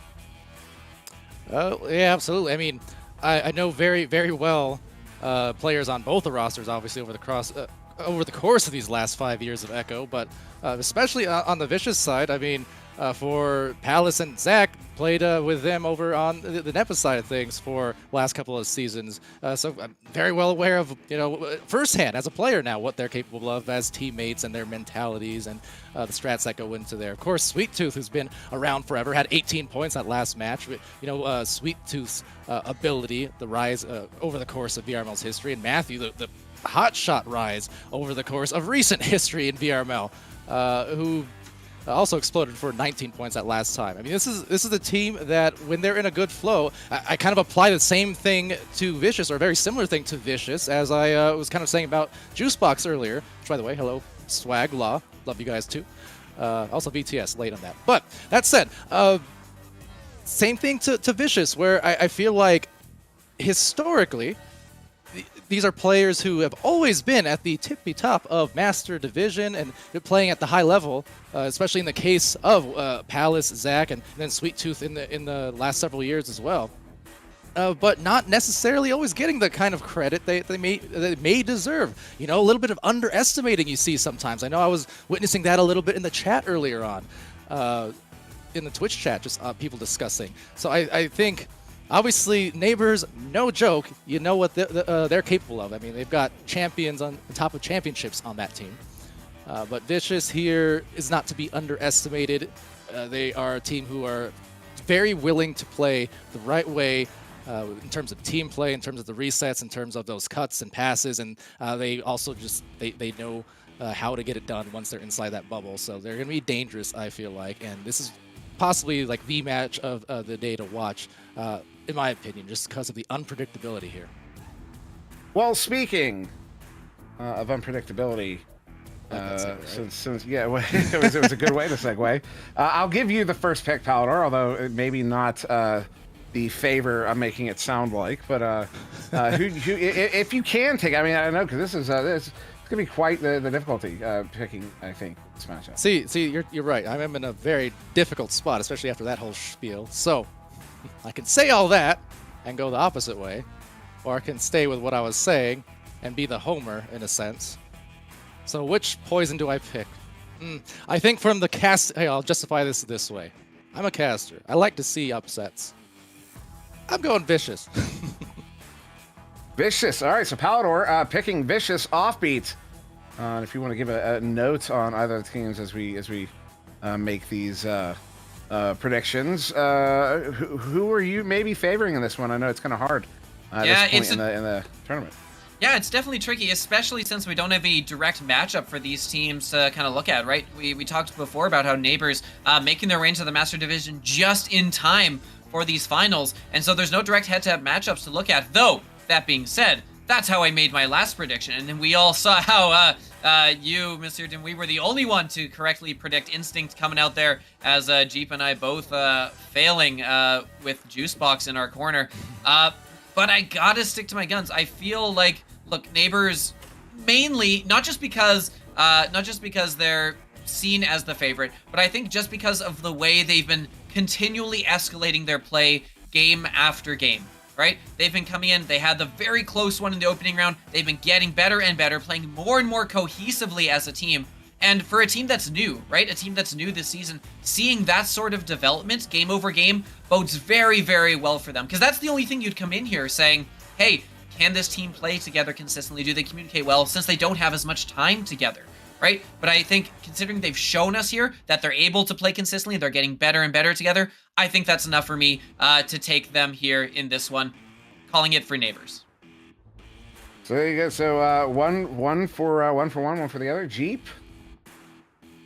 Well, based on what I have predicted so far, I apologize to the Neighbors that they might lose this, because I'm going to go with the Neighbors. They've been solid throughout this entire thing. They came up through through the ladder very quickly and aggressively and chewed right through Challenger Cup, coming in here to finals and have just been ripping people apart. So they are definitely hungry, and they want this, and they want to be back up on the top where they belong, and we're watching them claw their way there team by team by team. So I'm going to go with the neighbors. So that's 2 for the neighbors, 1 for Vicious. I'm gonna put my hat in the ring for Vicious here. I'm gonna be honest, and that's not just to make it 50-50. You know, I've watched Matthew as a team captain, and over in another league, Palace as a team captain, absolutely blow me away as team captains. And the fact they're both on this team together, I think is no coincidence. So I am absolutely gonna be putting my hat in the ring for Vicious here. Now we are on a short delay. Gonna be pushing for about another 5 minutes here as the teams get ready. So just to let the chat know why we're not starting exactly the time as we typically have been. What was it you said about 20 minutes ago about timings and stuff? I don't remember. Convenient. Oh, you know what? I'm not superstitious. I'm only a little stitious. So that's all right. Since we have a few minutes, can I just shout out? Because I told him I might, and since we have time now, I will. Matthew, I got in pubs with you last night. You were winning. There were 4 seconds left in this pub. You scored it, and I was salty. Shame. Then we teamed up and we played like 5 or 10 or something together. But some still, get a mod in here for the call out. That just occurred on the street. I don't have a bell. If I did, shame. Fair enough. Well, to be fair to Matthew, he does have a very positive reputation, as far as I'm aware, within the community, and of course among a lot of us here. So he, certainly a balancing act indeed in that capacity. But I will, a quick shout out. If you, for anybody who may be new to what you're seeing here, curious what all the fuss is about, of course, what you're witnessing is Echo Arena. It is a proper VR esport, or a VR sport, as I like to call it. I think that's a proper way to say it. But anyways, 4v4, think of like hockey in space, or basketball in space. 4v4, you put the disc in the goal, you try to prevent the other team from putting the disc in your goal. We play a best of 3 series, a 10 minutes running clock, and you're about to see 2 of the absolute best teams in the world face off right here. If you want to check it out, if you're on the Oculus platform, check it out. Echo VR, it is free forever. And as I have always said, Palador, I don't know how many times you have heard me say this, but your first day in... May 16th... Oh, sorry. Your first day in... Wow, deep cut. Your first day in is a discovery. You're not just, this is kind of a cool experience. You are discovering the future in front of it. It is one of the most surreal experiences. I'll never forget my first day in. Offbeat, do you remember your first day in? I'm curious. I'm putting everyone, just so you know, I'm putting him on the spot, and that's a warning to Jeep girls that I'm going to put her on the spot. Same question. So Offbeat, do you remember your first time in? First time in Echo? What? First time Echo? First time VR? Echo. Oh, Echo. It was wild. Okay, so I got my first. I was on the Quest 1 headset, and I had been waiting saving up to get it for a while, and I was really excited to have it. So immediately I was like, all right, I've spent all my money on a headset. What can I play here for free? And top of that list was Echo Arena, one of the first experiences I gave a shot to after Beat Saber, and wow, I've been hooked on it ever since. The fact that it feels so much like an actual sport, like we see esports all the time, that are very distinctly different from sports, right? They're a competitive game, which you have to follow a little bit differently, right? You have to find different ways to spectate and watch it and, treat it as a spectator sport. But this one was so much like an actual sport, both in how you play and as how you watch it, that it's just been so much fun for me. It's been... Like, there's a reason I still play it, and it's the reason it's by and far away the most played game on my Oculus account. It's because it is that addictive. It's that great feedback loop of you getting better at the game, and you grow as you play it. You learn new things. It's a constant learning experience, and for those people who really enjoy competitive games, it really scratches that itch. So, Jeep, I was going to send it to you, but actually, what I'm going to do now is introduce our next casters. Of course, they've been hosting all day, and now we get to host them on the Asterion, on the Asterion caster booth in this next matchup between the neighbors and Vicious, of course. That will be Offbeat and Jeep Girls as we begin to segue into this next game. Thank you two so much for what you've done for us today. As we move on into this game, we have in front of you the neighbors versus Vicious. Take it away, you two. Oh my goodness, it's here. We've been confined to that booth for so long, but at long last, we are here. Check it out. We got on the orange team is Neighbors coming in all the way through. So many rounds to be here. Vicious on blue, sitting in as technically the favorites on the rankings, but doesn't matter. All bets are off now. Zero's on the board, and we are underway. We are. That's going to be a quick joust there as Palace picks that disc up, sending it right down, but it's intercepted by Jaywalker. Going to send it all the way back down into the blue bubble. They are racing to get it. Jaywalker picks it up, going to shoot that one in. We are already on the board. The Neighbors for 3. Yeah, Jay picking that spot very nicely. Tough angle. Going to put that one in before the defense can really get back to figure it out. And just getting it in time before that stack comes storming back. And just like that, 3-0 lead for the Neighbors, who are looking to take that lead and hold it. As now we look to Vicious, seeing if they can answer back. They've got a good relay going on here. That's been moved up to Sweet Tooth, but Sweet Tooth is going to lose it. They're under pressure from Game. Game able to recover that disc, and Neighbors with a good quick chance to counterattack here. They are. That's going to be right down into the bubble, though, as they do pick it up. Oh, Rox Titan going to send that one back to Jaywalker one more time, moving into the bubble. Oh, my goodness. What a save by Sweet Tooth, denying that goal, getting that all the way back down to the midfield, but it's popping right back as Matthew does pick it up, inverted on the ceiling. Going to back it off and send that one over to Zach. Zach's going to start walking down the arena. That was incredible, sending that disc all the way through. Oh, a nice pickup. Nope, not quite a pickup yet, but Time picks that one up instead, sending it right back through the tunnel, all the way down, stacking down to it. And that is time for the second goal of the game for the Neighbors. Excellent pass coming in from Jaywalker, hitting that stack fully in stride, or maybe it's just the stack trying to steal some points. But either way, it is 5. I don't think that one was going in anyway. Neighbors establishing himself early with this lead here, despite the best efforts of Sweet Tooth on the back line, putting in some work in that goal. But Vicious really haven't been able to do much with the disc yet or maintain any possession, and that's not changing here. The long 3 is going to ding, but they've still got the disc. No! Matthew with a game-saving steal there. He's going to clear this one out. Neighbors still with the disc, but are going to have to regroup and set it up again. But they've got a 3-1 around the bubble. That's Rox Titan with the bounce. No, Sweet Tooth taking that one away off the line again as Vicious just hanging on.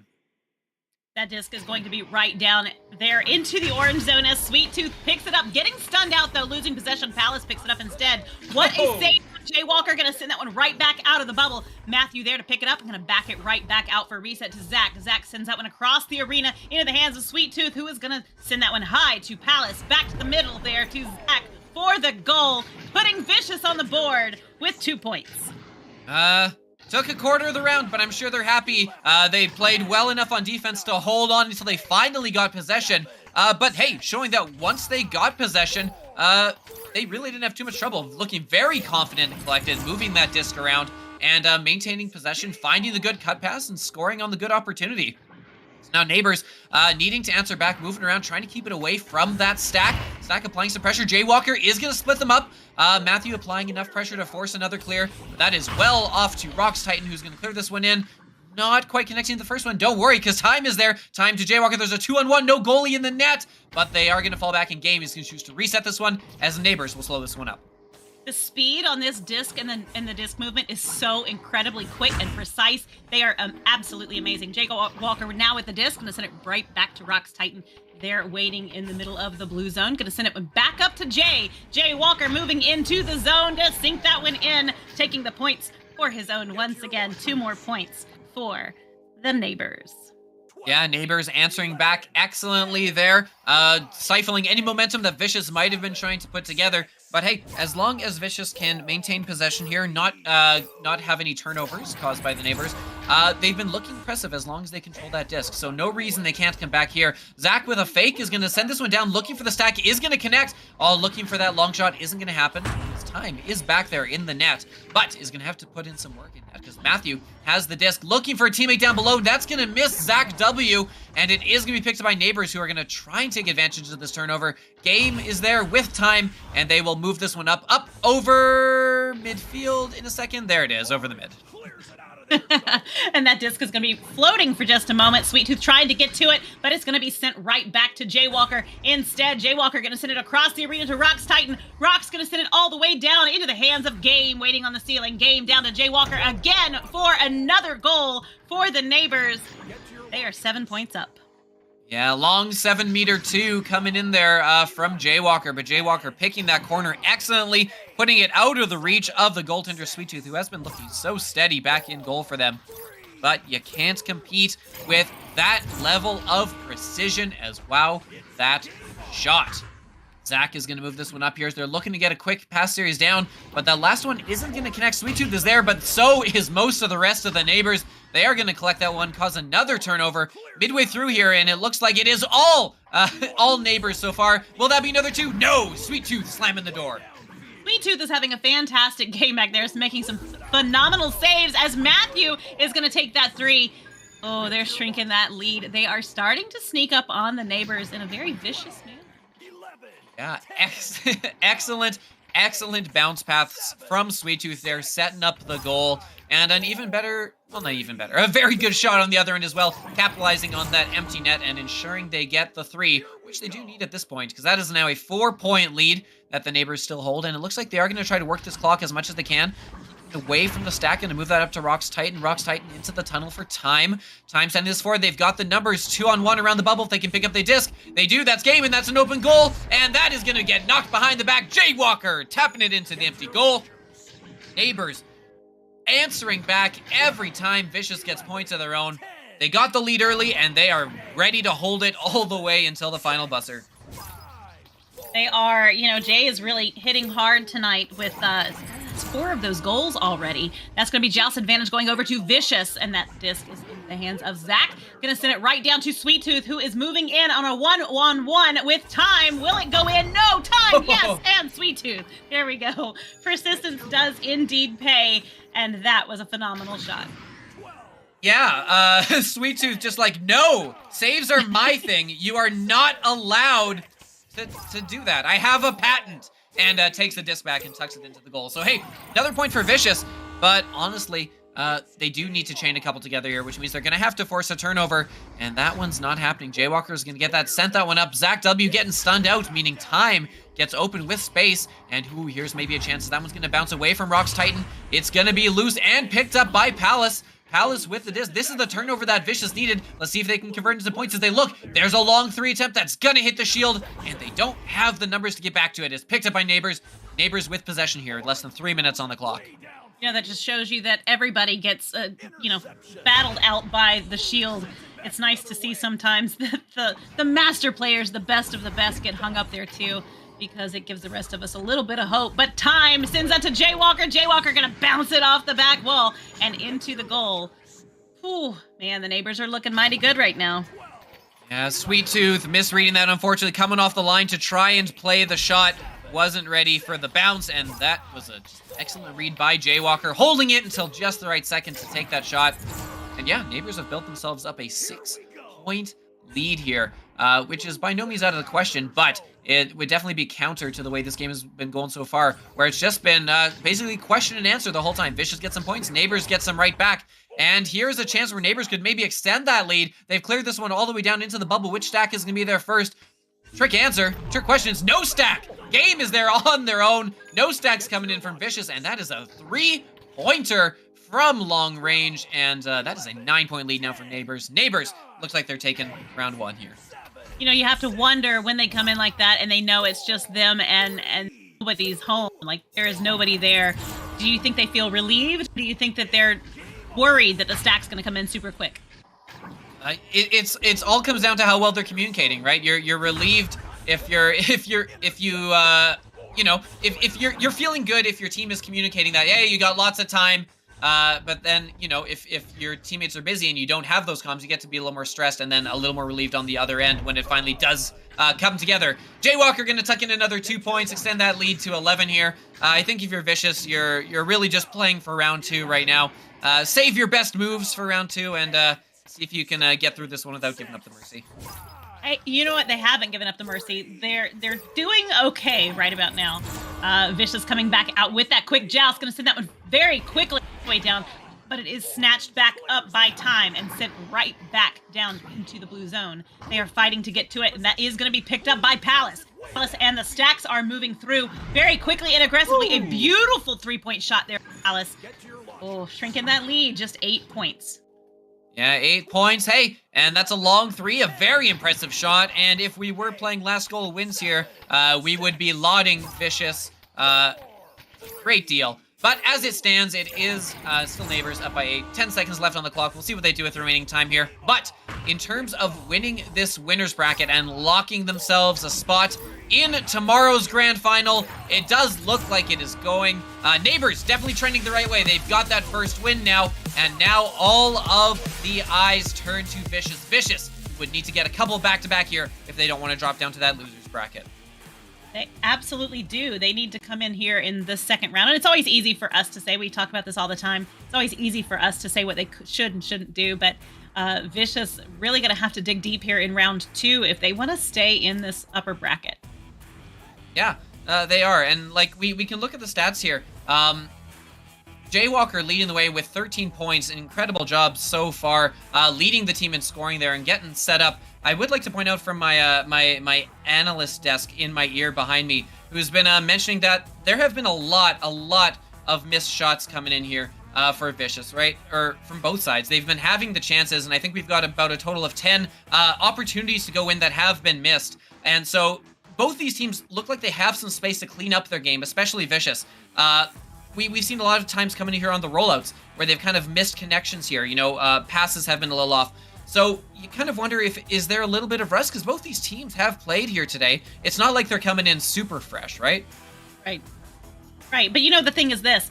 You can't make the shots you don't take. So if you don't try, even if it's not going to work, if you don't take the shot, you're not going to get the points. That's just all there is to it. You have to take some risks at some point in time. You have to find out where that balance is between the risk equaling the reward and go from there. But we are right back here into the second round as Game quickly grabs that disc on the joust. Gonna send that one right down to the hands of Rock's Titan, who's gonna send it in, but Palace with the save. Gonna steal that one, sending it right back through the tunnel. Will they get that stack together? Sweet Tooth just gonna zoom down the arena, picking that one up. Gonna send it across and in. Vicious is on the board first here in round 2. Wow, potential TSN turning points. Little Canadian reference for those quality Canadians out there. Vicious with a great save, stopping what looked like it could have been a quick, easy points for the Neighbors on the other end, turning it back around, getting 3 of their own off the hands of Sweet Tooth. Vicious this is exactly what they needed to come out with round 2 if they wanted to, you know, we've seen Neighbors play with the lead so well here. And so, you know, to be able to have that lead initially has been a big help, but oh my goodness, Sweet Tooth gets a piece of it, not enough. Neighbors are going to collect 2 points off the back of that. Vicious holding on to a scant 1 point lead now. That's always a hard thing to watch, and you know, as a goalie, it's always a difficult thing. You know you've got a hand on it, and it just doesn't seem to stop sometimes. And that's difficult, but it happens, and you know, that gives them the joust advantage again as Palace sends that one down to Sweet Tooth. Sweet Tooth gonna just walk down the arena with it for a moment, sending it up to Zach. Zach making his way across the arena, sends it across to Matthew. Matthew moving in. And they are back with a solid 3-point lead now.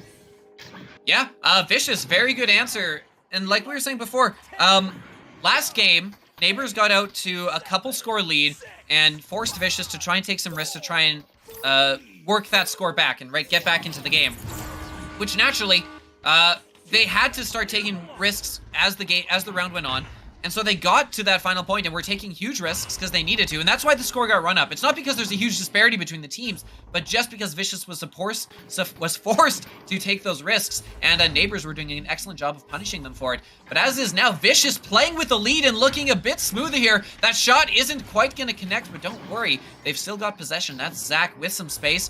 The stack is going to be coming in, is going to get across to Matthew. Matthew making a move, has Zach on the top. Zach moving in. No! Rocks Titan and that stack are going to take possession back, and Neighbors look to see if they can get some going back the other way. That was a really nice play, though, by Vicious to get that one right back as they did stack, and they leached on for a moment there to the Neighbors, pulling off and getting to that disc first. But it is back in the hands of Time. Time going to send it all the way down into the blue zone off the backboard. Sweet Tooth, though, going to pick it up. Their stacks coming in so incredibly quick. Stacks again racing down the arena all the way into the bubble, but Jaywalker is there first as Rox and Palace are up there just slugging each other out. There's a little slugfest going on in the goal area. Sweet Tooth now with the disc. Sends that one across. Oh, but what a save grab there by Jaywalker, sending it right back through the tunnel.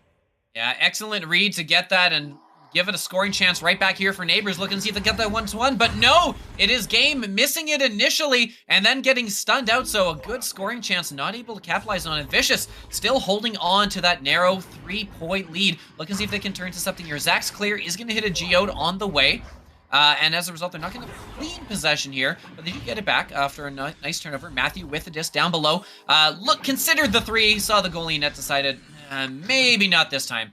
But they maintain possession. Sweet Tooth looking across. That's an open target. Moving in on the open goal and is going to tuck that one in. Time gets a piece, but not enough as that goes in the top pocket. Vicious with their biggest lead of the day here, up 7-2. Wow, what a fantastic turnaround here in round 2 for Vicious.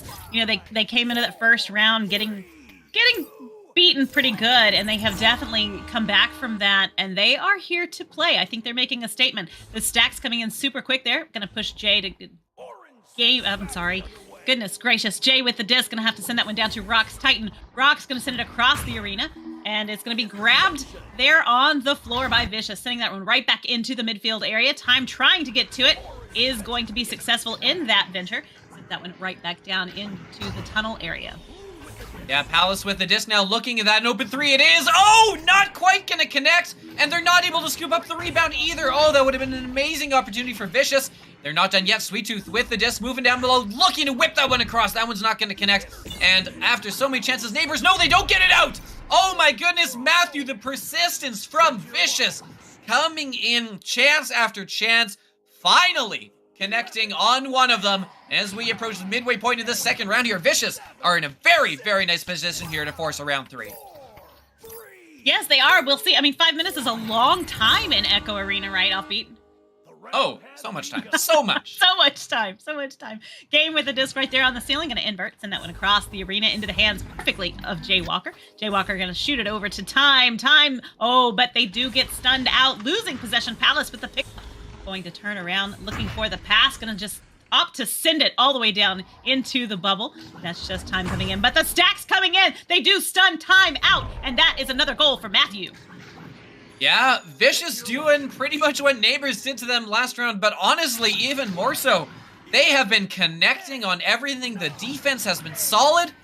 Whatever Neighbors was doing last round to them just has not been working, hasn't been beating them this time. That 9-point lead right now is pretty remarkable, considering the pedigree that Neighbors have kind of brought into this match, as Neighbors looks to see if they can answer back, looking for that long shot, but no! Sweet Tooth avoids the stun, gets the save, and an equally magnificent clear as just floating now in the Neighbors zone. Gonna be picked up by Game as Neighbors are gonna try again, see if they can get by Sweet Tooth.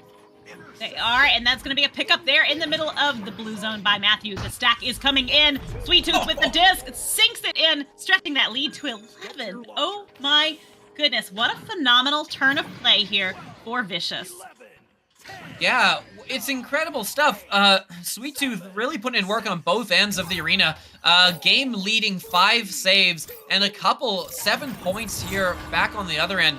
Sweet Tooth doing an excellent job with that mobility, moving back and forth down to both ends of the arena, putting in work on both sides, and really putting a lot of pressure on Neighbors now, who are kind of been spiraling for a little bit here, not able to really get anything going. They've got this give and go that's worked for them before. The Vicious has started to pick up a little more here, and there's a stun coming in as that is read by Matthew. Turn back the other way, potentially more points for Vicious. Zach is going to get rid of that just while getting stunned, and it is not going to be able to be finished. Jaywalker is going to pick that one up behind the goal. Clear it back for Neighbors as they look to see, oh, potentially a quick option here. No! The mail slot not going to fall. and an excellent defensive job is going to force another turnover as Palace comes away with it. Vicious definitely not giving up. They were battling there so incredibly hard, stunning constantly, taking possession of that disc, turning it around, and trying to get it back out of there. Time, though, moving into the bubble, avoiding everyone, gonna sink one in again for the neighbors, trying to shrink that lead bit by bit, taking it down.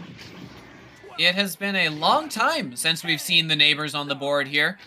Finally breaking through the Vicious defensive ranks and getting themselves some points, but it might be too little too late right now. That 11-point difference looms large, and the clock looms large as well, or rather looms small, because there is not much left of it, especially if Vicious can keep applying this pressure. They've got a 2-on-0, looking for the 3. That one's not going to connect. Very, very close, but they're not able to get that angle down. And as a result, neighbors looking, they can't get it back. They can't get it back the other way. Palace with the save, an excellent read, picking up that disc and just keeping it here in the neighbors zone. And while it's here, guess who can't score? The neighbors. Well, you know what? I have a feeling that we have not seen the last of their goals. You know, the interesting thing to me is their stacks are so fast that they are overshooting that disc a lot of times. I mean, we'll see them flying. Oh my goodness! Zach W with the long 3-pointer. Did not see that one coming. I thought it was a pass, and sure enough, it goes in, stretching that lead to 12 points. An incredible shot off of the Sky Trench, putting it deep into the heart of the neighbors' goal, and possibly even the neighbors themselves, as that one is absolutely going to seal it, so means we will be seeing a round 3 here tonight between neighbors and Vicious, and wow, two completely different rounds here that have felt so different. I feel very crucially has pivoted based on who has gotten that first score, because that really has dictated the game so far. Vicious is able to pick this one up in their own ends, not allow another neighbor's chance. They're going to get the clear all the way down. Neighbors have the disc, but Vicious is happy to let them have that one, and are going to sit back on defense just to make sure nothing quick happens here. Like that! They're back, but not all the way back in the goal. Neighbors are going to get 3 more on the board as we wind down the final 30 seconds here. That was a beautiful goal indeed there by Time. You know, Time's really working hard and definitely putting in his work here on the neighbors tonight. 20 seconds left. Joust advantage going over to Vicious as they are going to come out hungry. Once again, Palace with that disc going to send it quickly down, getting forced to make a fast pass. Not quite going to make it through. That is Game with the disc moving into the bubble. Oh, what a save by Palace, but going to lose possession of it. And Game just going to pop that one right back in the goal, putting another 2 points on the board. Another 2 points, final 2 points. Both teams that scored last in a game ended up losing that game, so take that for what you will. But as it is, 16-9 is your final for round 2. Both these teams looking like they've cleaned up their game fairly well. One thing I want to highlight here, outside of the scoring, which we all very easily see, if you have not played this game a ton, playing goalie seems fairly straightforward. You sit in the middle of the goal, you get your arms out, and you react, right? You get that reaction time down. But what most people tend to overlook, and I feel that Vicious is doing really, really well here, is being able to read the bounces of the disc is so critical for a goaltender here. Sweet Tooth in particular has had a number of opportunities where they haven't needed to make the save because they've read the bounce well, they know where it's going, and they know when to jump out for it. So many opportunities for the neighbors here where they've pushed into the bubble, they haven't been able to get points just because it's been shut down before it can even get started by those good reads by Sweet Tooth. So if you're wanting to play goal and you're wanting to step up your game, for all you wannabe master players out there, that is absolutely a place to start. Get your angles, know your bounces, and learn to read those, because those make a huge difference here. Neighbors can't score if neighbors can't get the disc. Right, they can't. And you know, Sweet Tooth right now has 5 saves on the board, which is remarkable at a game of this caliber to be to make those saves like that. It's absolutely breathtaking. Round 3 is anybody's round, and it starts fresh. Clean slate moving forward right here, right now. This is the round that counts the most. Zach with the disc right there, gonna duck and get out quickly with that disc. Sends it to Palace. Palace up to Sweet Tooth. Sweet Tooth, oh no, a self goal off of Time, but definitely an effort well made. Yeah, well, we saw in the first 2 rounds, whoever scored first ended up taking it. These teams just do enjoy playing with the lead, or perhaps more importantly, love making reads to get steals on counterattacks. We'll see if neighbors can buck that trend, because they do have a tall order in front of them here, pulling this out to take the round from Vicious. Jaywalker is going to get the throw and the stun through, as it is going to be picked up by Rox Titan. Rox Titan with an opening up top. No, not open. Zach W is going to get the steal there, looking for the long clear. That one won't fall, but don't worry, because there's a teammate behind. Who is that? Matthew with the 3, as Vicious takes a commanding 5-point lead. They do, and that is pretty early just to be 1 minute in, and they already have a 5-point lead against the neighbors. It's kind of unheard of so far in this tournament. And it'll be interesting to see how the neighbors respond to that. Are they going to dig deep and really come out aggressive? Or are they going to, we'll see. We'll see. Game going to send that one over to Jaywalker. Jaywalker getting a lot of heat from that stack. Gets it off to Rox Titan, though. Titan going to send that one across the arena. Not quite getting it into the hands of anyone other than himself. Rox Titan to Jaywalker. Jaywalker to Time. And Time with grace. Going to spin around and sink that one in. When you have goalies like Palace and Sweet Tooth that have been stopping everything, you gotta kind of fall back to basics and go, all right, we're just gonna dunk it. So they do a good job. They set themselves up. They move the disc around nicely, and they earn themselves a dunk with 2 points. Finally breaking that goose egg almost 2 minutes in, as the neighbors getting on the board with their first 2. But importantly, they're down. They have been down 2 scores, so they're gonna need to force a turnover and get some points back, like they just did there. And they turn it into something, as it is going to get cleared back down, looking to see who will get it. It is Matthew, but a lot of pressure means of loose disc floating around here is going to be picked up by Time. Time with some cuts coming in. There's a stack. 1, 2. Who's it going to be? It's going to be Jaywalker. And the neighbors back-to-back scores, bringing this one back to within 1. Yes, I don't know. I was going to say... No, I'm not going to jinx it. We'll see. We'll see what happens. Joust advantage going back over to Vicious right now. 7 minutes, 30 seconds left on the clock. Vicious is up by 1 point here in this third incredible round of Season 6 Finals. That disc over to Matthew.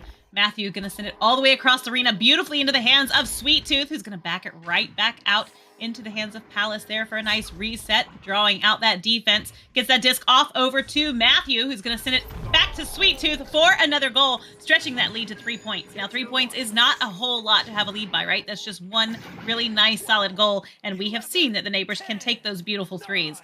So it's anybody's game even still.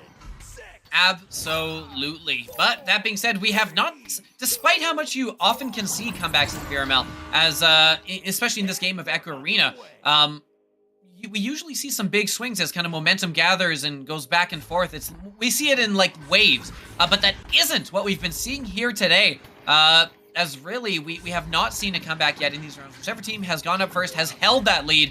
And Zach W is going to make a read on a bit of an off pass there. It's going to fall down into the orange bubble. It's looking Palace, looking for that disc. Is not going to be able to get to in time. Speaking of which, Time able to pick that one up and get it cleared out. Rox Titan following that up and is going to get this one cleared as neighbors look to try and see if they can push to tie here. And that's going to be Game with the disc. Oh, loses possession to Sweet Tooth. Sweet Tooth going to send that one right back through into the hands of Palace. Palace going to send it all the way into the bubble zone, trying to get it through there. And that is another gorgeous 3-point shot for Matthew. You know, Matthew is really coming in clutch in this game tonight, as predicted. Yeah, incredible stuff. Matthew, 15 points, now tied with Jaywalker for the lead in the game. And crucially, that 6-point lead. That 6-point lead is really remarkable as we are here in this winner's bracket final. 2 teams that have gone through the whole bracket undefeated here, vying for that spot in the winner's bracket, for that spot, locking themselves a spot in tomorrow's finals. But if the neighbors have anything to say about it, they don't want to be done yet. Time is going to get stunned out. Zach W, excellent job on the back check, putting in some defensive work there as they're holding that 6-point lead as we approach the midway mark of this third and final round. Jaywalker going to send that disc right down to Time. Time moving down in towards the bubble, getting attacked pretty aggressively by Matthew. They are definitely giving each other a what for. Gonna send that disc right back through, though. Zach does. Sends it all the way down as Sweet Tooth is picking that one up, moving into the bubble, trying to draw Jaywalker out. Gets that disc right back down to Palace, who passes it back for a nice reset to Zach. Gonna send it across the arena, but that stack is joining up, and that disc is in the hands of Sweet Tooth for another goal, taking an 8-point lead for Vicious. Neighbors on... Well, they're on suicide watch right now because, wow, 8-point lead. Vicious just coming alive here. Points after points after points. This is exactly what we saw neighbors do to them in round 1 because they've been coming in here and they have been forcing turnovers. Neighbors have not had many chances at all in that zone. They've been able to move it up to about this point where they are right here before some stuns come in and they lose possession here. That time, they're finally going to get it to work because that is time. Who's going to put in 2 points, bring this lead down to 6, but time is the enemy of Neighbors here, as only 4 minutes left on that clock, and they're going to have to score some more back-to-backers if they want to pull this out of the gutter. They certainly are, and Vicious, I'm sure, is jonesing to keep that lead. Palace with the disc sends that to Zach. Zach's gonna send that one all the way down, trying to get it through. Does get it to Sweet Tooth. Sweet Tooth, oh, to Matthew for a slam dunk goal. 2 points. Stretching that lead one more time. We are at an 8-point difference with a timeout. Yeah, not at all surprised to see a timeout coming in here from the Neighbors. Wow, it's been quite the run for Vicious here. 14-6 with an 8-point lead here. Not that much time left on the clock. And so if your Neighbors coming here, Jeep, if your Neighbors, what are you doing with this timeout? Are you changing things? Are you just calming people down? What do you think? Oh gosh, if I were the Neighbors, I would probably be taking a deep breath right about now and grabbing a drink of water and assessing why this is not working here in this third round, and trying to think of what we had to go. Oh, it was Vicious Paws, and why we had to what we need to change to go back to round 1, obviously.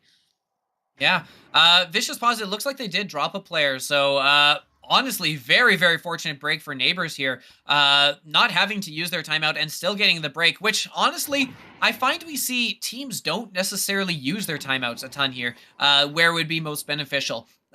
Whether it's just because they love us and want to keep the broadcast schedule running smoothly. It doesn't matter, guys. We gave you room.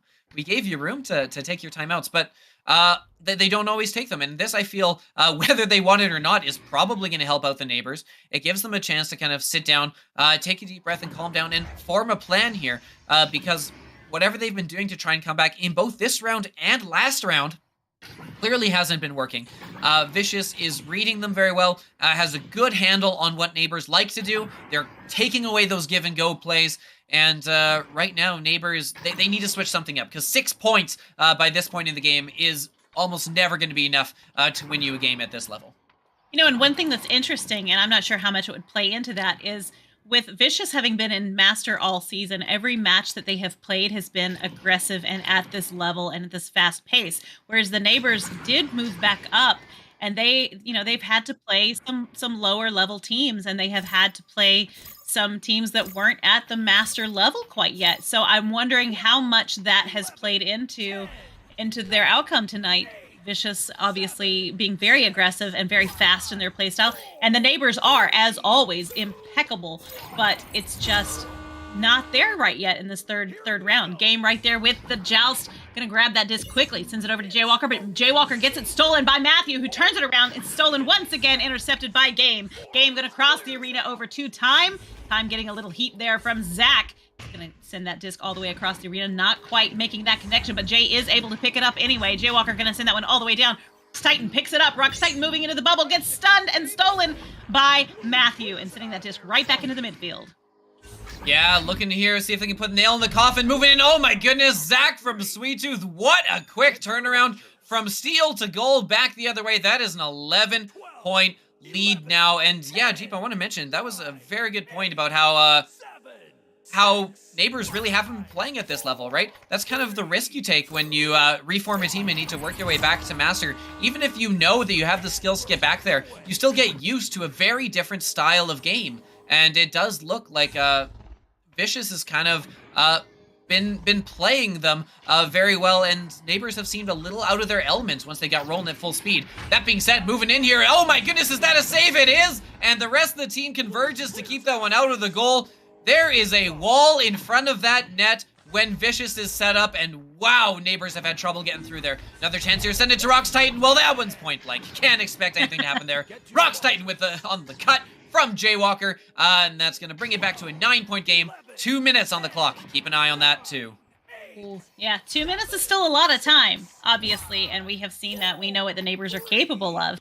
But 2 minutes, it can go either way right now. Vicious with that disc, quickly gonna send that one over to Zach W. Zach going to keep walking down the arena. Nope, gonna opt for the pass instead. It's intercepted by Jaywalker. Jaywalker going to turn that one right back around, walking it down through the midfield area. Going to send it right into the hands of Game. Game up to Time. Time moving into the bubble. Ooh, having to use some shielding there to keep from getting attacked. Oh, there, did you see everybody on the goalie just... I mean, yeah, at this point, you need the threes. You need as many points as you can, and so you go for the goalie stuns, right? Absolutely. It was an integral part of the game, and I know people get mad about goalie stunning, but it is an important part of the game, and you have that shielding technique that you can do to block those stuns. So I don't have a problem with goalie stunning. I think it's important. As someone who goalie stuns very frequently, no, not at all. Use it at the right time. It is an excellent tool in your tool belt. So, as we tick down under a minute here and time runs out on the neighbors, let us clarify that the neighbors are not done yet. This tournament is, of course, a double elimination bracket. So they will still be playing here. In fact, they'll be playing here right away at the top of the hour, trying to earn themselves a spot in tomorrow's game. As that long three is going to come in, Game is going to put that one in with the assist from Rox Titan. Quick three-pointer. Do they have time enough? There's technically enough time. This could happen. 15 seconds on the clock. That was a one-score game. Watch out for neighbors. Absolutely. You know, they were kind of burning that clock down a little bit. The neighbors, I felt like they knew what they were about to do. Oh my goodness, trying to force that. Oh, they're trying so hard. The neighbors are trying for the 3. Vicious is trying to give them a 2. They're going to send that disc right back out, though, and they're going to have to keep fighting. Palace, you can see the aggression right there in their faces. They were going for it as hard as they could, and Vicious takes the game. They are solid in their position right now moving forward, and that is going to send the neighbors to the lower bracket. That is wild. Both teams trying to put in the goal. Vicious trying to make it a 2 so that neighbors run out of time. And neighbors trying to clear it out and get a 3 so that they can force overtime. But in the end, no one's able to get it in. It gets cleared out. And neighbors dropping down to the loser bracket. I misspoke earlier. They're not up next. They will await the winner of Ethereal Instinct, who are up next. But Vicious going undefeated 3 games in a row, locking themselves a spot in that grand final tomorrow. And you know, I'm not going to say I told you so but I told you so. I have been on a streak tonight. All of my predictions have been wrong, and I apologize to the neighbors if I cost you this match by my prediction. Well, what can we do? Hey, if we are on a day where there are unpredictable results, close games, I don't think you can complain too much about that. I mean, look at this. We had a couple very close games. Neighbors making it really tight at the end there. But in the end, I think Vicious just looked like they played so consistently here today. After they took the first game to kind of, you know, get their feet under them, figure out what they were doing. But at that point, they put on a clinic of how to play with the lead. Neighbors really couldn't chain anything together. Every goal was answered back by a goal of their own. Huge congratulations to Vicious, who we will be seeing here tomorrow, playing for that grand prize. And we will be seeing Neighbors tomorrow, but they're going to have a little bit of a tougher climb to get back and try and get that rematch versus Vicious. Yeah, I have a feeling we're going to be seeing them again. I don't think they're going anywhere just yet.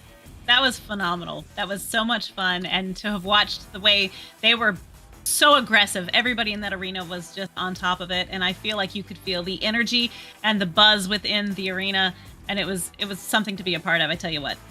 Amazing. Yeah, 100%. So let's take a quick look at the bracket here, and we can get you caught up to speed as to what is going on and what is left. Because we have played a lot of Echo today, and we are almost out of games. It's almost the end of Season 6. So look, with this one, it is going to be Vicious advancing to the final, where they will await the results of the lower bracket. And down in the lower bracket, because remember, you need to lose twice to be eliminated from this tournament, Neighbors will drop down and will await the winners of, on the lower bracket, our next game, Ethereal Instinct. Both these teams are going to have a very, tough time, because they got to win this game. They'd have to beat Neighbors, and they would have to go and then beat Vicious twice to take the grand final. But hey, clearly no one is above destruction here. Everyone has looked strong and weak at different times. Absolutely no way to know for sure which way the remainder of this bracket is going to go. Wow. I'm still just, I'm so incredibly amazed. That was an absolutely fantastic match. And to watch those brackets and to see what is about to happen, as we're going to see the neighbors tomorrow at 5, and we'll see Vicious tomorrow again in the finals at 6:30. Just, my goodness. It's anybody's game. Will we see them match up again, you think? What do you think? Oh, it's very, very possible. Like, they've got a good shot, right? Because they're here. They will have to win one more game to get back into a rematch. And I think that rematch would be something wild to watch out for. Because, I mean, you look, there's a lot of talented players here. A lot of players that have this master experience that, if you're familiar with way back in the day, the Team Joker, which was dominant on the top of the ladder for so many years. That's why you know a lot of these names. It's why a lot of the players on these teams are the big names that they are. It's why, even if you've played and watched a minimal amount of Echo, you probably have heard the name Jaywalker. And you got Jaywalker here leading the game in scoring with that, I believe that's 19 points. On top of all the assists coming in. So look, the neighbors are a team that have started to click well as a team. Can they adapt to the speed of the game? Only time will tell here, because Vicious, if they manage to get there, Vicious is going to be waiting for them. So, I think that's going to be about it. Look, we only got 15 minutes. Top of the hour is when our next game comes. Our last game of this incredible, incredible day. Offbeat and Jeep Girls here with you, bringing you the cast. And we'll be back for the next one, too. Don't go anywhere. We'll be right back. We'll have our analyst panel chime in a bit and set up the next one for you. And then we will be here to take you on the last game of this Saturday night before it all wraps up tomorrow with the finals. We'll see you back in a bit.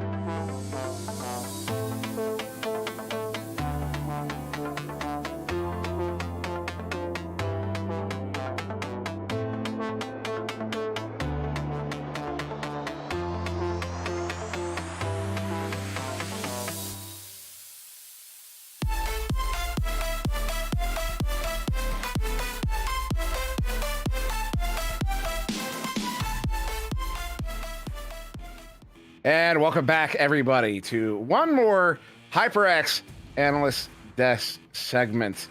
Once again, I'm Untitled, and we joined again Palador, Doc Education, and the one UC Luke, of course, with us here. And what a historic end to a game. Luke, we have this clip. Wow. It really is wow, and it just shows the level that these players are playing at. I mean, you're going to see it here on your screen in just a second. And you see the self-goal sometimes in games. You see the self-goal. You don't see the self-goal save from the other team. That's the level that these players are operating at, isn't it, Pally? Rocks first and then game. Me and Dimwee were in a different VC just watching that. Some of the words that were said cannot be repeated live on stream right now. But we lost it. It was ridiculous. The only way that could have been better is if it ended in overtime. The self-goal strat, controversial strat. I again apologize for that in my own ways, but you don't ever see it saved once, much less twice, by the opposite team. That was a historic moment in itself, Dimwee, and had that gone to an OT, my goodness, that would have been absolute all-time greatest clip I think Echo's ever seen, to be honest. But just nutty. Absolutely ridiculous. You know, Palador, you and I picked Vicious in that pregame segment, and I think at that moment, both of us were no longer rooting for Vicious, because you want that. You see something like that. Everything else is off the table. Doc, I mean, what an absolutely ridiculous end. We've seen the clip a couple times here. I've never seen it. Not only have I never seen it in VRML, I've never even seen it in a pub, and again, nothing. I've never seen anywhere. Doc, have you, Doc? I have not. I mean, not at that level. I've seen guys trolling around, taking shots on their own goal, and somebody else trying to save, this and that. But like, I mean, first of all, especially that second save. I don't know who got the second save on the backside, but remember, game. Yeah, there are no blocks.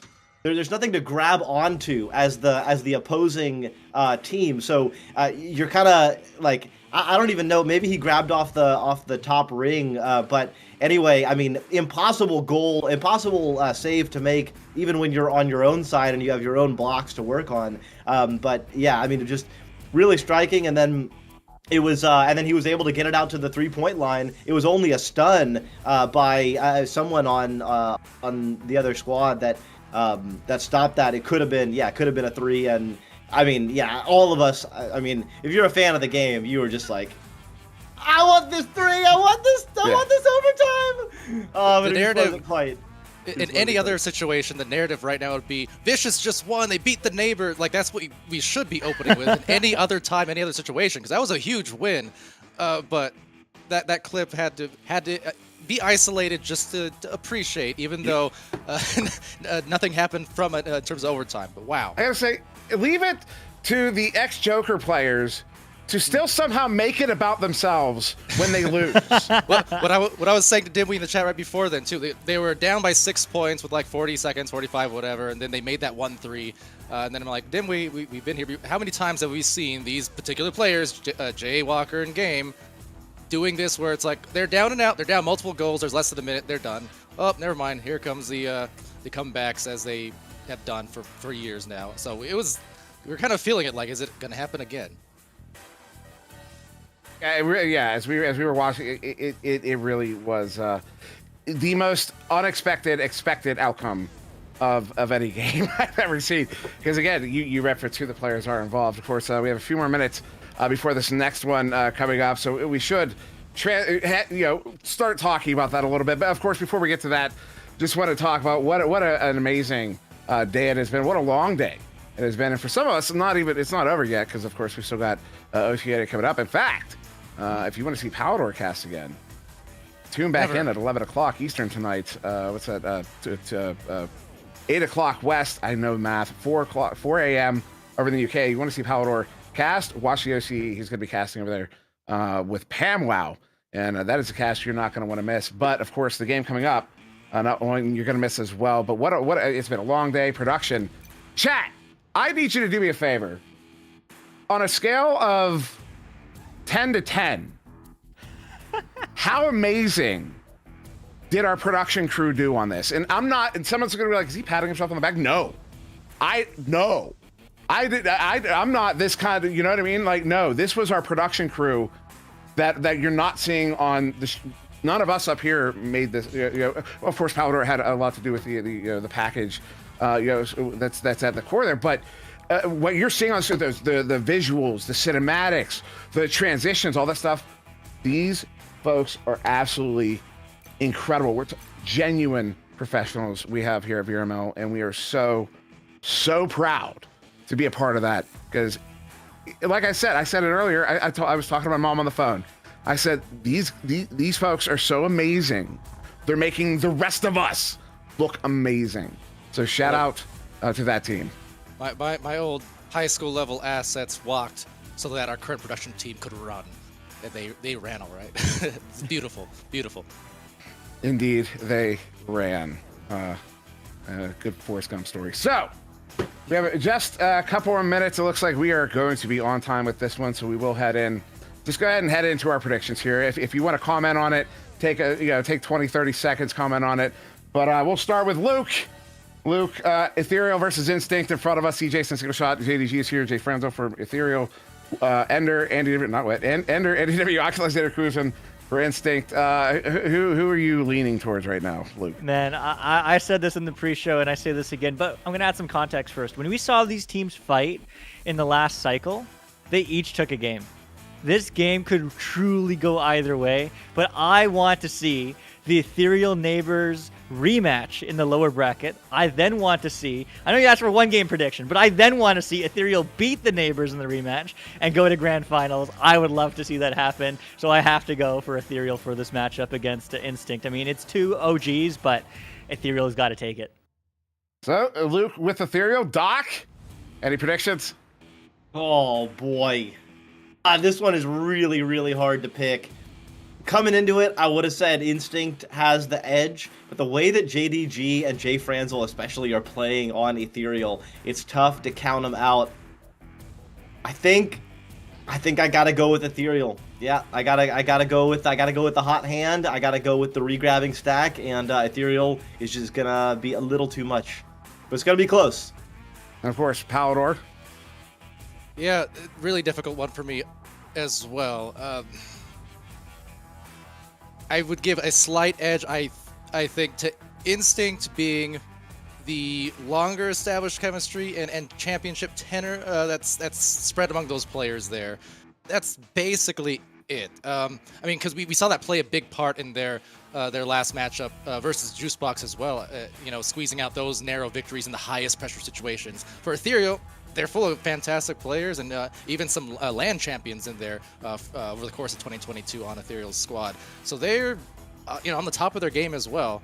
I just think when that pressure's at its highest, when it's those last 2 minutes of any of these next few rounds, that's where that championship level caliber from all 4 of the Instinct players, that's going to start coming into play heavily. And as we are about to close in here, so Palador, that was Instinct, yes? Yes. Yes, so Ethereal Instinct, once again, I'm going to end up agreeing with my pal here, Palador. I'm leaning toward an Instinct. Do not mistake me, I'm a huge fan of Ethereal and JDG and J France, but Instinct, picked them earlier, came out on top. I'm going to pick them again here to move on to the next. Now, I reminded everybody watching, this is an elimination game. This is an elimination game. The winner goes on to that lower bracket finals. The loser is done for the season.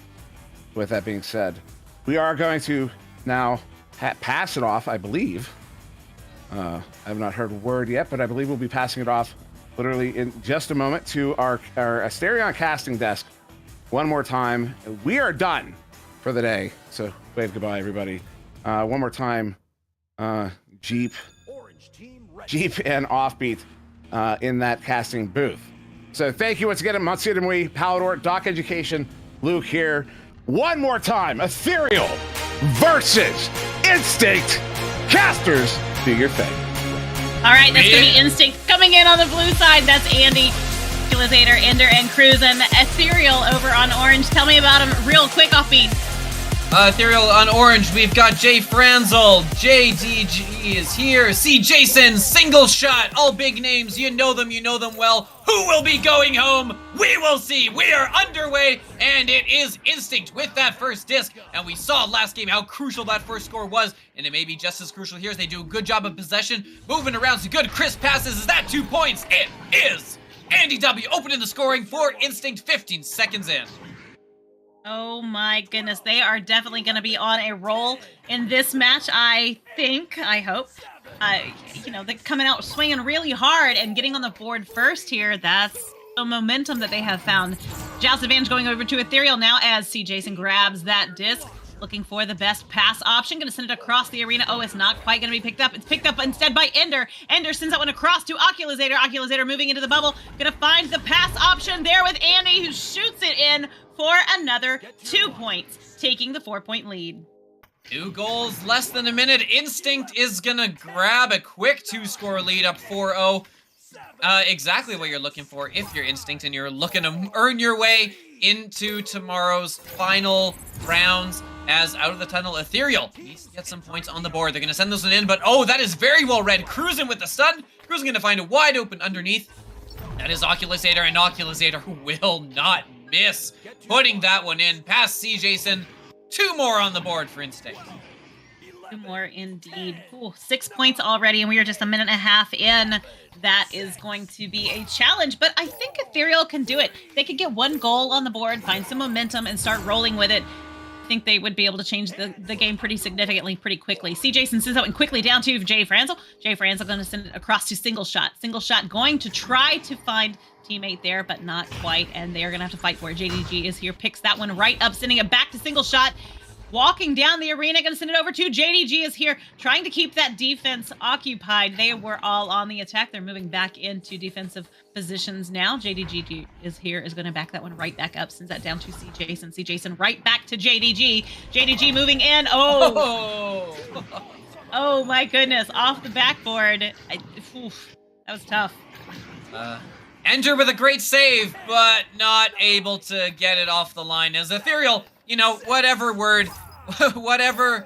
way they need to get it, they'll take it, as that one is just gonna accidentally slither in over the goal line in the hands of Ender. That's okay. Instinct still with a commanding 4-point lead here. They're gonna move this around, some good crisp passes, moving that disc around quickly, not letting Ethereal get set up or figure anything out. Oculusator with now, is that an open target across the arena? It is. Ender with the disc, has a couple cut options, is going to back this one up and find Oculusator. Oculusator going to reset. Instinct going to try and play with this lead here, but that is not the reset they were looking for. This is how you let Ethereal back in it, because they've got possession. That single shot going to send this one down. Oh, there's a shield in the way. Shield's hanging up people tonight. Oculusator, they're going to send that one quickly down, all the way down the arena, and it is going to be across the back of the wall there, and picked up by Ender, who's getting stunned out by JDG is here. Going to send that one right back out to Single Shot, who is walking down the arena, not really being attacked quite yet. Has a lot of options, going to opt to send it high, and did not quite work out, but in the end it did, as CJason picks it up, sends it to Single Shot. What a save by Ender! Going to deny that goal, sending it right back through, trying to get it out of the blue zone, and is going to follow that one up and get it all the way down into the orange end. Ender with a little bit of redemption after that last goal. Oculusator getting a good shield there, is going to move in, take the shot, dinging that one away. Had Andy W open there on the side, elected for the shot, and wasn't able to finish it. As a result, now we've got a turnover as JDG is going to pick this one up, clear it up into the middle. Picking that up is JDG, getting back to their own disc, but isn't able to maintain possession here. It's going to be slapped out as Instinct looks to capitalize, trying to get the stacks together. Both team has the stack together. It is going to be stolen back by Instinct. They're up on the ceiling. Oculusator looking, has a teammate behind the goal. Oh, that is so open. CJason gets a piece of it, not enough. Instinct is going to put that one in and restore their 6-point lead. That they are. 5 minutes, 45 seconds left on the clock.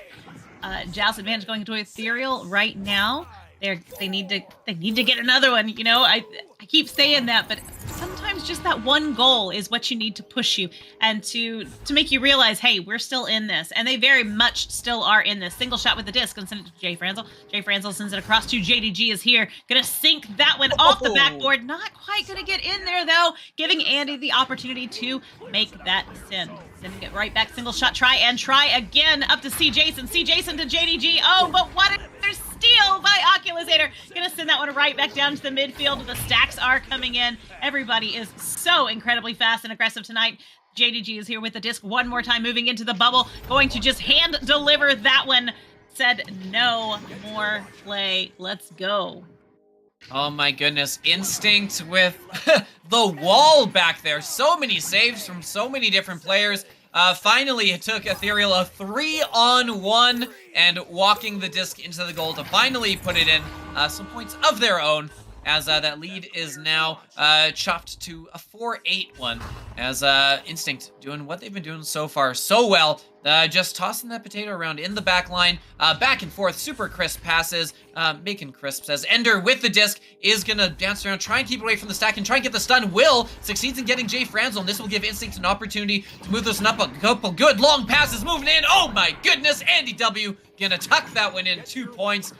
Wow, incredible patience from Instinct, baiting out that stack, getting the stun, and then as soon as they have the stack broken, just eyes on target. Bing, bang, boom, points the other way. Yeah, you know, it doesn't feel like they're playing chaotically. It feels like they're hungry, but they're not just kind of going. You know what I mean? It's planned, it's detailed, they're being clean with their passes. And that's going to pay off for them. Jay Franzel going to send that one right down to JDG is here. JDG moving down the arena.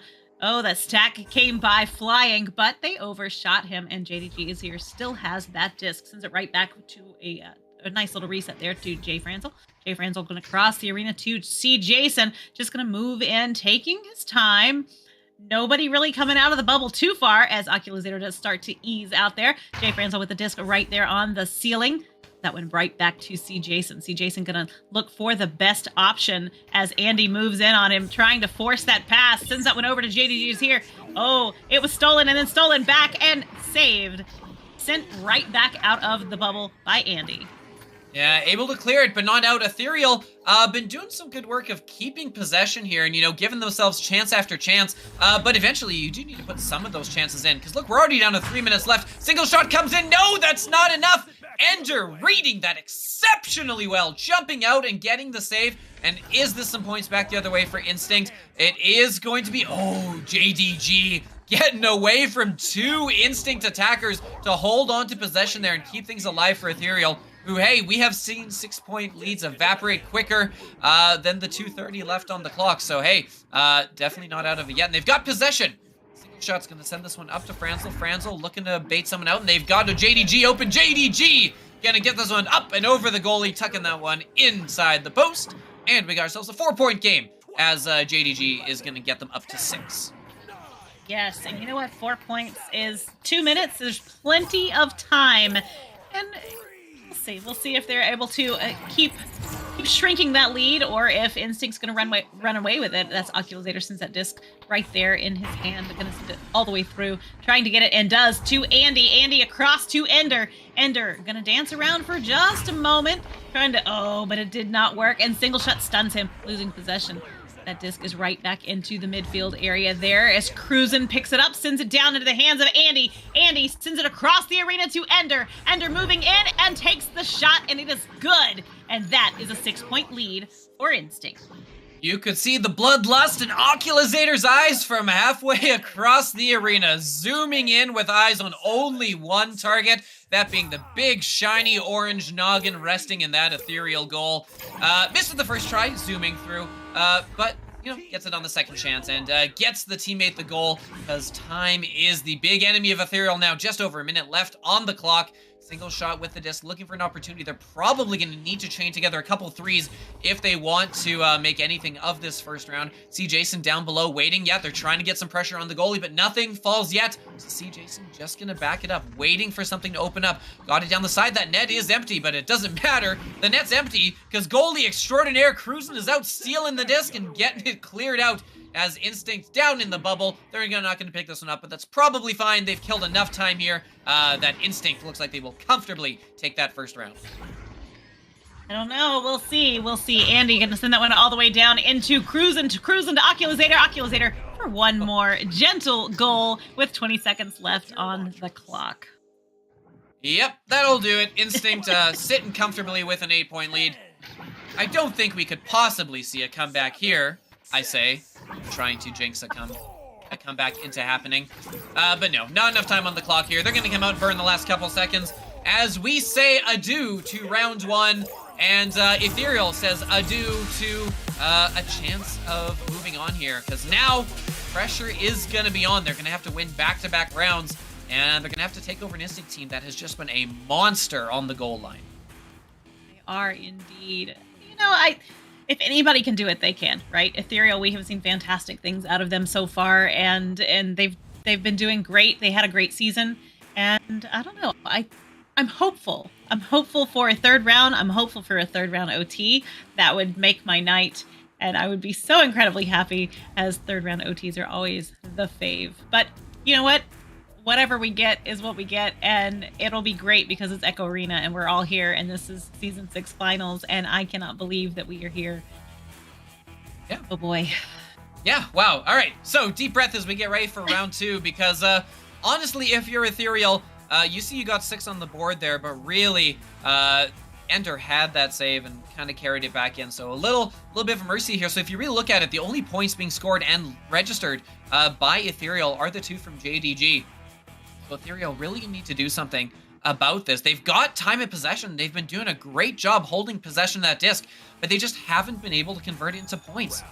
That wall on the side of Instinct is putting some excellent work with the saves, so maybe you got to start taking some more that are harder to save. You got to wait for the good cut passes, or you got to move and get yourself in a position to be able to dunk, get some more goalie stuns in. Whatever it is, they got to start doing it quick, because 10 minutes on the clock, 10 minutes potentially until Ethereal goes home.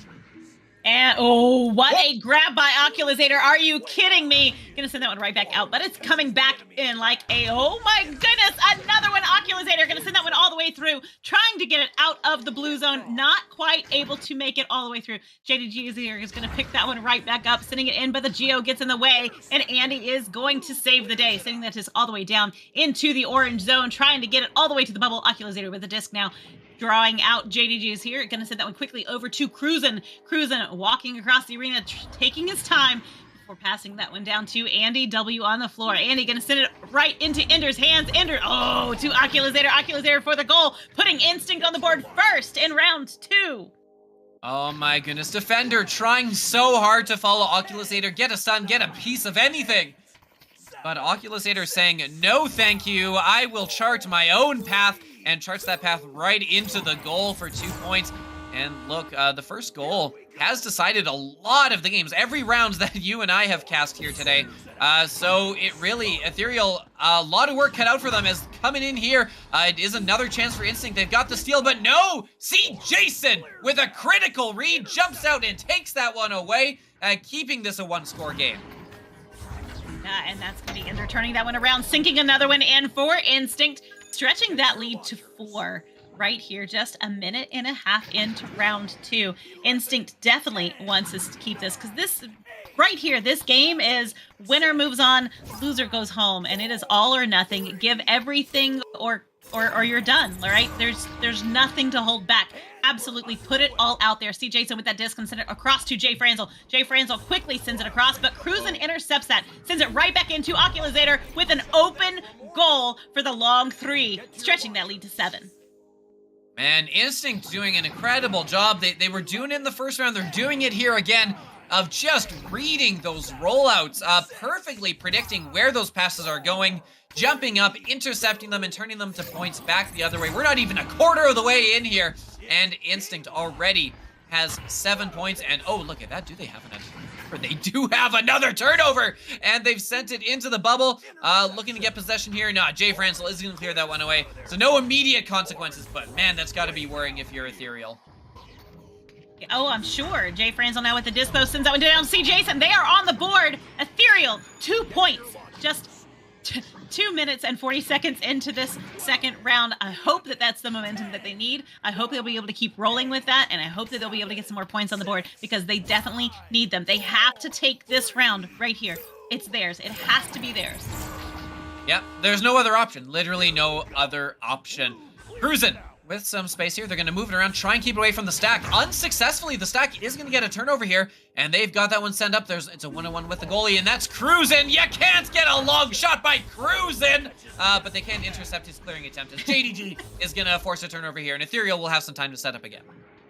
They will. See Jason now trying to occupy Oculusator. It works, and he draws him out. Single shot with the disc now moving right into the bubble area.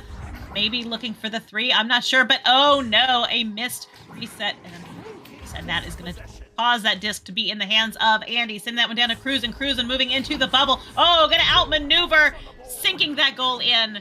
Cruzen takes the 7-point lead. Yeah, Cruzen putting in work on both sides, extending this to a 9-2 lead now. Really good, persistent, consistent play from Instinct. Turning turnovers into points as quickly as they need. See Jason coming out here, gonna send this one in, looking for a teammate. Single shot is able to get that disc. Oh, and gets the shield on Andy and the bounce. Oh, if only it weren't Cruzen in the goal with another save. Oh my goodness, Cruzen. You are such a bane. Built so different, and I'm sure every member of Ethereal currently cursing his name. I'm sure. That disc is right back down into the tunnel, though. And they're going to pick that one up and send it right back to Cruzen. Cruzen crosses high to Oculusator. Oculusator going to send it back to Andy. There for a reset, trying to draw them out of that bubble. And we'll see if it's successful. It's so far so good. Oculusator with the disc now on the floor. Sends it across the arena to Ender. Ender for another goal. Oh boy, what a match here tonight in this incredible game as Instinct takes a 9-point lead. Yeah. It's remarkable. Instinct's really kind of rolling here. If I were Ethereal and your season were on the line, I really would be taking the time out here, because that's a 9-point lead, and we are halfway through here. So Ethereal run out time. Oh my goodness, is that another turnover? Ender all the time, all the space. Why not put 3 more on the board? A 14-2 lead. Wow, the reads from Instinct have been off the chain. They have been indeed. That was remarkable. You know, and that's the thing, these little tiny mistakes. The mistakes are where they're able to get in and capitalize on those, and they're able to make it work, and they're able to turn the game around, so to speak. See, Jason, they're playing a little bit of a volleyball game there, as Jay Franzel does take that disc and walk it down the arena instead, sending it all the way down to JDG is here. JDG crosses, but the Geo gets in the way, and that is going to give Oculusator the opportunity again to make that grab. Ready to go with the stack so that they can dribble down the arena, and they are doing so. But JDG is here, gets there first. Oh my goodness! That disc is anyone's, and it's Oculusator's right now. Yeah, Oculusator with some space is going to reset this one back because there is a steadfast rock on that back line, and that back line is cruising. Cruising with some space, just going to keep walking it back, wait for someone to open up because, hey, there's an open teammate underneath. And who better than Ender? Oculusator with a nice easy tuck-in around the goalie. Instinct pulling no punches here. What can you say at this point? Instinct with another couple of points. Started by a turnover. Ethereal turnover, Instinct points. Ethereal turnover, Instinct points. It's all that we've seen here, and Instinct is doing an incredible job of sticking with that and making it work time and time again. They are, and it's working for them. So why would Instinct switch it up, right? They don't need to. What they're doing is working. It is paying off. They're moving that disc down. They're able to just, gosh, they're just so good right now. Oculusator with that disc going to send it all the way back down into the orange zone. Stacks are coming in, and that is going to be C. Jason with the pickup, but gets stolen by Andy. That disc is going to be right back there into Oculusator's hands. Oculusator going to pass it back to Andy once more. Backing JDG is here up into the midfield area, getting that nice pass clearly across to Ender. No interceptions, no aggression from Ethereal quite yet.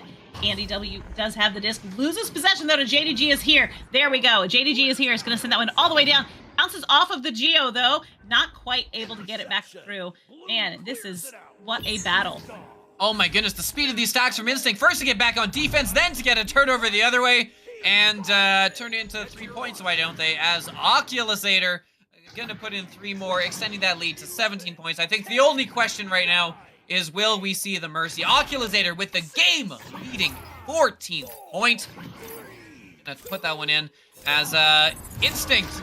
Look, we had a fairly close match here, but Instinct clearly has found another gear and is looking very much, honestly, like the Instinct that we saw that dominated the ladder so much over the past couple seasons.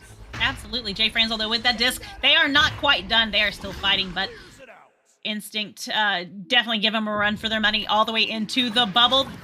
Did not quite pick it up, and that, oh, well, they did now. Oculusator with another point, another goal for Instinct now, stretching that lead to 19. But I swear, I thought that we weren't supposed to say that M-word. Offbeat. I mean, we steer clear of it as much as possible, but I mean, you can't deny the trend. You can't deny the trend. 21-2, Ethereal with it here. The last minute of their season, and how fitting is that it's a turnover to the hands of Oculusator, who's gonna put it in for 3 more, and we can call it a game. A 22-point win for Instinct, 24-2. Wow, Instinct, if they wanted to send a message to anyone else waiting for them tomorrow, message received. Definitely received, absolutely. And they do get to continue forward. Oh boy, that's going to be a fantastic match tomorrow indeed. And sadly, we say goodbye to Ethereal now. They have played hard, they have played very well and aggressively, and we'll see them next season again in Master Tier. They might be done with this one, but they'll be back. Yeah, it's kind of tragic for Ethereal. Ethereal's always been the bridesmaid, never the bride. Always, just kind of around the edge of greatness here, but so far have been unable to really turn that into concrete wins or definitive championships and winning the big games, which is a shame for them. Because they are a good team. They play consistently well. They're always where they are on the ladder. But something seems to be missing. Some kind of little spark. Because clearly here today, they weren't able to match the pace of Instinct. It was, I don't know if it was watching game film or what, but the fact that Ethereal was so predictably read by Instinct every single rollout, that was ridiculous. If you were, you can't attribute that to luck. You couldn't flip a coin and guess exactly where the rollouts were going each and every time, and yet somehow Instinct was all over it. They were, and you know what? But the thing is this, if you don't keep trying, then that's the thing, right? This is just like some of those goals that we saw earlier where they would shoot it and it would miss, and they would shoot it and it would miss, and then they would shoot it and it would go in. If you keep fighting and you keep working and you keep pushing, those are going to go in, and your team is going to continue to win, and you're going to move up eventually. It's going to click, and you will find what it is that you are missing, what little magic thing that you might be missing, and it will be there, and you will click it, and you're going to go, and you're going to be unstoppable. So you just can't not give up, and you have to keep working hard. It's not going to be easy. It's not always going to be fun, but those are the days that you get up and you get in the arena and you work. So, words to live your life by from Jeep Girls. Thank you so much. And now, look, we're at the end of the stream. That is the perfect look. You take that message, you replay it a couple times, you meditate on that, you go to sleep listening to that, and you come back the next day and watch VRML Finals. You watch the Grand Finals tomorrow, November 20th. OCE, Oceanic Region, is coming your way, and I think it's just about 90 minutes. 90 minutes or maybe 2.5 hours. It's close. 90 minutes. Hearing it is 90 minutes, where we are going to hear the return of Palador coming in with Pamwow to take us through that. And then, of course, tomorrow at the waking hours for us in NA, it is going to be the EU Championships and then the Grand North America Finals, which will be coming your way tomorrow evening. It's going to be a heck of a time, starting at 5 o'clock Eastern Time. Do not forget, set your notifications, follow, subscribe, put it on your calendar, set your alarms, everything you gotta do to be here, because it is gonna be one heck of a ride to the finals if today is anything to judge it by. And you know what? Do this. I love this so much. If you have not let your families watch this incredible game and they don't really know what it is you do, invite them to watch a match with you, especially tomorrow. Invite the whole family to watch and check it out, and you guys just enjoy the time together, enjoy the chance to share Echo Arena with your families and your friends, and just have a good time. Because we know you get in Discord calls and you watch them there. So do it here and watch it live on Twitch. Share it with your families and friends, and get together and have a party. Make it fun. Absolutely.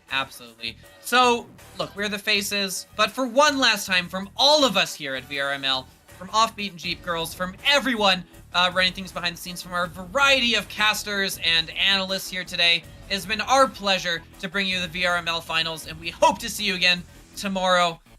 So in case I don't see you, good afternoon, good evening, and good night.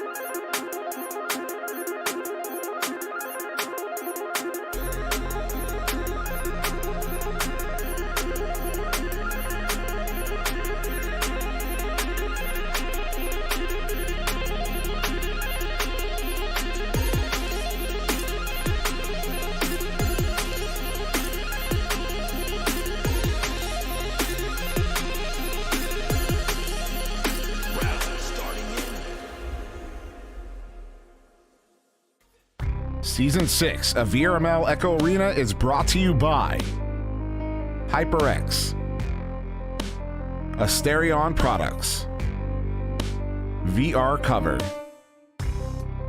ProTube VR, Arma.gg, Kiwi Design, Downpour Interactive, and VRware.net.